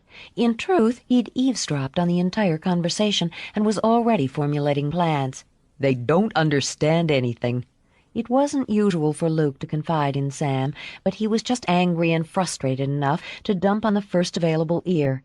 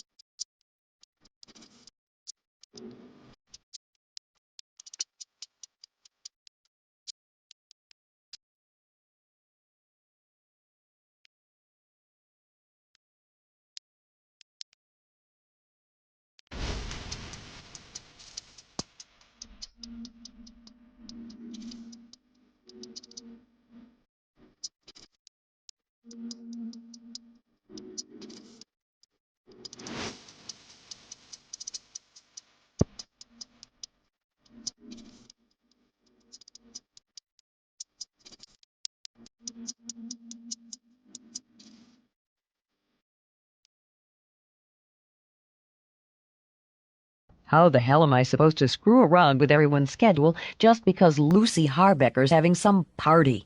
Sam nodded in sympathy and bit into his apple. Hey, she'll get over it. He gave Luke a friendly punch in the arm. And if she doesn't, there are plenty of babes in the woods, right? He winked and started upstairs. It looked as though he needed to shake loose from tonight's show. Sam had a party to go to. A faked fever and sick headache were all he needed. While Luke was preparing to warm up the audience at the magic door, Sam knocked on Annabel's door. She answered it herself, her eyes puffy from weeping and bad temper. "Oh, hi, Sam." She sniffled and smoothed at her hair. "What are you doing around here?" Luke sent me. With an apologetic smile, he brought his hand from behind his back and offered a clutch of painted daisies. "Oh!" She took the flowers and sniffed at them. They were nice, but they didn't make up for missing the biggest night of the year. "I guess he's trying to make up." He's really sorry, Annabelle. He felt bad about you missing the party. "Me too." Her eyes hardened. Then she sighed and shrugged. Her parents were out for the evening. Her own night was ruined, and all she had to show for it was a bunch of stupid flowers. "Well, thanks for bringing them by." My pleasure. It's not exactly a hardship to bring flowers to a beautiful woman. Admiration with a touch of lust showed in his eyes before he looked hurriedly away. I guess I should take off. You've got things to do. "No, not really." She was flattered by the look, touched by the fact that he'd tried to conceal it. With the long, dull night stretched in front of her, it seemed foolish to shut the door on an attractive male.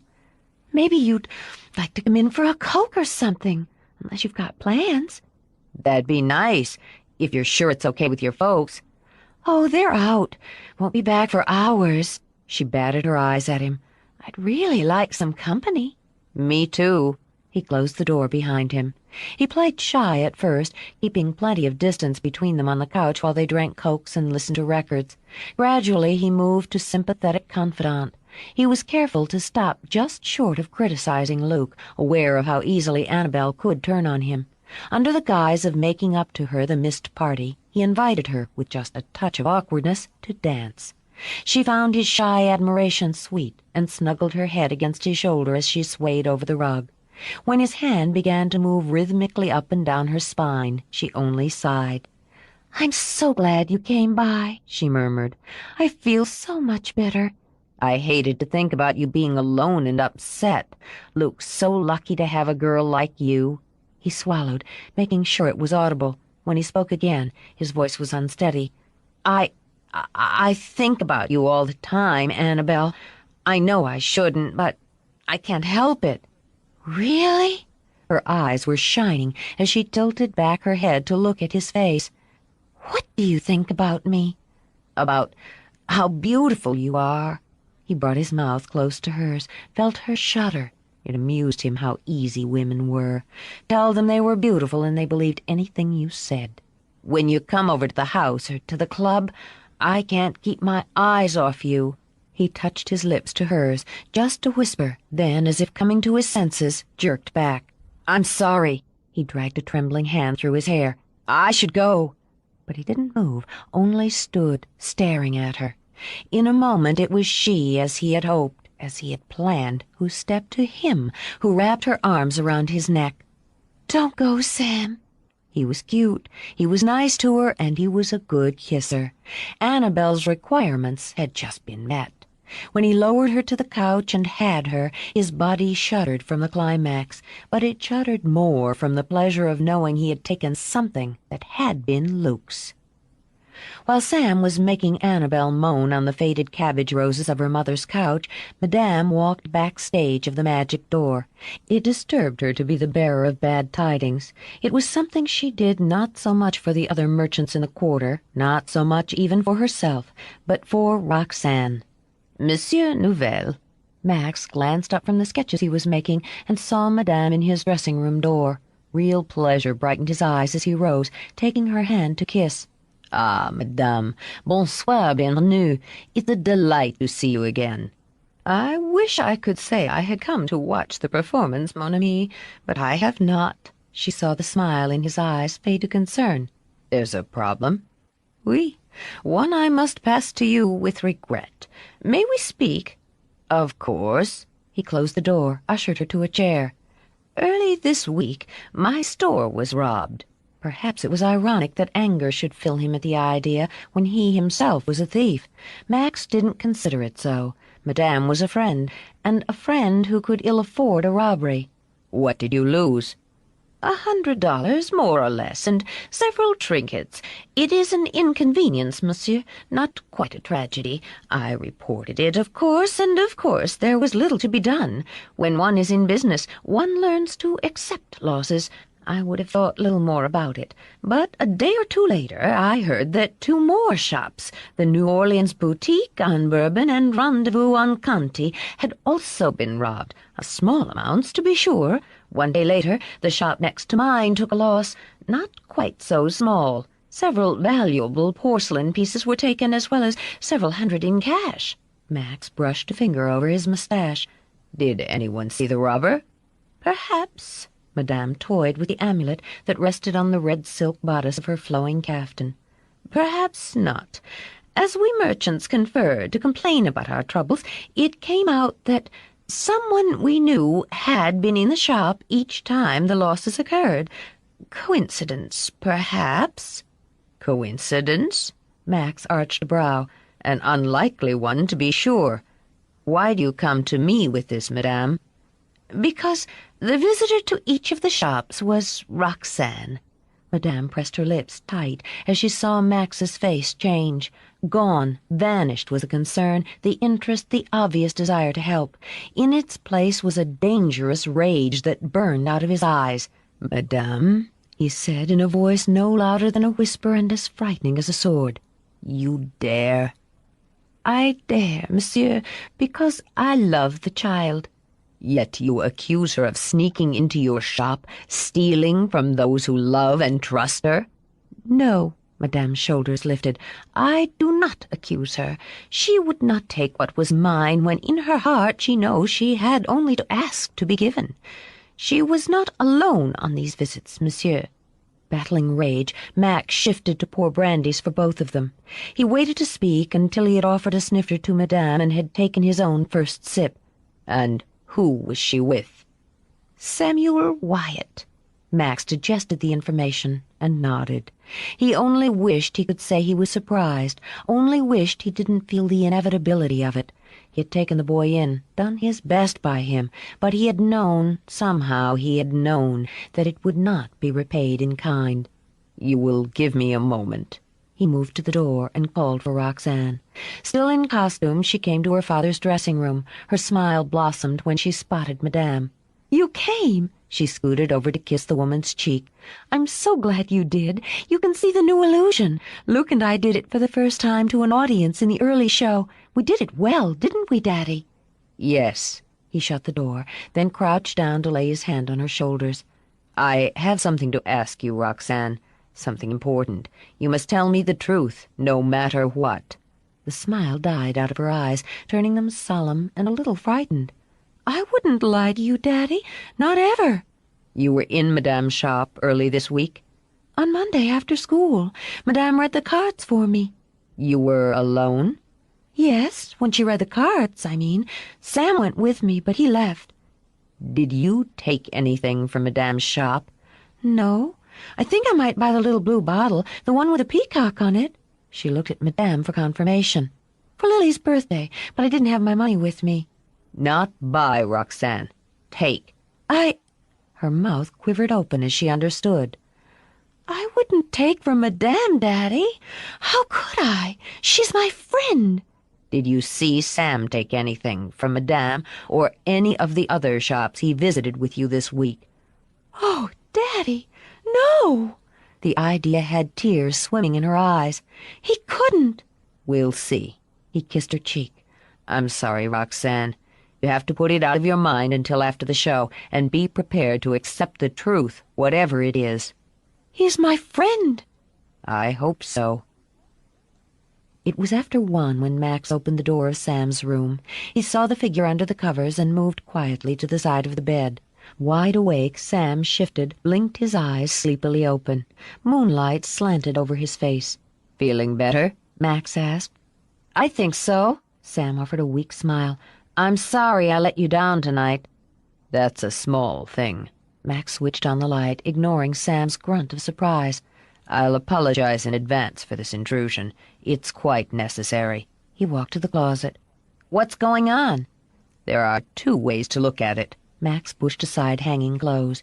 "Either I'm defending my home, or I'm doing you a grave disservice. I sincerely hope it's the latter." "You have no right to pry into my personal things." Sam leaped out of bed in his underwear and grabbed at Max's arm. "By doing so, I may save your reputation." "Come on, Sam."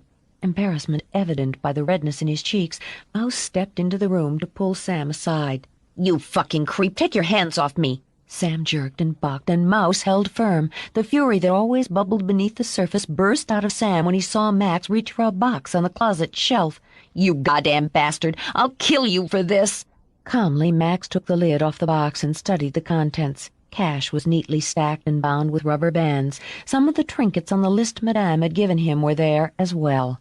Others had probably been sold, Max assumed. There was a heaviness around his heart as he looked over at Sam. "I took you into my home," Max said slowly. "I don't expect gratitude for that, since you worked for your room and board. But I trusted you with my child, and she trusted you as her friend. You used her, and in such a way that you've stolen a piece of her childhood along with these. If I were a man of violence, I would kill you for that alone." "She knew what I was doing," Sam spat out. "She was part of it. He broke off as Max struck him hard across the face with the back of his hand. "Perhaps I'm a man of violence after all." He stepped forward so that his eyes were close to Sam's. "You'll take your clothes and leave tonight. I'll give you what pay you have owed to you. You'll not only leave this house, but the quarter.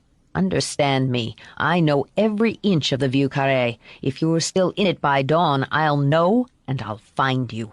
He turned, and taking the box, started out. "Let him go, Mouse. See that he packs his things, and his things only." "You'll pay, you bastard." Sam wiped at the blood on his lip. "I swear to Christ you'll pay." "I have," Max said over his shoulder, "by subjecting my family to you." Sam grabbed a pair of jeans off the back of a chair. He sneered at Mouse while he tugged them on. "Get your rocks off watching me dress, faggot." Mouse flushed a little, but said nothing. "I'll be glad to get the hell out of here anyway." He pulled out a shirt. "The past couple of months, I've been bored out of my gourd." "Then get moving." Luke stood in the doorway. His eyes glittered. "It'll give us time to fumigate the stink in here from a creep that uses a little kid to cover his ass." "Don't you think she liked to be used?" Grinning a challenge, Sam stuffed his remaining clothes in a denim laundry bag. "That's what females like best, asshole. Just ask Annabelle." "What the hell does that mean?" "Well, now." Sam shrugged into the jacket Lily had bought for him. It would keep him warm through the winter. "Since you ask, maybe you'd be interested to know that while you were out being the good little trooper tonight, I was busy fucking your girl's brains out." He saw the fury on Luke's face and the disbelief. His lips spread over his teeth. "Right on that ugly flowered couch in the living room." Sam's grin was hard and cold as ice. "I had her out of those red lace panties in 5 minutes. She likes to be on top best, doesn't she? So you can give it to her real deep. That mole under her left tit sexy as hell, don't you think?" He braced, eager for a fight, as Luke leaped at him. But Mouse moved fast, grabbing Luke and dragging him toward the door. It's not worth it, Mouse kept saying. Come on, Luke, let it go. It's not worth it. Sam's laugh echoed after them as Mouse shoved Luke toward the stairs. Go out and cool off. Get the hell out of my way. Max wants him to go. Mouse stood firm at the top of the stairs. He would, if he had to, knock Luke down them. That's all he wants. You go outside. Take a walk. I gotta make sure he goes. Fine, Luke thought. Dandy. He'd go out all right, and he'd wait for Sam. He stormed down the steps and out into the courtyard. His blood was up, boiling Irish in his veins. His fists were already curled and ready. He planned to wait on the street, follow Sam for a block or two, then beat the shit out of him. But he heard her crying. He was turned toward the street, his body braced, his mind full of violence. She was crying as if her heart were broken, curled up on a stone bench by the dormant azaleas.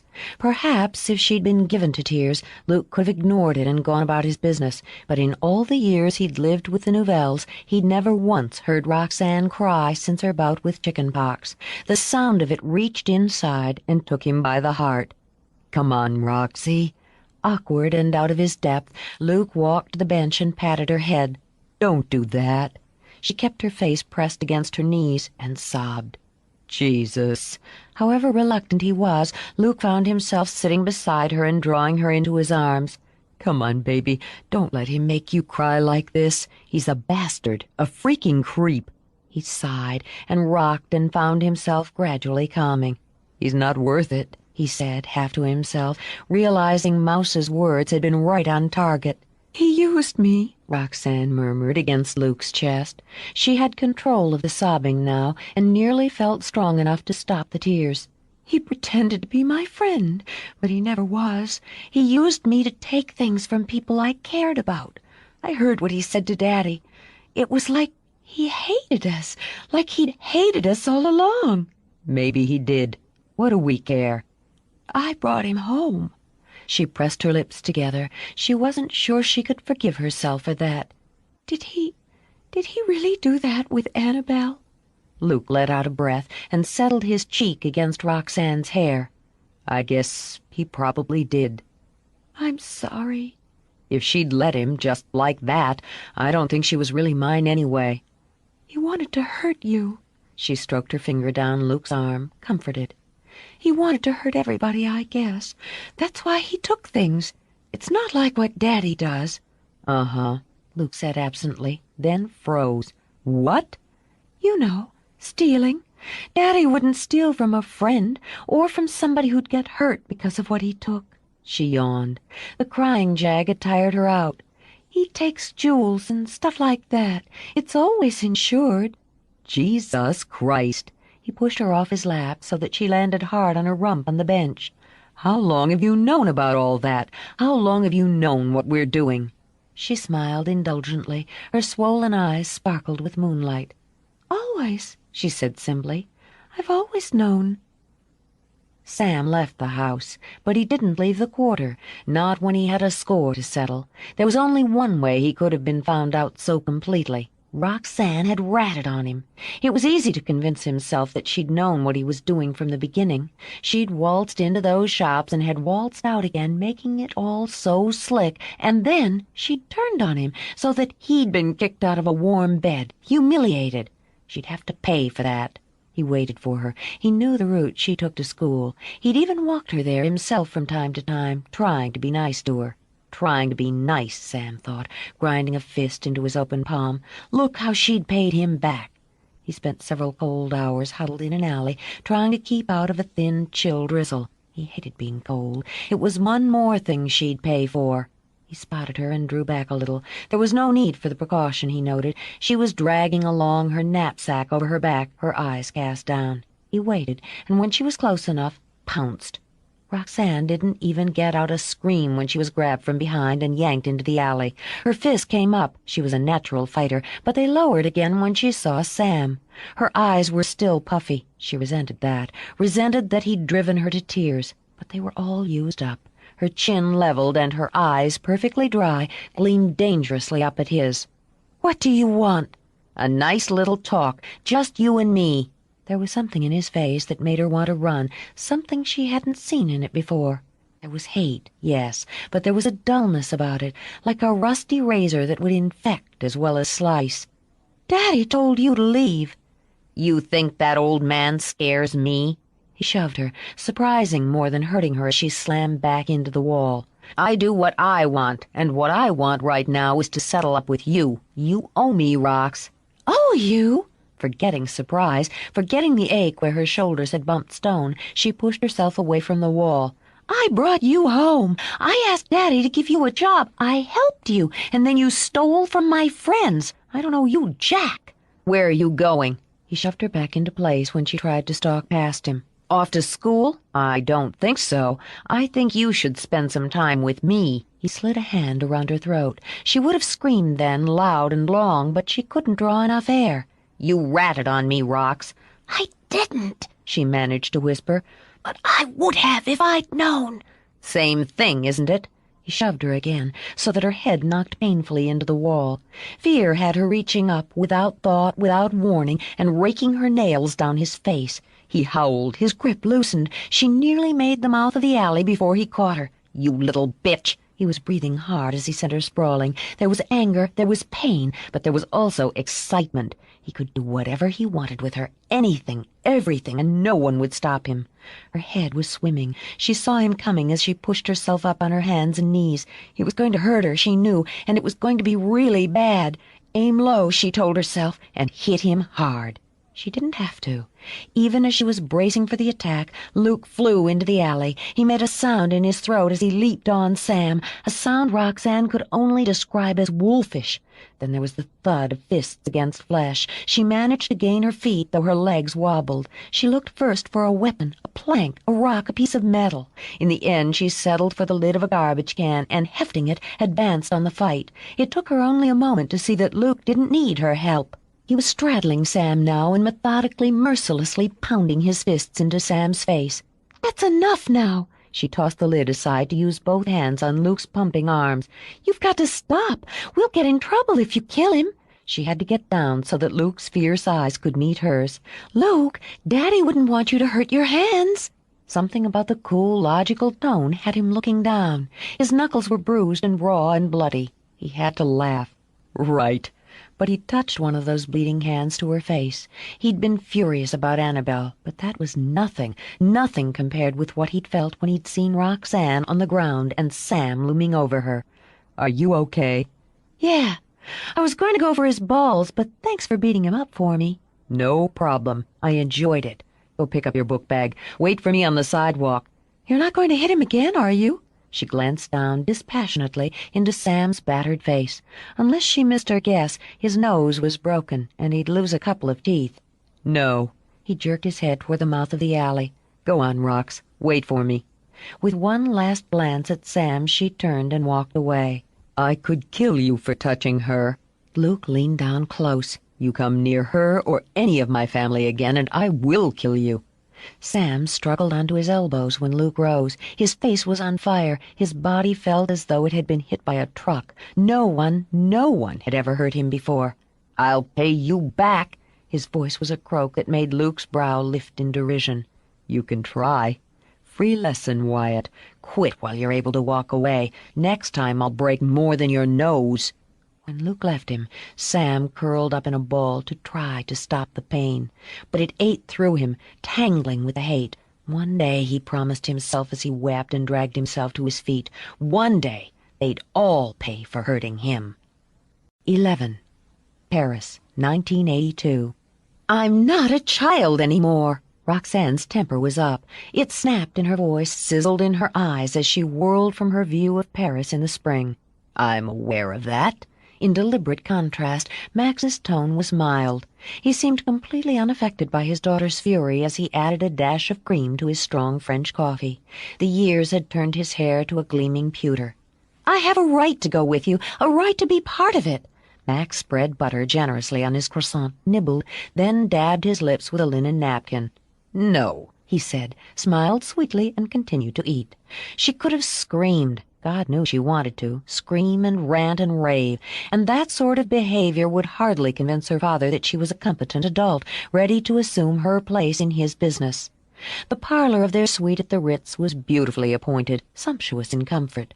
In her flowing silk robe, splashed with vivid flowers, the discreet emeralds winking at her ears, the intricate French braids spilling down her back, she looked as though she belonged there. But Roxane's heart and soul longed for dark alleys, sooty rooftops. The blood that pumped through her veins under that lily-soft skin was the blood of a thief. She only needed to convince her father it was time for her debut. "Daddy," she topped off his coffee, giving him another engaging smile. "I understand you only want to protect me. A parent's most important job. And I love you for it, but you have to let me grow up." He looked at her then. Though his lips remained curved, his eyes were unbearably sad. "All the magic at my disposal couldn't have stopped you from that." "I'm ready."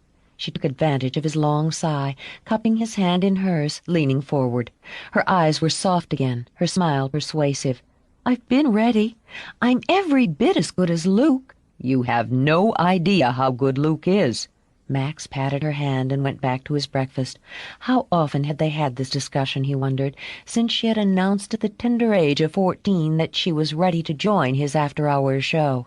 He'd had no idea she'd even known what he did when the spotlights dimmed and the crowds went home. Roxane's eyes iced over. Max nearly chuckled. Such was a woman's magic, he thought. "However good he is," she said, "I can be better." "It's not a competition, my love." He was wrong there, Roxane mused as she sprang up to pace the room again. It had been a competition, a fierce one, for years. "It's because I'm not a man." There was bitterness in every syllable. "That has nothing to do with it. I take some pride in considering myself a feminist." Max sighed again, pushing his plate aside. "You're too young, Roxy." That was the wrong button to push. Outraged, she spun around. "I'm nearly 18. How old was he when you took him with you the first time?" "Years older," Max murmured. "Inside. Roxane, I want you to go to college, learn the things I can't teach you, discover yourself." "I know who I am." Her head came up, her shoulders straightened. Max saw a glimpse of the woman she would be. The pride burned so hot and fast it caused his eyes to swim. "You've taught me everything I need to know."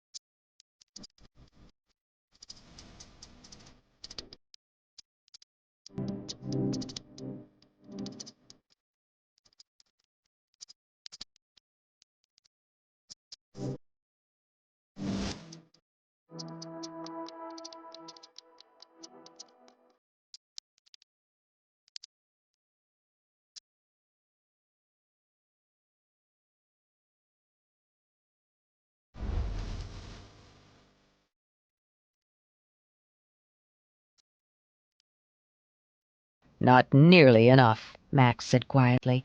"Lily and I have kept you close, perhaps too close, because we couldn't bear to do otherwise. We only want you to take a step away on your own. If you come back, I'll be content it's right for you." "What about what I want?" she demanded. "I want to be there when you go to Chaumet, when you open the safe. I want to know what it feels like to stand in the dark and hold the Azadine diamonds in my hands." Max understood only too well. He could regret that he'd told her about the jewels, their history, their spectacular beauty, and the mystique that went along with the glittery stones. But there was little room for regret in his life. "Your day will come, if it's meant to, but not this time." "Damn it, I want—" "Your wants have to wait."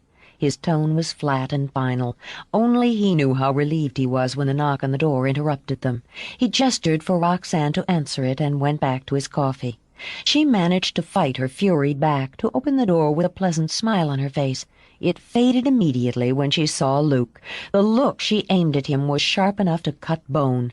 "Got turned down, did you?" He grinned, tucked his hands in his pockets, and strolled past her. The teasing feminine scent of her perfume kindled an instant fire in his blood. He'd learned he couldn't ignore it, but he could keep her from seeing his reaction to her and making him pay for it. "Max?" He poked through the silver basket of pastries and helped himself. "I thought you'd want to know. The rest of the equipment finally arrived." "Ah, at last." With a nod, he gestured for Luke to sit. "Have some coffee. I'll go check it myself. You can keep Roxanne company."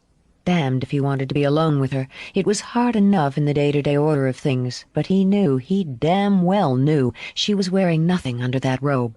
"I'll go with you." He was half out of his chair when Max stood and pushed him down again. "No need. Mouse and I can make sure everything's in order. We should be able to rehearse this afternoon." He moved to the mirror to straighten his tie and brush at his mustache. Didn't they realize the sparks they set off each other? Max wondered. An innocent bystander could go up in flames. Youth, he thought with a sigh and a smile. In the mirror he could see their reflections, both of them tensed as alley cats with most of the room between them. "If Lily wakes soon, tell her to enjoy her morning. We'll meet at La Palace at 2. He crossed over to kiss his daughter's cheek. "Au revoir, ma belle." "We're not finished with this." 2:00, he said. "Meanwhile, you two should go out, take a walk in the Paris sunshine." The minute the door closed behind her father, Roxanne rounded on Luke. "I'm not going to be left behind this time." "It's not up to me." She marched to the table where he sat, slapped her palms down on the linen cloth hard enough to make the china rattle. "And if it were?" He looked at her square in the eyes. He could have strangled her for becoming so beautiful, and she'd done it slowly, insidiously over the last few years, sneaking up on him like a thief to steal his breath away with a look. "I do exactly what Max is doing." That hurt. She sucked in her breath on the sharp pain of betrayal. "Why?" "Because you're not ready yet." "How do you know?" She tossed her head back. The light through the window shivered over her hair and turned it to flame. Luke was afraid she'd read the passion in his eyes. "How do you know what I'm ready for?" It was a direct challenge, much too direct. His palms dampened. "Heisting jewels from the Tremalda Villa's a far cry from scamming tourists with the cups and balls rocks." Needing a prop, he picked up his coffee. Years of training kept his hand steady. He could make her angry, he knew. It was best. As long as she was angry, he could keep his hands off her. He hoped. "I'm every bit as good as you, Callahan. You didn't even know how to riffle a deck until I taught you." "It must be tough to know you've been outreached." Her skin went ice-white, then flushed deeper than the roses on the table between them. She straightened, and to his misery, Luke saw every curve of her body beneath the robe. "You witless bastard! You couldn't outreach me if you were standing on stilts." He only smiled. "Who got the most press the last gig in New York?" "An idiot who has himself chained in a trunk and gets tossed in the East River is bound to get press." How she hated the fact that the escapes he'd gravitated to were spectacular. Every time he'd locked himself into another box, she was torn in two parts, one thrilled by his skill and his daring, the other disgusted by it. "I got the press for getting out," he reminded her, and took out one of the French cigars he'd developed a fondness for being the best. He flicked on his lighter and puffed smoke from the cigar.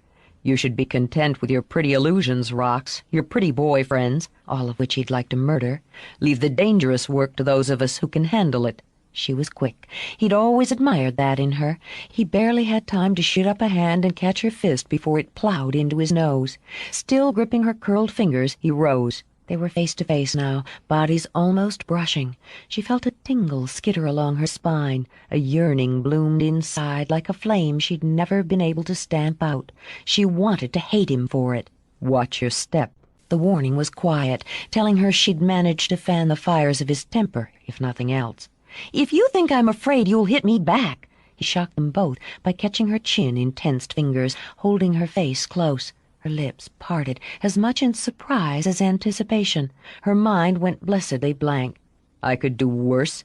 He ground the words out. They tasted like glass in his throat. "And we'd both pay for it." He shoved her away before he did something he'd never forgive himself for. As he strode to the door, he tossed back a clipped order. 2:00, in costume, and slammed the door behind him. When she realized her knees were shaking, Roxanne lowered herself into a chair. After several deep breaths, she rubbed a hand along her throat until she could swallow over the obstruction lodged there. For an instant, just a flashing instant, he'd looked at her as though he realized she was a woman he could want, a woman he did want. On another shaky breath, she shook her head. That was ridiculous.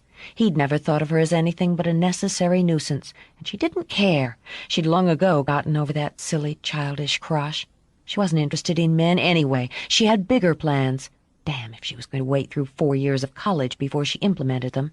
Her lips firmed. Damn if she was going to wait another week. It was time to flesh out the idea that had been brewing in her mind. Pastime. Smiling to herself, she brought her long legs up, crossed them, and casually reached for the cigar Luke had left burning. She sat back, blowing smoke rings at the ceiling, and plotted. Luke could only thank God he had so much on his mind. Between preparing for the gig at La Palace and the job at Chaumet, he didn't have time to dwell on Roxanne, except at 3 a.m., when he'd awake in the cold sweat of frustration from dreams of her. Incredibly clear, incredibly provocative dreams of that long white body wrapped around his, of that glorious hair spread over a patch of dewy green grass in some secluded glade, of those witchy eyes clouded with passion. If there was a hell, Luke was certain he would burn for those dreams alone. He'd been raised with her for Christ's sake, and was the closest thing to a brother she had. The only thing keeping her safe from him was the idea he'd fixed in his head that doing what he wanted to do would be a kind of spiritual incest, and the certainty that she would laugh at him, that the laugh would rake him clean to the bone if he let his feelings show. He had to get out, he realized when he'd paced the length and width of a room a dozen times. A nice long walk before dinner, a stroll in the Parisian twilight. He grabbed his black leather bomber jacket and paused in front of the mirror long enough to run fingers through his hair. He didn't notice the changes in himself over the years. So much was the same. His hair was still dark, still thick, still worn dramatically long to curl over his collar or to be caught in a queue. His eyes were still blue, and the length of his sooty lashes had ceased to embarrass him. He'd learned that his poetically good looks could charm women who put stock in such things. His skin remained smooth, with long bones pressed taut against it. Once in his teens he'd grown a mustache, but it hadn't suited him. Now his mouth was unadorned. He'd broken his nose once in an escape, but it had healed straight. That was a slight disappointment. At 21 he'd grown to his full height of 6'1", and his body was rangy. The haunted look that had come over him so often during childhood came only rarely now. The years with Max had taught him control, physical, mental, emotional. He was and always would be grateful for that. And given time, given will, he would break clear of the shackles his feelings for Roxanne had clamped on him. Turning away from the mirror, he went out, started down the long, carpeted hallway toward the elevators. He glanced briefly at the pretty blonde maid pushing her cart. Time for a check for extra towels, mints on the pillow. The child who'd once slept in ditches had become so used to such luxuries he barely noted them. "Bonsoir," he murmured with a casual smile as he passed her. Bonsoir, monsieur. Her smile was shy and swift before she knocked on a door across the hall. Luke was nearly to the elevators when he stopped dead. That scent. Roxanne's scent. Damn her. Was he so bedazzled he could smell her everywhere? He shook himself loose, took another step, and stopped again. His eyes narrowed as he turned around and studied the maid, who was fitting her master key into the lock. Those legs. His teeth set as he studied the long, slim legs beneath the discreet black skirt of the uniform. Roxanne's legs. She was easing the door shut behind her when he slapped a hand against it. "What the hell do you think you're doing?" She blinked up at him. "Pardon?" "Cut the crap, Roxanne. What's the deal?" "Shut up!" She hissed the words as she grabbed his arm and pulled him inside. She was furious, but that could wait. First she wanted answers. "How did you know it was me?" He could hardly tell her he'd have recognized her legs anywhere, so he lied. "Give me a break. Who do you think you're fooling with that get-up?" The fact was, it was perfect. The short, sassy blonde wig changed her looks dramatically. Even her eye color was different, rose-colored contacts, he imagined, that turned emerald into smoky brown. She was skilled enough with makeup to subtly change the tone of her skin, the shape of her face. She'd added a bit of padding to her hips, and, Luke was certain, was wearing one of those clever bras that should have been illegal. They pushed up and padded and made a man's mouth water for what was essentially a mirage. "Bull!" Her voice was still an incensed whisper. "I spent 10 minutes in Lily's room, and she didn't recognize me." "Because she hasn't been drooling over your legs for the past 2 years." "I did," he said, and left it at that. "Now, what the hell are you doing in here?" "I'm stealing Mrs. Melville's jewelry." "Like hell." Her eyes flared. They might have been brown, Luke thought, but they were Roxanne's. "Leave me alone. I got in here, and I'm not walking out empty-handed. I planned it out down to the last detail, and you're not spoiling it for me." "And what are you going to do when Mrs. Melville screams down the gendarmes?" "Look shocked and appalled and outraged, of course, like every other guest in the hotel." Turning away, she went directly to the dresser. She took a hanky from her pocket, using it to insure against fingerprints as she opened drawers. He made a sound in his throat that was equal parts amusement and disgust. "You think you're going to find her stuff just lying around in a drawer? The Ritz has a safe downstairs for that." Roxanne sent him a withering look. "She doesn't keep it downstairs. I overheard her arguing with her husband the other night. She likes to keep it close so she can pick through it when she's dressing each evening." It was good, Luke mused. Very good. He searched around for another flaw. "What are you going to do if one of them walks in while you're pawing around?" "I won't be pawing around." Moving quickly, competently, she closed a drawer. "I'm here to turn down the bed. What's your excuse?" "Okay, Rox, enough's enough." He grabbed her arm. "We've planned out the Chaumet job for months. I'm not having one of your two-bit games spoil it." "One has nothing to do with the other." She jerked away from him. "And it's not two-bit. Have you seen the rocks that woman wears?" "Could be paste." "That's for me to find out." With one brow arched, she took a jeweler's loop from her pocket. "I've been around Max nearly 18 years, she said as she slipped it back in place. "I know what I'm doing." "What you're doing is getting the hell out." He broke off when he heard a key rattle in the lock. "Oh, shit." "I could scream," she said pleasantly. "Claim you'd pushed your way in and attacked me." There wasn't time for rebuttal. He shot her one fulminating look, then took his only option. He dived under the bed. With her tongue tucked in her cheek, Roxanne began to turn down the bedclothes. She straightened when the door opened and blushed prettily. "Oh, Monsieur Melville," she said in heavily accented English.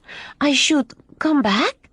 "No need, honey." He was a big, brawny Texan in his 50s, and the damn French food gave him indigestion. "You just keep on with what you're doing." "Merci." Roxanne smoothed the spread and fluffed the pillows, well aware Melville's eyes were riveted to her posterior.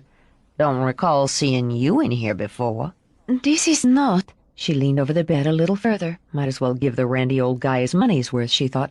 "My floor usual." Enjoying her character, she turned, slanting him a look from under her lashes. "You would like more towels, monsieur?